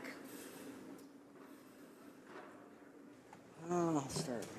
1, 2, 3, 4, 5, 6, 7, 8, 9, 10, 11, 12, 13, 14, 15, 16. Yes, I believe we have quorum. Thank you. To thank the member for her question. Absolutely. One of the things that's very troubling to me is when we look at the plight of the poor in Canada, we really have done nothing with this budget as well to address those people that make less than $80,000 a year. They got nothing in terms of tax cut. They got nothing in terms of advantage here in this budget, and they're really struggling, and especially with carbon tax going to disproportionately impact them. I don't know by how much, because of course the report was blacked out when it was given. Certainly I agree that food certainty and poverty is going to be a growing issue under this budget. Thank you, Mr. Speaker. Questions and comments. Question commentaire, the honourable member for Humber River, Black Creek. Thank you very much, Mr. Speaker. And I first want to acknowledge my honourable colleague and her approach to the issues of the budget are the same as she uses in an approach on many other things. And as always, looking for what is good, recognizing the positives, and then saying where you'd like to see some additional improvements or where the member would like to see some additional improvements. Certainly the issue of housing, I would like to suggest, is an important issue in the members' areas as throughout Canada. There's a real need for serious renovation for social housing, but more importantly for seniors housing. I'd like to hear more comments from the honourable member. For Sarnia-Lambton. Well, thank you, Mr. Speaker, and thank you to the member opposite for a great question and for all the great work that she does as well. Certainly, infrastructure for social housing is key. Affordable housing is one thing. With respect to seniors housing, there's a huge need for long-term care facilities, especially in my riding, and I think that would be true across the country. And so I would hope that the government would consider in the budget that they bring in the fall, perhaps devoting some of the infrastructure money to long-term care facilities for seniors, because this is, again, infrastructure that would create jobs, but at the same time it's going to address a real need that we are in a horrible position in my riding, because the average age in Sarnia-Lambton is now 55. And, if you think about the aging demographic, they project that we're going to have another 10,000 people over the age of 65 in the next 4 years. And we simply just don't have the infrastructure to house them. So appreciate the question. Resuming debate, the honourable member for Mégantic-L'Érable. Thank you very much, Mr. Speaker. I'm very pleased to have an opportunity to speak to the budget in the House today, the budget that was presented by the government. I'd like to do something a little bit special in the House today. For the past 3 days, I've had the opportunity to have in my office 2 interns from the University of Sherbrooke. They had the opportunity to experience a memorable week in the House where all kinds of things happened. They had an opportunity to see members rise to defend the rights of members of Parliament and of Canadians to have their say and take part in debate. They had the opportunity or the misfortune to see a budget here. It would have been better if it had been a conservative budget, but it was a liberal budget with everything that includes. And I asked them to write part of my speech, Mr. Speaker. And with the cooperation of all members here in the House, allow me to read what they wanted to deliver about the speech we heard yesterday. They are 2 students from political science, Stéphanie Bouc and Pascal Salvaille.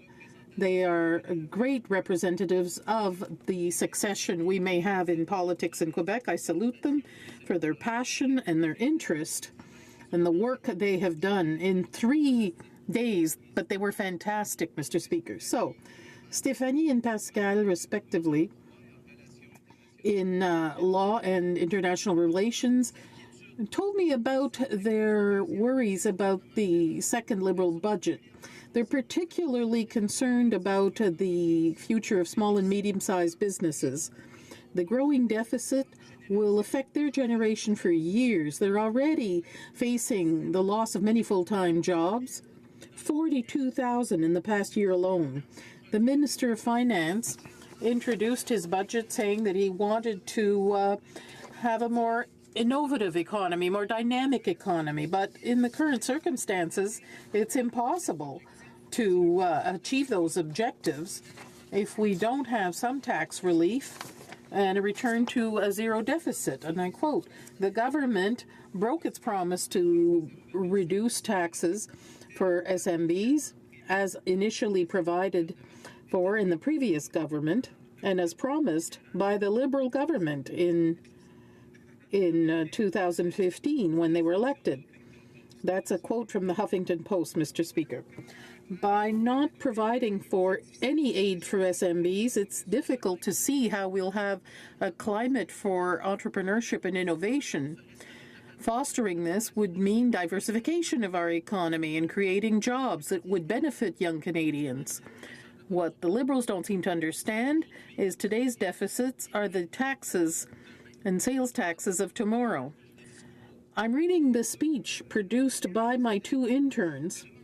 We're therefore asking the government how small businesses can flourish if there is no tax relief for them.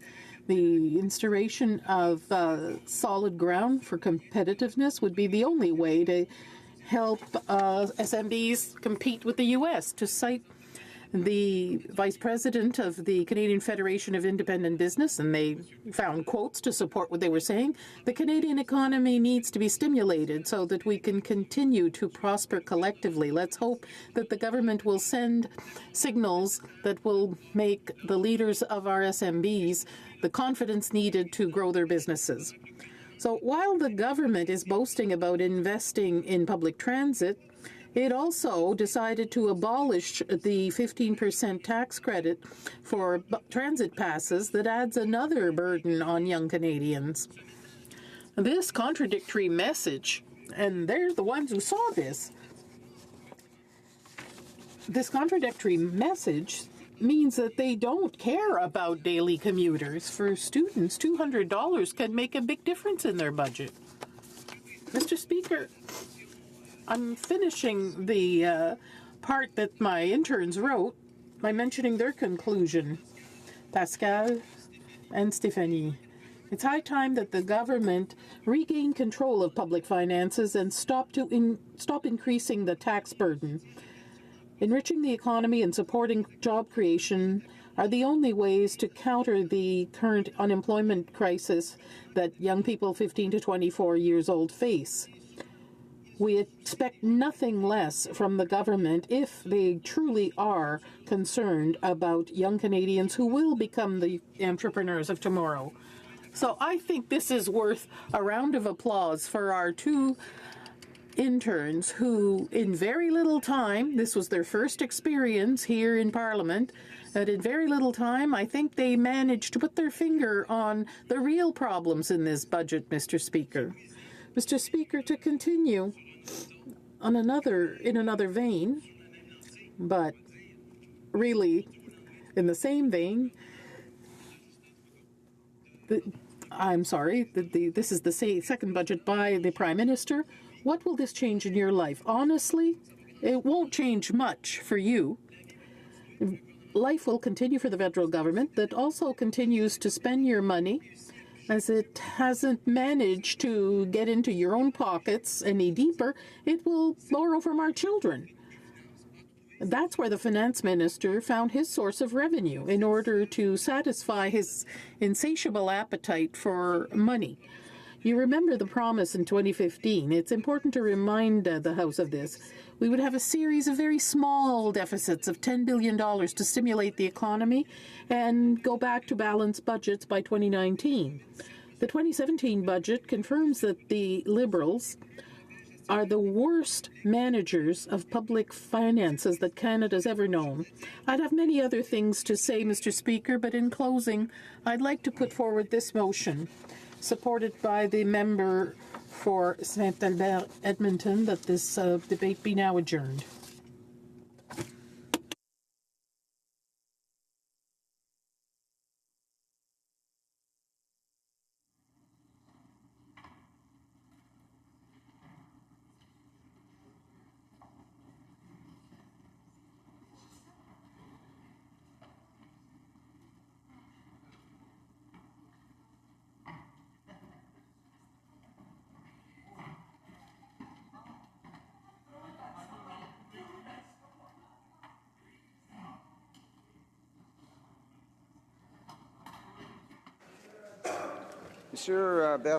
Mr. Berthold, seconded by Mr. Cooper, moves that this debate be now adjourned. Is it the pleasure of the House to adopt the motion? All those in favor of the motion will please say yea. Yay! All those opposed will please say nay. In my opinion, the nays have it. Call in the members.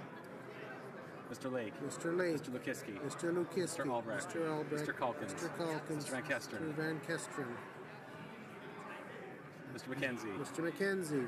Mr. Sweet. Mr. Sweet. Madame Boucher. Madame Boucher. Mr. Généreux. Mr. Généreux. Mr. Gould. Mr. Gould. Mr. Richards. Mr. Richards. Mr. Hoback. Mr. Hoback. Mr. Sopak. Mr. Sopak. Mr. Falk. Mr. Falk. Mr. McGuire. Mr. McGuire. Mr. Barlow. Mr. Barlow. Mr. Yerdega. Mr. Yerdega. Mr. Glinsky. Mr. Glinsky. Mr. Mr. Arnold. Arnold. Mr. Berthold. Mr. Berthold. Mr. Cooper. Mr. Cooper. Mr. Godin. Mr. Godet. Mr. Kelly. Mr. Kelly. Mr. Kitchen. Mr. Kitchen. Mr. Kimmich. Mr. Macaulay Edmonton West. Mr. Macaulay Edmonton West. Leipert. Mr. Leipert. Mr. Nader. Mr. Nader. Mr. Soroya. Mr. Soroya. Mrs. Stubbs. Mrs. Stubbs. Mr. Vierson. Mr. Vierson. Mrs. Wagenthal. Mrs. Wagenthal. Mr. Waugh. Mr. Waugh. Mr. Weber. Mr. Weber. Mr. Mott. Mr. Mott. Mr. Rankin. Mr. Rankin. Ms. Duncan Edmonton Strathcona. Ms. Duncan Edmonton Strathcona. Madame Brosseau. Madame Brosseau. Mr. Cullen. Mr. Cullen. Mr. Massey Windsor West. Mr. Massey Windsor West. Mr. Garrison. Mr. Garrison. Madame Boutin Madame Sweet. Boutin Sweet. Madame Quash. Madame Quash. Monsieur Dussault. Monsieur Dussault. Mr. Blakey. Mr. Blakey. Monsieur Nantel. Monsieur Nantel. Ms. Malcolmson. Ms. Malcolmson. Madame Sans Souci. Madame Sans Souci. Monsieur Choquette. Monsieur Choquette. Mr. Julian. Mr. Julian. Mr. Weir. Mr. Weir. Mr. Johns. Mr. Johns. Mr. Caron. Monsieur Caron. Mr. McGregor. Mr. McGregor. Ms. Blaney North Island Powell River. Ms. Blaney North Island Powell River. Mr. Stetsky. Mr. Stetsky. Monsieur Saint-Marie. Monsieur Sainte-Marie. Madame Posé. Madame Posé. Monsieur Beaulieu. Monsieur Beaulieu. Ms. May Saanich Gulf Islands. Ms. May Saanich Gulf Islands. Mr. Tutu. Mr. Tutu.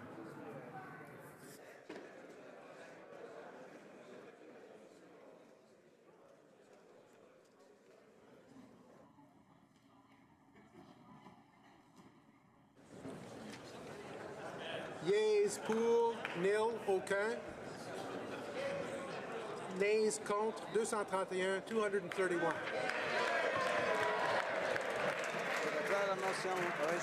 I declare the motion defeated. Now we will continue with questions and comments. The Honourable Parliamentary Secretary to the Government House Leader. Thank you, Mr. Speaker. And I think it surprised a lot of Canadians in terms of what we just witnessed. We saw the official opposition try to adjourn debate on the budget, Mr. Speaker. But the good news is that during that time in which the bells rang, they had a road to Damascus experience, and they've understood that they made a mistake, Mr. Speaker, and they've recognized that it was not a good idea, Mr. Speaker. There is so much good news. Mr. Speaker, there is so much good news in this budget for Canada's middle class and those that are aspiring to be a part of it. And, Mr. Speaker, I like to think of it as an extension of the first budget. When we saw tax breaks to the middle class, we saw a special tax on the 1% wealthiest, we saw the Canada Child Benefit Program, we saw...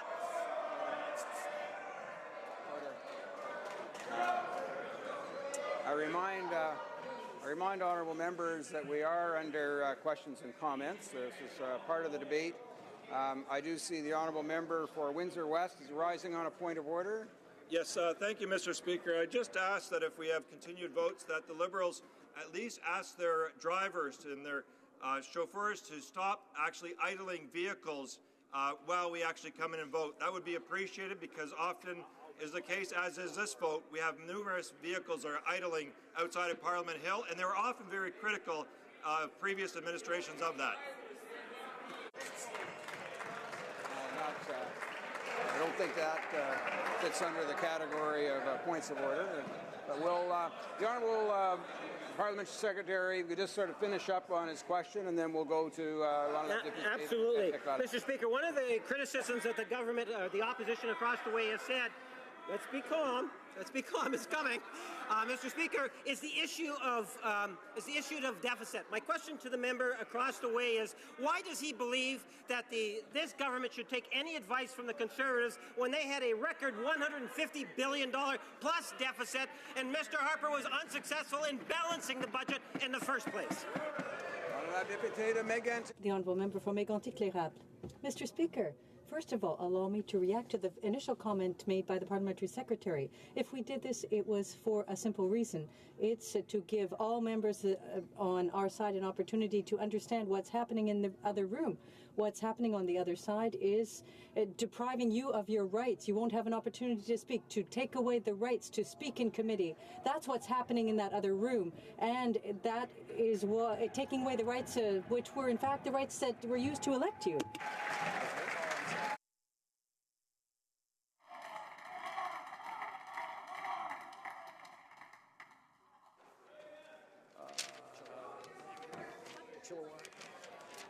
Questions and comments? Good. We have the Honourable Member for Chilliwack HoC.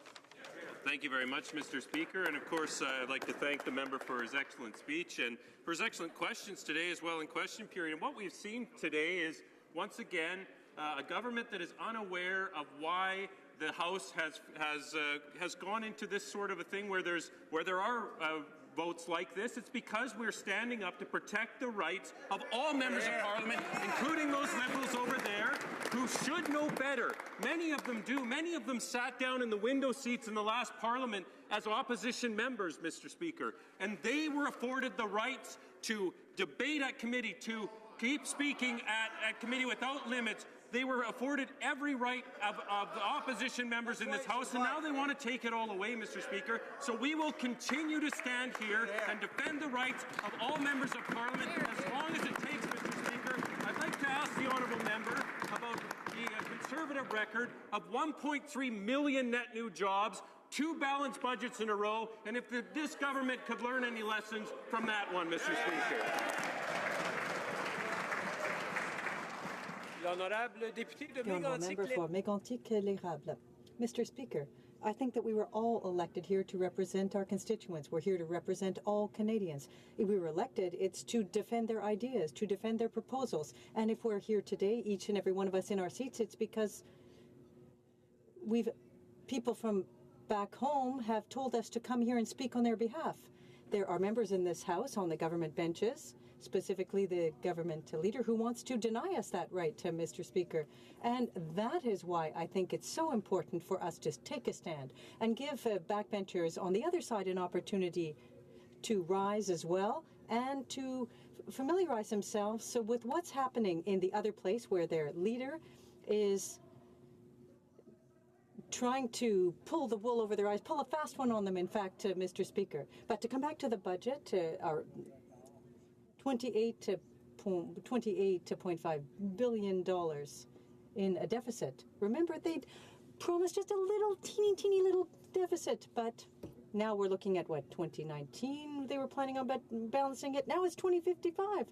No willingness on their part to balance the budget, to listen to members, no willingness to give Parliament back to Canadians. Debate, the Honourable Member for Winnipeg North. Yes, thank you, Mr. Speaker. And before we reach the end of this debate, this session. Yes, thank you, Mr. Speaker. And what a privilege it is to be able to stand in my place and address this wonderful, privileged Parliament building in the House of Commons about what I believe is really important to the constituents in which I represent. You know, the Prime Minister has made it very clear to all parliamentarians of all political stripes, and I know he's had the opportunity to emphasize it within our caucus, and that is that he wants members of Parliament to look at what's happening inside their constituencies and to represent their constituents here in Ottawa, as opposed to under the Stephen Harper era, where there tended to be more of a move towards representing Ottawa to their constituents. I think that is something that is really important for us to recognize. Now, whether you take a look at this particular budget that we're presenting just yesterday, Mr. Speaker, or you talk about the budget that we introduced just last year, what you will see is that it is a reflection of what Canadians truly want and believe is important. The Liberal Party has made it very clear, not only since we were elected, but even prior to the election. We wanted to ensure that Canada's middle class and those aspiring to be a part of the middle class are, in fact, priority one. That is something in which this government has made possible, Mr. Speaker. But we haven't just ended there. There are so many other things that we have done as a government that I believe that the constituents that I represent, indeed all Canadians in every region of our country, would be very proud of. There are some of the things that happen between budgets, and I'd like to provide a bit of a comment on some of those things. One of the things for me is health care. We have a Minister of Health who has done an incredible job working with the different provinces and territories. I believe it's now 11 or 12 out of the group, Mr. Speaker, that have actually signed on with the new health care agreement. That means extra billions of dollars going from Ottawa to the different provinces and territories. We're going to see more money being spent on palliative care, hospice care, mental health issues, so many issues that are so critically important to the people in which we represent, Mr. Speaker. And this government made that a priority, and we had a Minister of Health who got the job done, Mr. Speaker. Very, very proud of that fact. This is a government that has a vision, Mr. Speaker, that even goes beyond the issue of health and covers many other issues. And I want to talk specifically about the CPP. CPP is yet another agreement that was achieved by this government, working with the different provincial governments. And now what we're talking about is helping those individuals today that are in the workforce that are going to be retiring into the future, Mr. Speaker, because we believe that it's not only proper for us to talk about what's happening today, but also to make plans into the future. Just like the environment, Mr. Speaker, another area, the price on pollution will have a positive impact. All political. The Honourable Parliamentary Secretary will have 7 minutes remaining when the debate resumes. Comme il est 17h59. As it is 6 o'clock, the House will now proceed to the consideration of private members' business. Motion M105, amyotrophic lateral sclerosis, in the name of Ms. Sgro. I believe the Honourable Parliamentary Secretary to the Government House Leader has 5 minutes remaining from a previous debate. The Honourable Parliamentary Secretary. Well, Mr. Speaker, this is one of those issues, and that it is important for us to recognize. We had a colleague that I believe members on all sides of this House had a true feeling of compassion for, and I'm talking about Maurice Boulanger and the fight of his life, Mr. Speaker. And I think what he did is, in a very real and tangible way, brought to the attention of this House and many Canadians from coast to coast to coast, Mr. Speaker, on an issue that affects literally hundreds of thousands of Canadians. And this is something in which the government as a whole, and I just finished talking about when I was making reference to the budget, the importance of health care. One of the aspects of health care that we really never get enough time to talk about is the importance of research. Research is incredibly important for many of the issues and the challenges that healthcare and the department has to face nowadays. It requires a sense of commitment and a sense of cooperation. Now, I have argued in the past and will continue to argue today, especially on issues such as the one that we have before us, that if we want to be able to see a strong national government or a national government play a role on important issues such as this, what we need to do is to recognize that it cannot be done alone.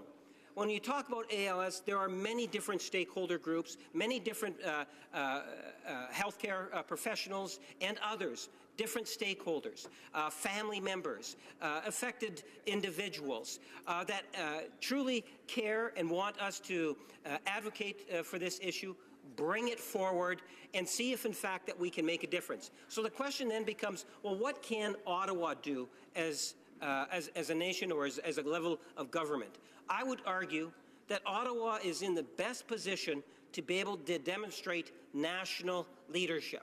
And when we look at what we're debating today, I believe that that's in essence what is being called upon this government to do. And when you talk about these types of issues or healthcare issues in general, what you will find is that Ottawa cannot resolve the problem in itself. It requires the different stakeholders, in particular, whether it's the science, whether it's the different levels of government, and specifically provincial governments, everyone needs to get on board. One of the greatest privileges I had was while I was in the Manitoba legislature, I had the opportunity to be the healthcare critic for the province of Manitoba. And at that point, I was able to get a better understanding in terms of how healthcare is administered. And whether it's in Ottawa or it's at the provincial or territorial areas, that there is a sense of commitment. And this is one of those areas that I believe that you will find that there is all-party support. I'm anticipating that we will, in fact, see this motion pass, Mr. Speaker, and I applaud my colleague who has brought forward the motion. As I say, I believe it's a very timely motion. And at the end of the day, I am very optimistic that we will get support on both sides of the House. There are so many stories, and if you listen to the debate, this is the second hour of debate that we've had on the issue. If you listen to the first hour, you will find that there was a lot of personal stories.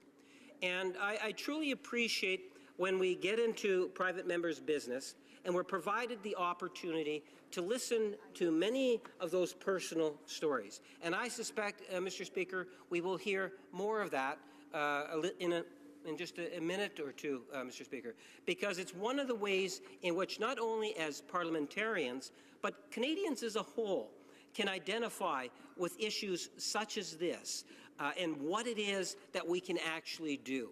Because often what happens, we hear of a friend or a family member that's affected by this disease, Mr. Speaker. And quite often, the manner in which it deteriorates the condition of the individual that had acquired it, Mr. Speaker, ALS, is something in which can be very sad and depression. But then you get these moments of truth when you get individuals like I made reference to Morel Boulanger, an individual that understood what was happening and fought it right to the end and was able to accomplish so much more. I believe that through the efforts of the sponsor of this motion, through the efforts of comments made from critics and others, whether it's inside this chamber or outside of the chamber, that all of this is about education. And the more educated the public as a whole is on the issue, Mr. Speaker, I believe that you'll see a more serious attempt by government to work with the different stakeholders to try to do what we can to fight this brutal disease. Thank you, Mr. Speaker. Resuming debate, the honourable member for Souris Moose Mountain.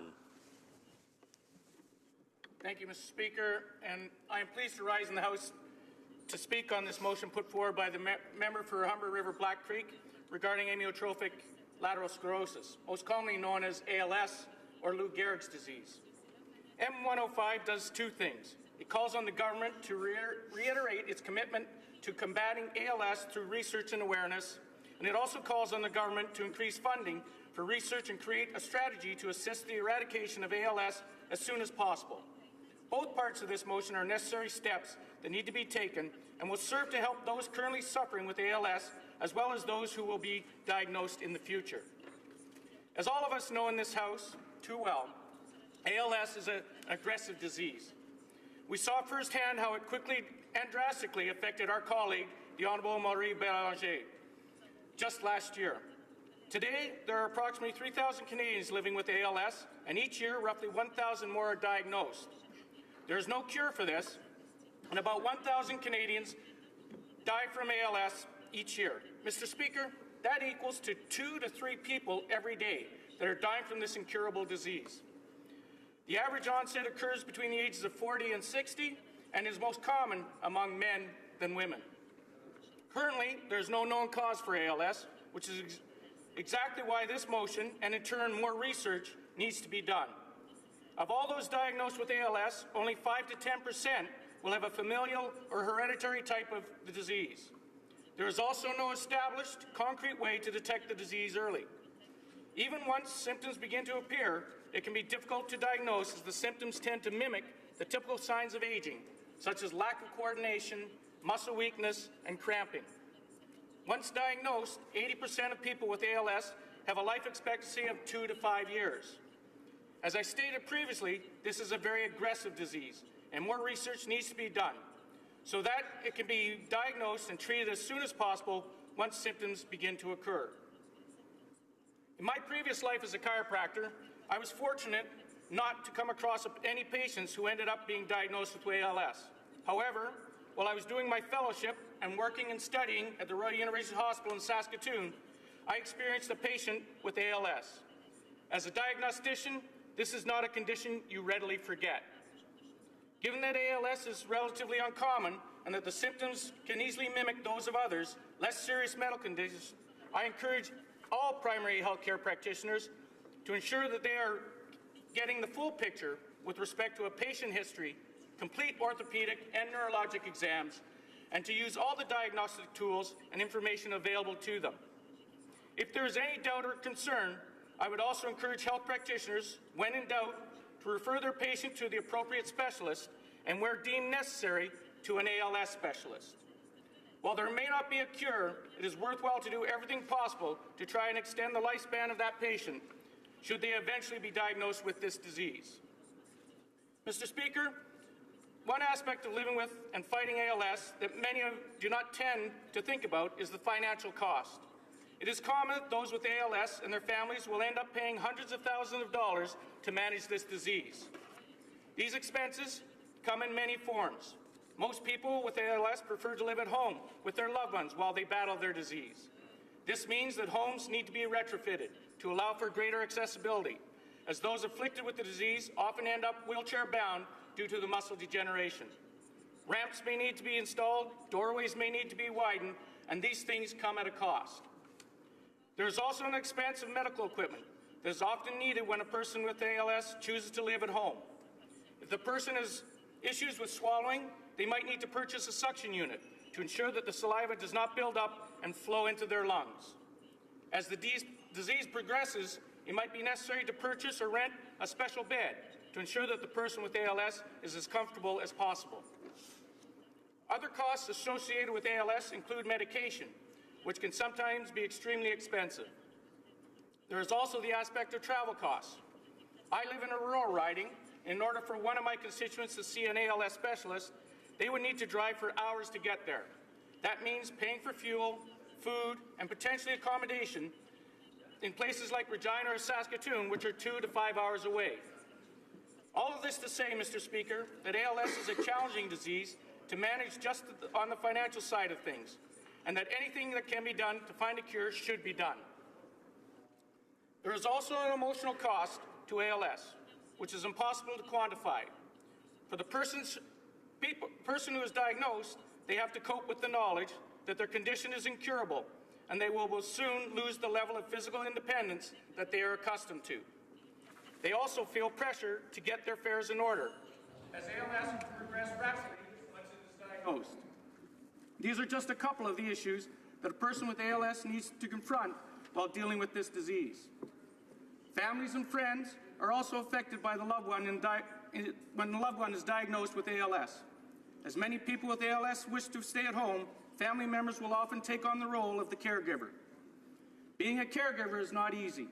It is physically and emotionally exhausting, and it only becomes more difficult as the disease progresses and the person with ALS begins to rely on more help and more often.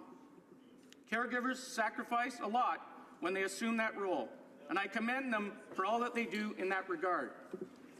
Respite care beds cost $32.94 per day based on income in Saskatchewan. This service is provided to give relief to the family and to other primary caregivers of a dependent person living at home. Caregivers may also need to quit their job to take a leave of absence in order to assist their loved ones who has ALS. This adds to the financial burden that many families face after receiving a diagnosis and can be emotionally taxing as well, given that both the caregiver and the person with ALS will now begin to adjust to the new reality. There are support systems out there, however, and I can encourage anyone dealing with this disease to seek those out, even if it is just talking to someone who has had or is going through a similar experience. Mr. Speaker, the first part of this motion calls for increased research and awareness, and this is integral to finding a cure to ALS. I am sure that all of us here recall the Ice Bucket Challenge that went viral in 2014 and is still going today. This challenge ended up raising more than $19 million for ALS research and brought more attention to the disease than had ever been paid before. Suddenly, people all over the world were talking about ALS. In fact, due in part to campaigns such as this one, more has been done in the field of ALS research in the last 5 years than the entire century before it. That is remarkable, and I truly hope that this momentum can continue in the quest to find a cure for this disease. There are also many walks for ALS that happen across the country with a goal of raising awareness and funds to put toward research. I know that in my home province of Saskatchewan, there is Kim's Walk scheduled for June 3rd. The Saskatoon Walk is on June 25th, and the Regina Walk on September 23rd. These are a great way to not only increase awareness and raise money, but also to encourage people to get outside and be active, while those building relationships in the community. I sincerely hope that everyone listening today will participate in one of these walks this summer, and in any other fundraising event for ALS research and awareness.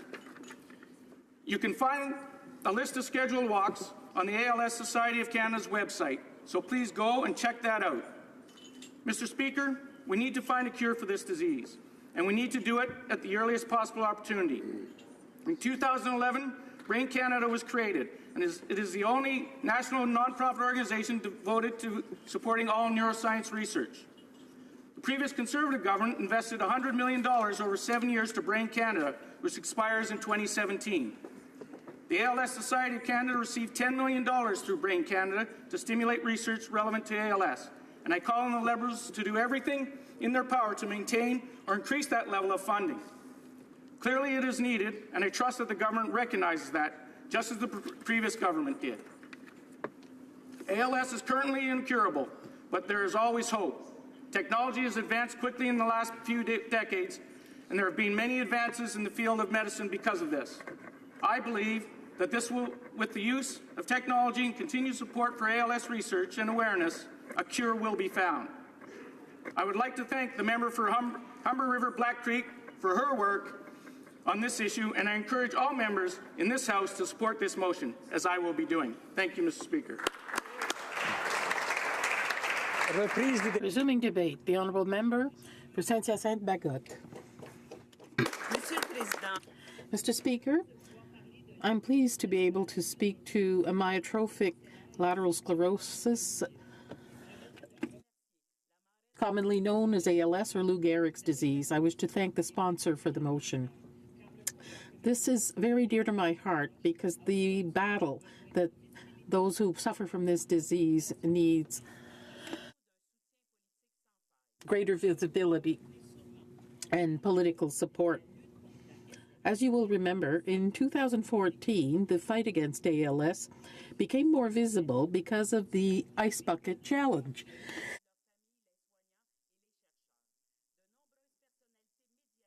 Many personalities in the media agreed to participate, and $16 million were collected in Canada. This incredible success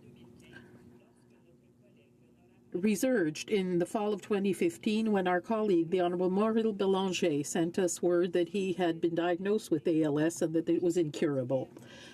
I was particularly sensitive to this illness during the few months that I witnessed what Maurice Belanger experienced before his death. What he went through allowed me to become aware of the difficulties caused by this disease, and especially to understand to what extent it's important to show solidarity with those affected and their loved ones. This disease can affect anyone, People become progressively paralyzed and need material assistance as well as psychological assistance, and it's our duty to provide it. While their senses are affected physically, their intellectual faculties are not affected. In 80% of cases, people with ALS die within 2 to 5 years of diagnosis.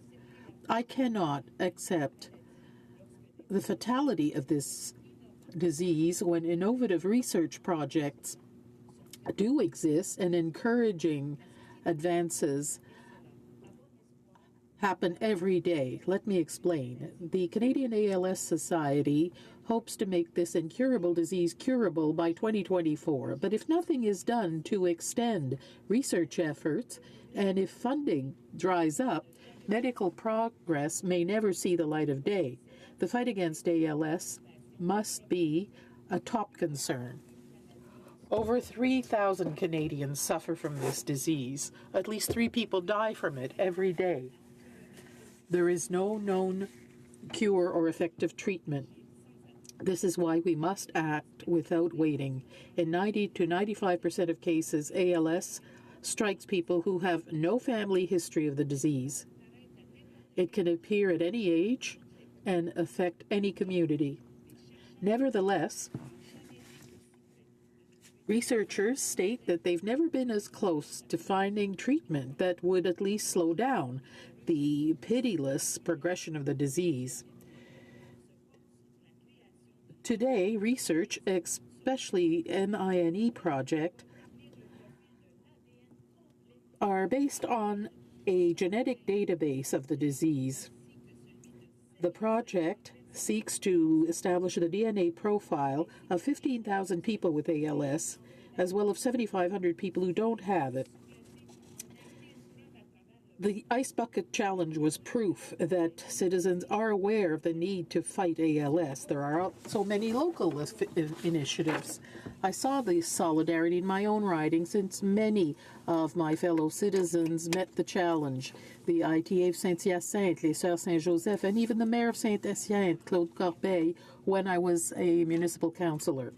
These stakeholders in our community rose to the challenge to collect funds for ALS, but also to raise awareness of people to this disease. I'd like to take this opportunity to warmly thank all the people of my riding who gave their time, energy, and money for this important cause, and who also met the challenge themselves very often. In order to continue in this vein for a 3rd year, in Saint-Hyacinthe-Bagotte, there will be an ALS walk organized by the DNA Center for the benefit of the ALS Society of Canada. Last June 29th, more than 300 people from Mascoutin met the challenge, and we raised almost $1,900. I warmly thank them, as well as the spokesperson for the event, Mr. Bernard Godin, who is an analyst and an auto columnist who participated in the event in our riding. I thank him and his family. This year, the ALS of Saint-Hyacinthe will be back on Saturday, the 6th of May. We are expecting a great many participants in Saint-Hyacinthe during this March for ALS, organized by Ms. Denise Saint-Pierre and the Walking Club and DNA Racing Club. And people will be walking or running 2 to 5 kilometers. And today I'd like to announce that I have the honor on May 6th of being the sponsor of this event. I therefore invite all Mascoutin and Valois walkers or runners to this 3rd edition of the ALS Saint-Hyacinthe March in order to collect money for ALS. This year's goal is to raise $3,000, and together we will be able to do that. This year there is a secure route that is accessible for wheelchairs, and volunteers will be present to gather donations. Everyone is a winner in this because we all win in such a wonderful atmosphere. Once again, I hope that my constituents will be very many to come out to this event. The question now that we have to ask ourselves is the following. Will we really be able to keep this solidarity and this action going? Will the government help to crystallize these projects and these other initiatives to fight against this disease? Will they fund the research and all of these initiatives? On October 4th, 2016, I had the honor of representing the NDP during the multi-partite caucus on ALS, organized by the Canadian ALS Society. This organization, founded in 1977, is the only nonprofit organization that works nationally to fund ALS research and to improve the quality of life of Canadians who are ill with it. The Canadian ALS Society has put together the following recommendations. First of all, that the federal government invest $25 million in ALS research over a 5-year period to continue the research momentum that has been created over the last 3 years. And furthermore, they should invest $10 million to give every Canadian affected by ALS the opportunity to provide DNA profiles in order to allow for the transfer of all of the samples that have been stored of people who died from ALS. Thanks to these strong measures and our other initiatives, our country has the opportunity to become a world leader in the fight against ALS. We have effectively already a international level research community studying ALS. We can be precursors in this area, Mr. Speaker, and we have the means of our ambitions. We are looking for a complete strategy which seeks to eradicate ALS. I'd like to mention Dr. David Taylor, Vice President of the Canadian ALS Society, who gives us hope for the future. 5 years ago, he said the scope of ALS research would not have been possible simply because we didn't know enough about the illness. This prevented us from asking the questions that researchers are studying today. Now that we can study ALS from different angles, we have more and more knowledge on the subject of the disease, which increases the opportunities or the possibilities of finding effective treatments. The motion we're studying today does not propose only to value the work of researchers, but it also intends to put forward stakeholders in the community and provincial and territorial stakeholders as well. They are the front line, and they have to support us in these essential activities in fighting against this illness. My team today spoke with the president of the Canadian ALS, and they hope to see this passed as well, and new funds allocated to research for the battle against ALS by 2019. Passing this motion would allow us to not only do this, but also to pay a beautiful homage to the memory of the Honorable Marie Bélanger. It would allow us to continue research, to raise awareness, working closely with provincial and territorial stakeholders. And finally, it would allow us to support the efforts of all local stakeholders and actors who are working every day to know more about ALS, and it would particularly give hope to people suffering from this for a better future. Thank you, Mr. Speaker. Resuming debate, the Honourable Parliamentary Secretary to the Minister of Health. Thank you, Mr. Speaker. Member for Humber River, Black Creek, for tabling motion 105 on amyotrophic lateral sclerosis, or ALS. I want to thank her for her hard work to tackle this devastating neurological disease. As you're perhaps aware, the Canadian ALS Society estimates that between 2,500 and 3,000 Canadians have been affected by this disease. Unfortunately, treatments offered up until now only deal with some symptoms or delay the progression of this illness. We all remember the death of our friend and colleague, the Honourable Marie Bélanger, who served his constituents in Ottawa-Vania and his country for more than 20 years. We'll particularly recall his commitment, his exemplary commitment towards his community. In the absence of a remedy, unfortunately, there's very little hope offered to patients and their families. Motion 105 recognizes the tragic deaths of more than 1,000 Canadians a year, and thousands of others who receive the ALS diagnosis every year. The motion, therefore, is asking that Canada take measures, the necessary measures, to fight against this terrible disease. Asked to reiterate its desire and commitment to work with the provinces and territories to combat ALS through research and awareness. Mr. Speaker, I'm here today to express that the Government of Canada is committed to addressing ALS. We understand that continued research efforts stand to improve our understanding of this disease and lead to improvement and improved treatments and cures. Importantly, research also stands to offer hope to thousands of patients and families facing ALS. And that is why our government is supporting Motion 105. And in order to credit existing work across the federal government and recognize its leadership role, we would propose 2 amendments to this motion. Mr. Speaker, please allow me a moment now to walk the House through these amendments.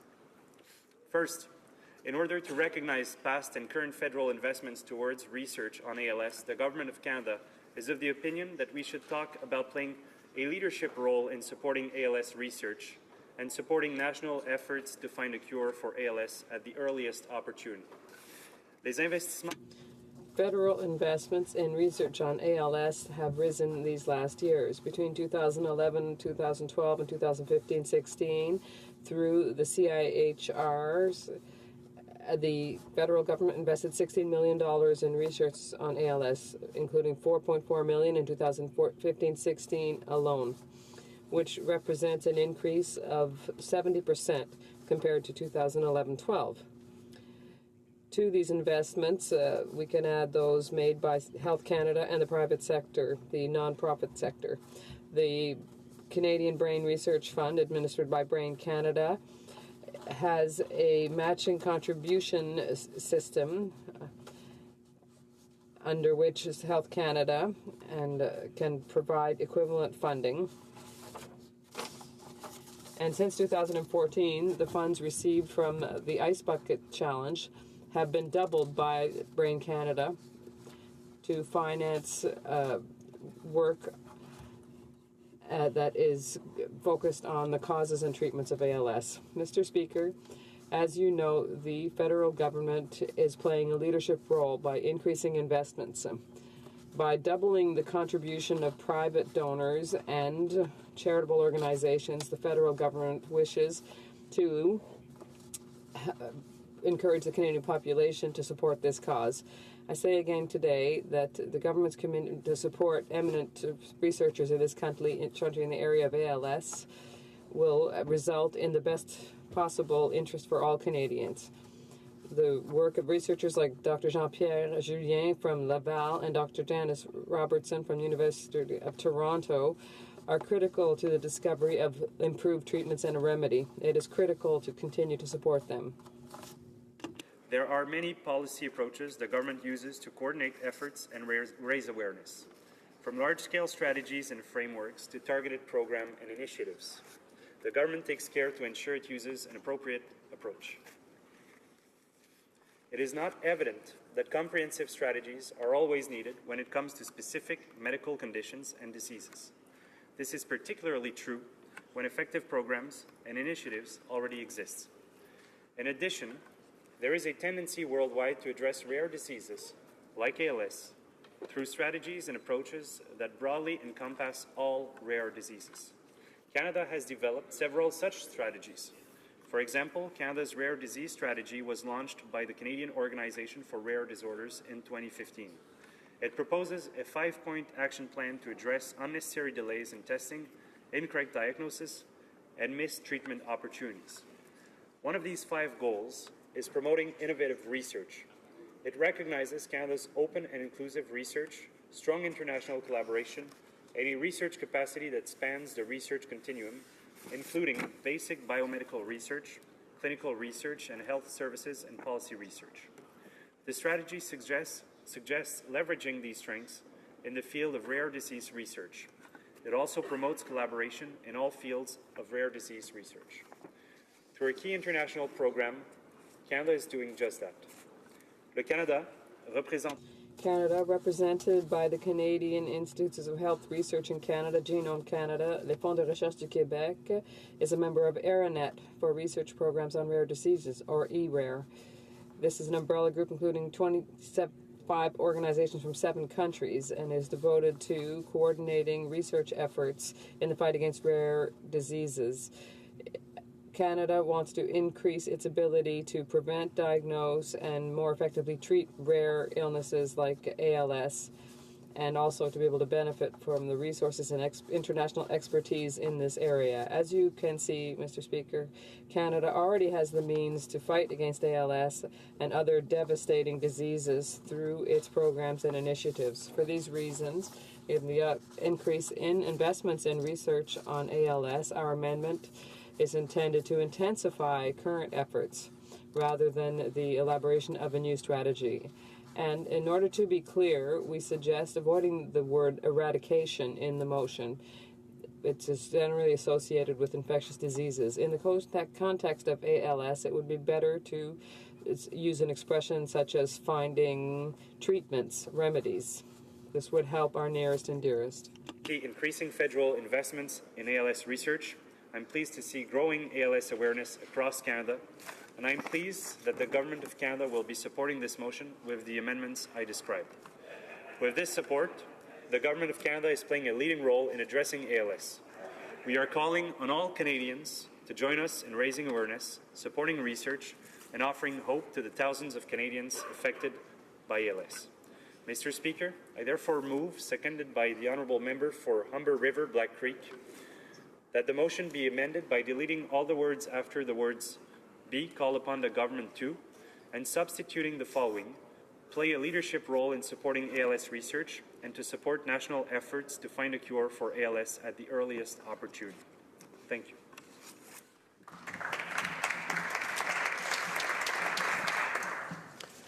Je dois informer les honorables.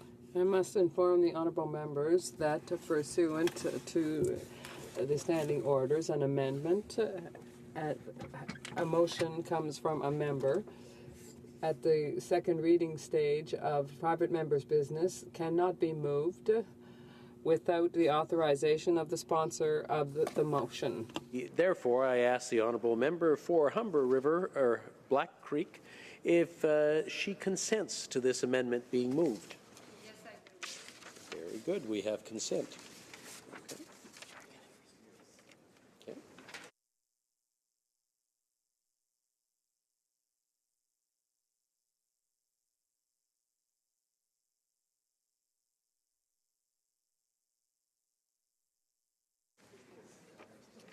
Moved by the Honourable,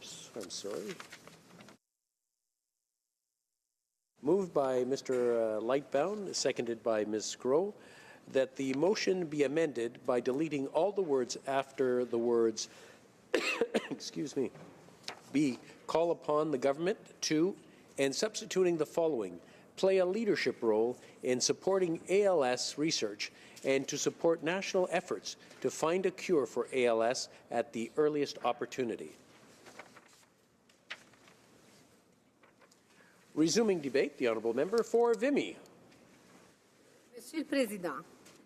Mr. Speaker, it's with great pleasure that I rise in this debate today to speak to motion M105, moved by my honourable colleague from Humber River, Black Creek, that in light that we consolidate our efforts to fight against ALS. ALS is a motoneural and fatal illness that causes the destruction of neurons that affect voluntary muscles. This is a horrible disease, hard to imagine.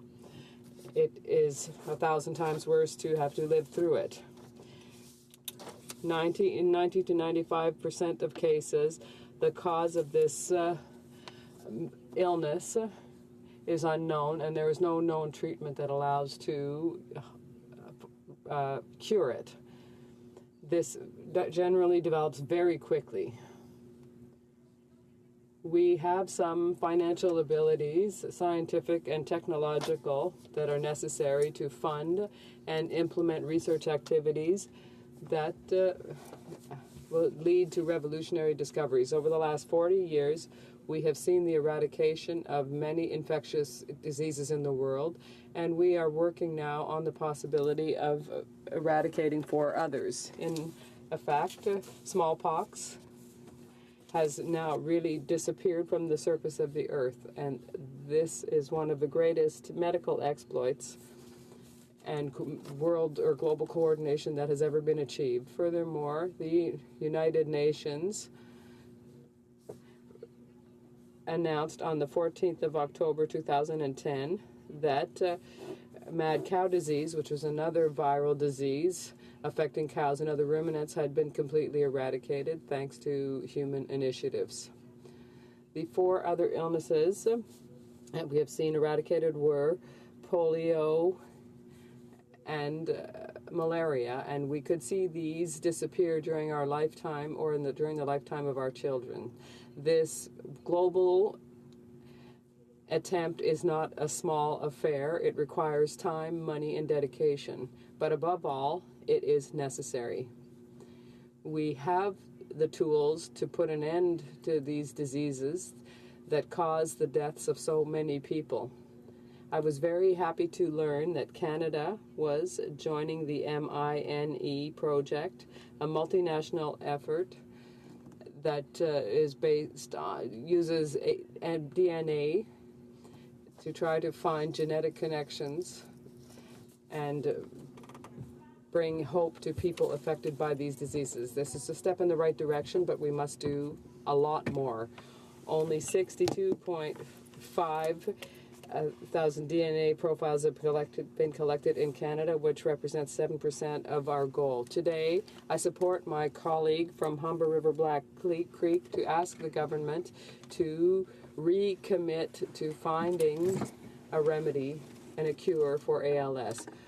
About 1,000 people have this illness, and 1,000 more are diagnosed every year. At least 200,000 people in the world have been affected by this illness. That might look like a small number if we compare it to other infectious diseases, but it's not because it is not so widespread. It's because 80% of the people affected by ALS die between 2 and 5 years after their diagnosis. When the degenerative process starts, people know that their life will be shortened. The cycle is difficult, it's incurable, and there is no treatment. However, we saw our dear friend, the Honorable Maurice Bélanger, succumb to this disease at a very alarming pace. The member for Oakville, North Burlington, spoke to the House to pay his respects to Kim Robertson, who also died of this disease. It deserves our very serious consideration, as is the case for many issues brought to the House. The cost is always a factor. How much will it cost taxpayers and people with ALS? While I can't answer the first question, I can provide some facts on the second. The cost for people affected by ALS and their families ranges between $150,000 and $250,000. Those costs are related to the equipment required and to the fact that care is required and many family members must stop working. Treatment is often sought outside of the hospitals, and so the patient needs to count on assistance for that. We saw how the Ice Bucket Challenge was successful in making people aware of this disease. In Canada, some $20 million have been invested over the past 2 years into research on ALS, thanks to the funds gathered up during that event. The Brain Canada Foundation provided assistance alongside Health Canada. This is a very important issue, people want research to be funded and for us to find a solution. In Canada, research funding for ALS is between $1.5 and $2 million. That is simply not enough for coming up with a treatment that will enable people to deal with this fatal disease. Canada has always been a leader when it comes to scientific research and in technology. If we use our resources and human capital in this area in order to achieve sustainable and long-term development, imagine what we will be able to accomplish for Canadians and for the global fight against ALS, to come up with preventive strategies as well.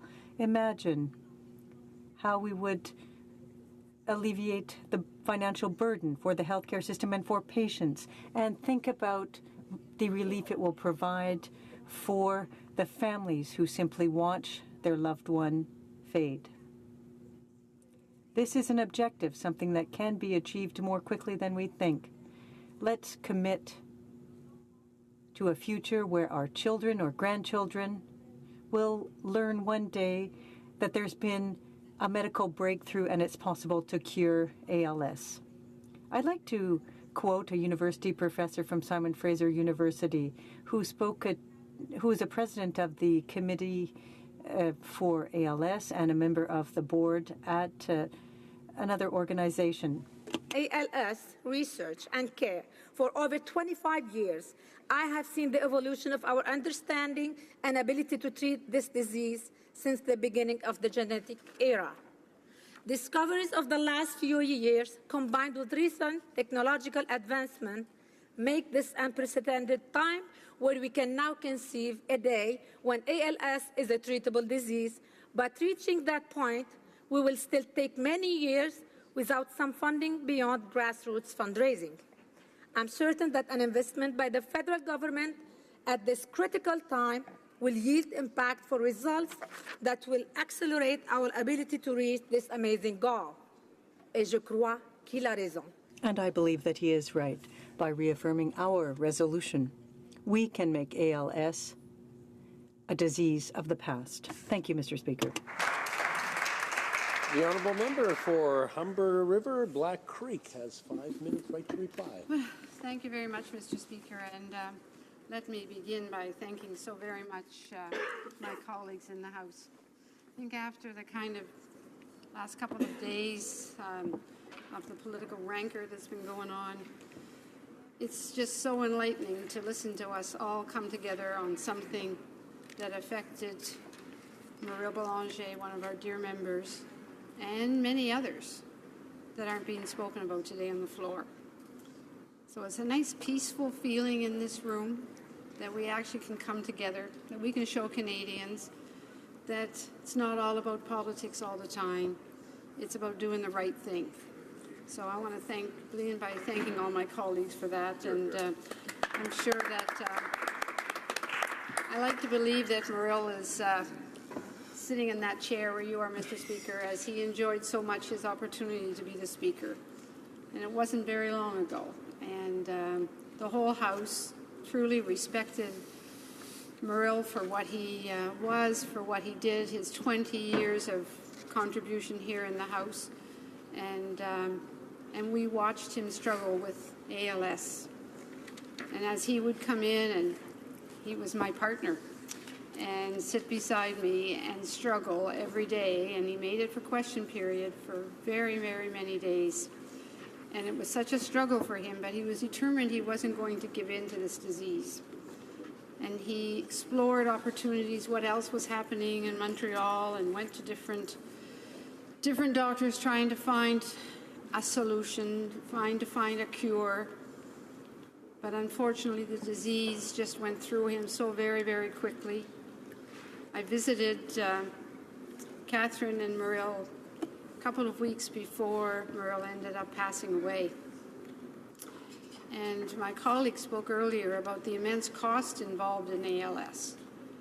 And I have to tell you, I'd been to their home many times before, and they had completely converted their home with the bed, the respirator. It It was like a small hospital now instead of being a home. And he was able to, in the walker, be pushed outside because it was a bright sunny day. And we sat outside in his backyard where he had just very recently built a barbecue and a whole patio area for him and Catherine. He invited many of his colleagues there, and we had such a good time, great wine. He was very good at doing good barbecue and all of that. And so we sat in that very same place. And he was unable to answer anything that I said or Catherine said to him at that time. And but we had a conversation through his eyes, because that's all he had left that he could communicate with. And I left him that day knowing that there wasn't going to be another opportunity to see him again, sitting in a wheelchair in his backyard. And it was difficult. And so I think the least that I can do, and the least that we can do, is to try to recognize ALS for what it is. Richard Wackett was another member of our Liberal family. Wonderful man, died very, very quickly. Someone else was admired by so many people. William Corbett. I don't have all of the names, but there's a lot of them that were part of Parliament in the sense of serving either as a member of Parliament like Muriel was, but the others were serving us. And so the least, when I had the opportunity to do, after 18 years of being here, an opportunity to do a bill or a motion, you know what? I wanted to do it on behalf of Muriel and on behalf of the ALS Society. So let me thank everybody here for your kindness, for your support. I look forward to joining May 6th with the walkathons, to many other events that we'll have to raise the money, because that's what it's about. It's about money for research. Whether we're talking about ALS or we're talking about autism and so many other things, we all need to pitch in together and do everything we possibly can to eradicate these terrible diseases. So thank you to my colleagues, and thank you very much, Mr. Speaker.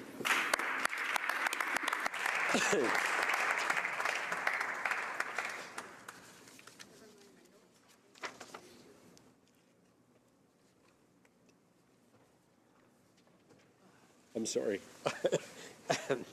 It being 6:50, the time provided for debate has expired.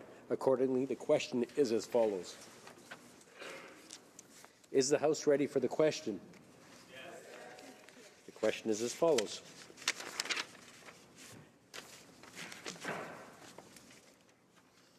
Ms. Sgro, seconded by Mr. Drouin, moved that in light of the death of over 1,000 Canadians each year, including the tragic loss of the Honourable Mauril Bélanger, former MP for Ottawa-Vanier, on August 16, 2016,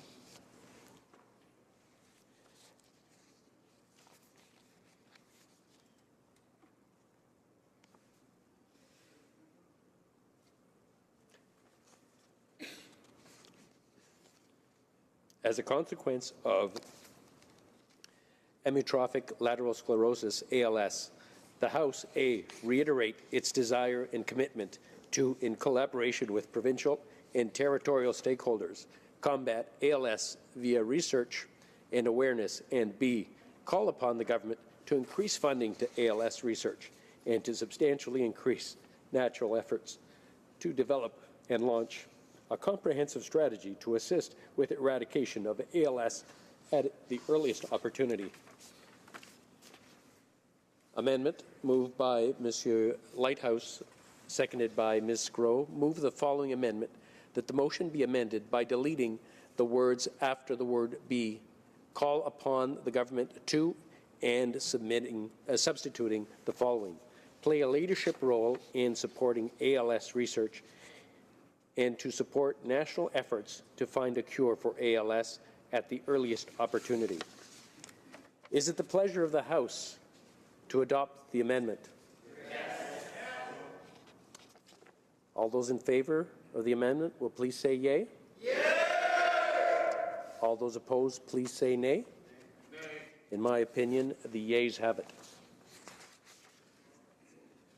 Pursuant to Standing Order 93, the recorded division stands deferred until Wednesday, April 5th, 2017, immediately before the time provided for private members' business.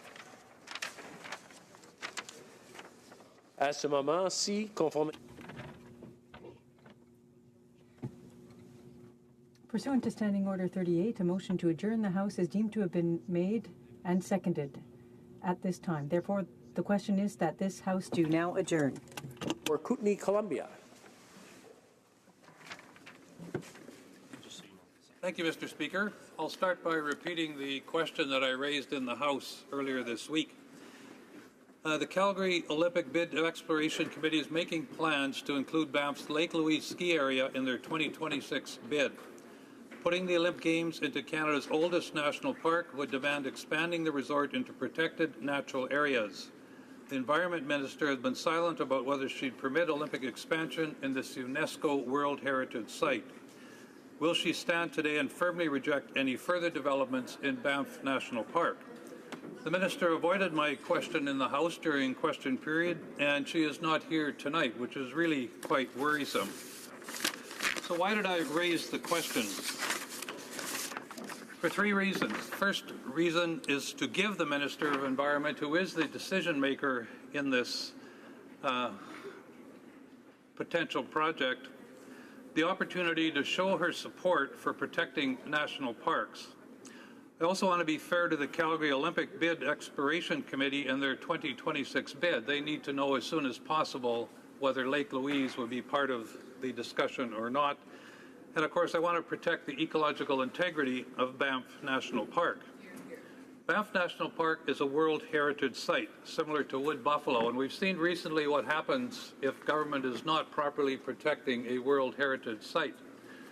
UNESCO came and reviewed what was happening in Wood Buffalo, expressed their concern about a number of aspects of the park, including Site C Dam in British Columbia and the oil sands and its impact on water.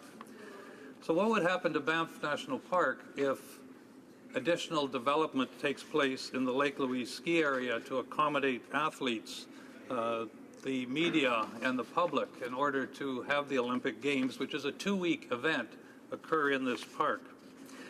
During our Environmental Committee trip to Banff in September, when we were exploring how Canada can get to the 10% protected land, 10% protected water and 17% protected land, we actually went to Lake Louise and heard a presentation from the area owners about expanding Lake Louise ski area.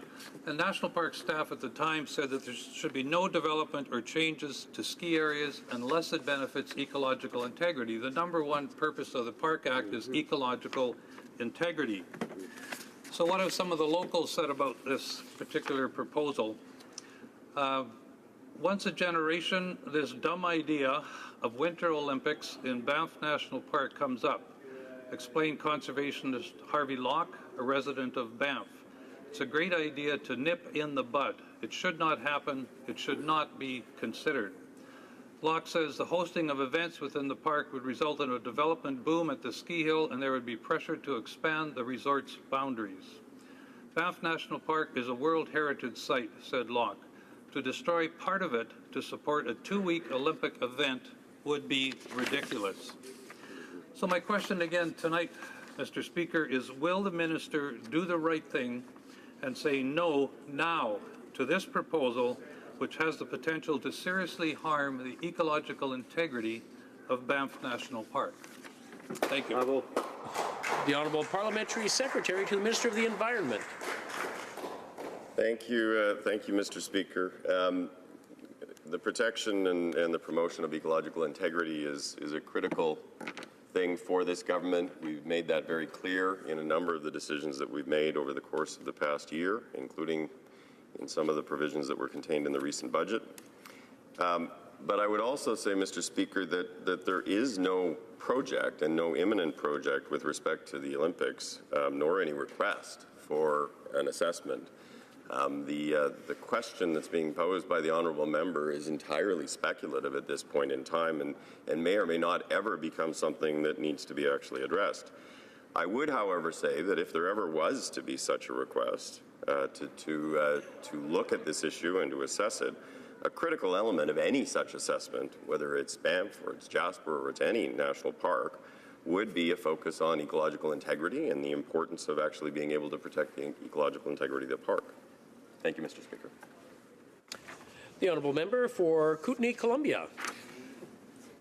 So the news reported it this way: as Calgary continues to weigh the possibility of submitting a bid to host the 2026 Winter Olympic Games, officials with Lake Louise Ski Resort say the ski hill would be an obvious choice to host the events, and the Calgary Bid Exploration Committee confirms Lake Louise would be considered. So really isn't not in the best interest of both the park and the committee to know right away that government will not support this event happening in the World Heritage Site.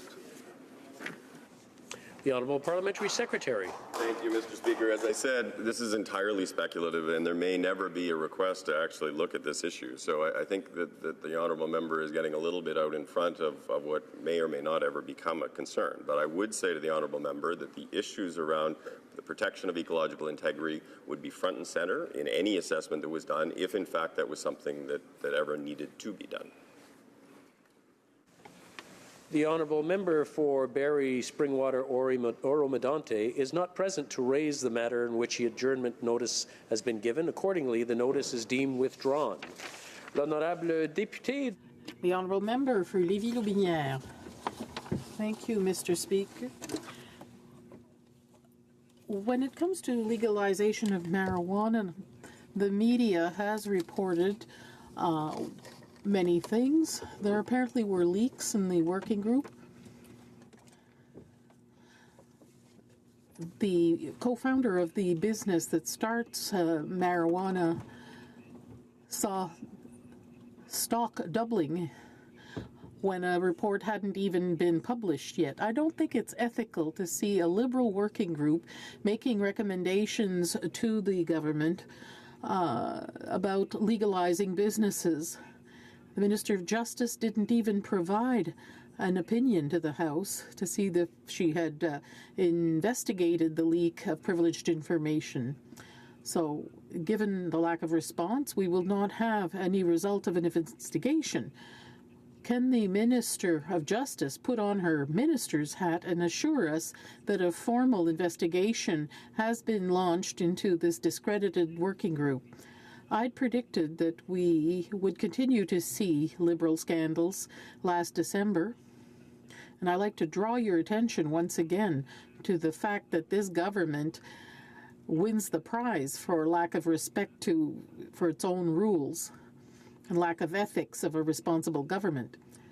I'm talking only about legalization of marijuana, but there are other things, such as the vacations of the Prime Minister and his family costing the taxpayer $127,000, moving expenses for the friends of the Prime Minister, parties for wealthy donors, and changes to Canada 150 to favour celebrations in Liberal ridings.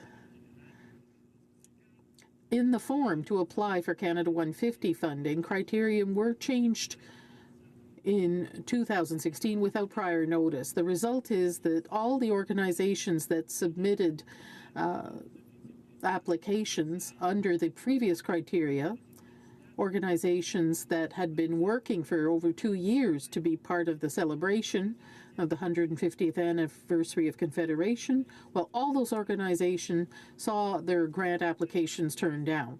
Is that ethical? Is this Liberal way of doing things ethical? To the Minister of Justice. Thank you, Mr. Speaker. Good evening. I'm pleased to rise to respond to the member from Lévis-Lotbinière inquiry. Mr. Speaker, it would appear that the member opposite is relying almost entirely on something he read in the paper. You know, there's a very old saying that those who don't read the newspaper may be uninformed, but those who do read the newspaper or do read the newspapers may be misinformed. And I think this is a situation where perhaps the member opposite has got perhaps a misunderstanding. And I'd like to offer some clarification for him, Mr. Speaker. Our government, as we have stated on a number of occasions, is committed to legalizing, strictly regulating cannabis in order to restrict access to young people, to keep it out of the hands of our kids and also the profits out of the hands of criminals. And to that end, our government was committed to developing policy based on the best advice of experts and on the evidence in order to achieve those very important public purpose aims. To that end, in June of 2016, we appointed a task force that was composed of 9 eminently qualified Canadians to conduct inquiry on our behalf and to report back to the government with their recommendations based on the best advice and the best evidence. That task force was comprised, as I said, of 9 Canadians representing the fields of public safety, public health, justice, and problematic substance use, and it was led by the eminently qualified and I think widely respected Anne McClellan, former Minister of this House. Mr. Speaker, that task force received over 30,000 online submissions from Canadians from coast to coast. They also met with experts from jurisdictions that have taken the steps to legalize in their jurisdictions, such as Colorado and Washington. They sought the views of a diverse community of experts, professionals, advocates, frontline workers, law enforcement, citizens, and employers. And in response to all of the information that they gathered, on November the 30th, 2016, that task force submitted its report to the government and advised at that time that their report would be translated and subsequently provided to all parliamentarians and the public once it was available in both official languages. Mr. Speaker, on December the 13th, 2016, the Task Force on Cannabis Legalization provided their report to the Ministers of Justice, Health and Public Safety and Emergency Preparedness. At that time, the report was made available to the public. At the same time, it was made available to all of the members of this House through Health Canada's website. That report contains information on how to promote and protect public health and safety, particularly among young Canadians. Mr. Speaker, the government will introduce legislation, as we have promised, in the spring. It will bring about the strict regulation of access to cannabis. It will be effective in keeping it out of the hands of our kids. It will help us keep the profits out of the hands of criminals, and it will enable us to protect the health of our citizens. And with regard to the unfounded allegations opined by the members opposite, I will reiterate that the report was made available to all Canadians on December 13th, 2016, not a single day sooner, Mr. Speaker, and any suggestion to the contrary is based on conjecture and baseless suspicion. As we know, capital markets in Canada are strictly regulated, and the regulating authority for the Toronto Stock Exchange is the Ontario Securities Commission. The Ontario Securities Commission is an independent body responsible for looking into any evidence of market irregularities, and the Securities Commission will continue to ensure the integrity of capital markets and stocks listed on the stock exchange, including any investigation that they may see fit to conduct. Thank you, Mr. Speaker. The honourable member for Lévis-Lotbinière. Thank you, Mr. Speaker. Since when is it ethical to change the criteria of a program without notifying anyone or not even mentioning it on a government website? Does my colleague agree with this lack of ethics from the Liberal Party? Funding celebrations for Canada 150 in his riding rather than treating all ridings equitably? And again, Mr. Speaker, the issue that the member raised with respect to the legalization of cannabis, I have responded to. His concerns about the way in which this government operates. I can tell you I have great pride in the way in which our government has endeavoured to be as open and transparent with all Canadians and creating opportunities for all Canadians to participate in Canada's celebration of its 150th anniversary. It is an enormous opportunity for Canadians from coast to coast, in every community and in every riding, to celebrate this great anniversary. And we are committed to doing that in a way which is fair, equitable, open, and transparent for all Canadians. Thank you, Mr. Speaker. The motion to adjourn the House is now deemed to have been adopted. La Chambre demeure. The House stands adjourned until tomorrow at 10 o'clock a.m. pursuant to Standing Order 24-1.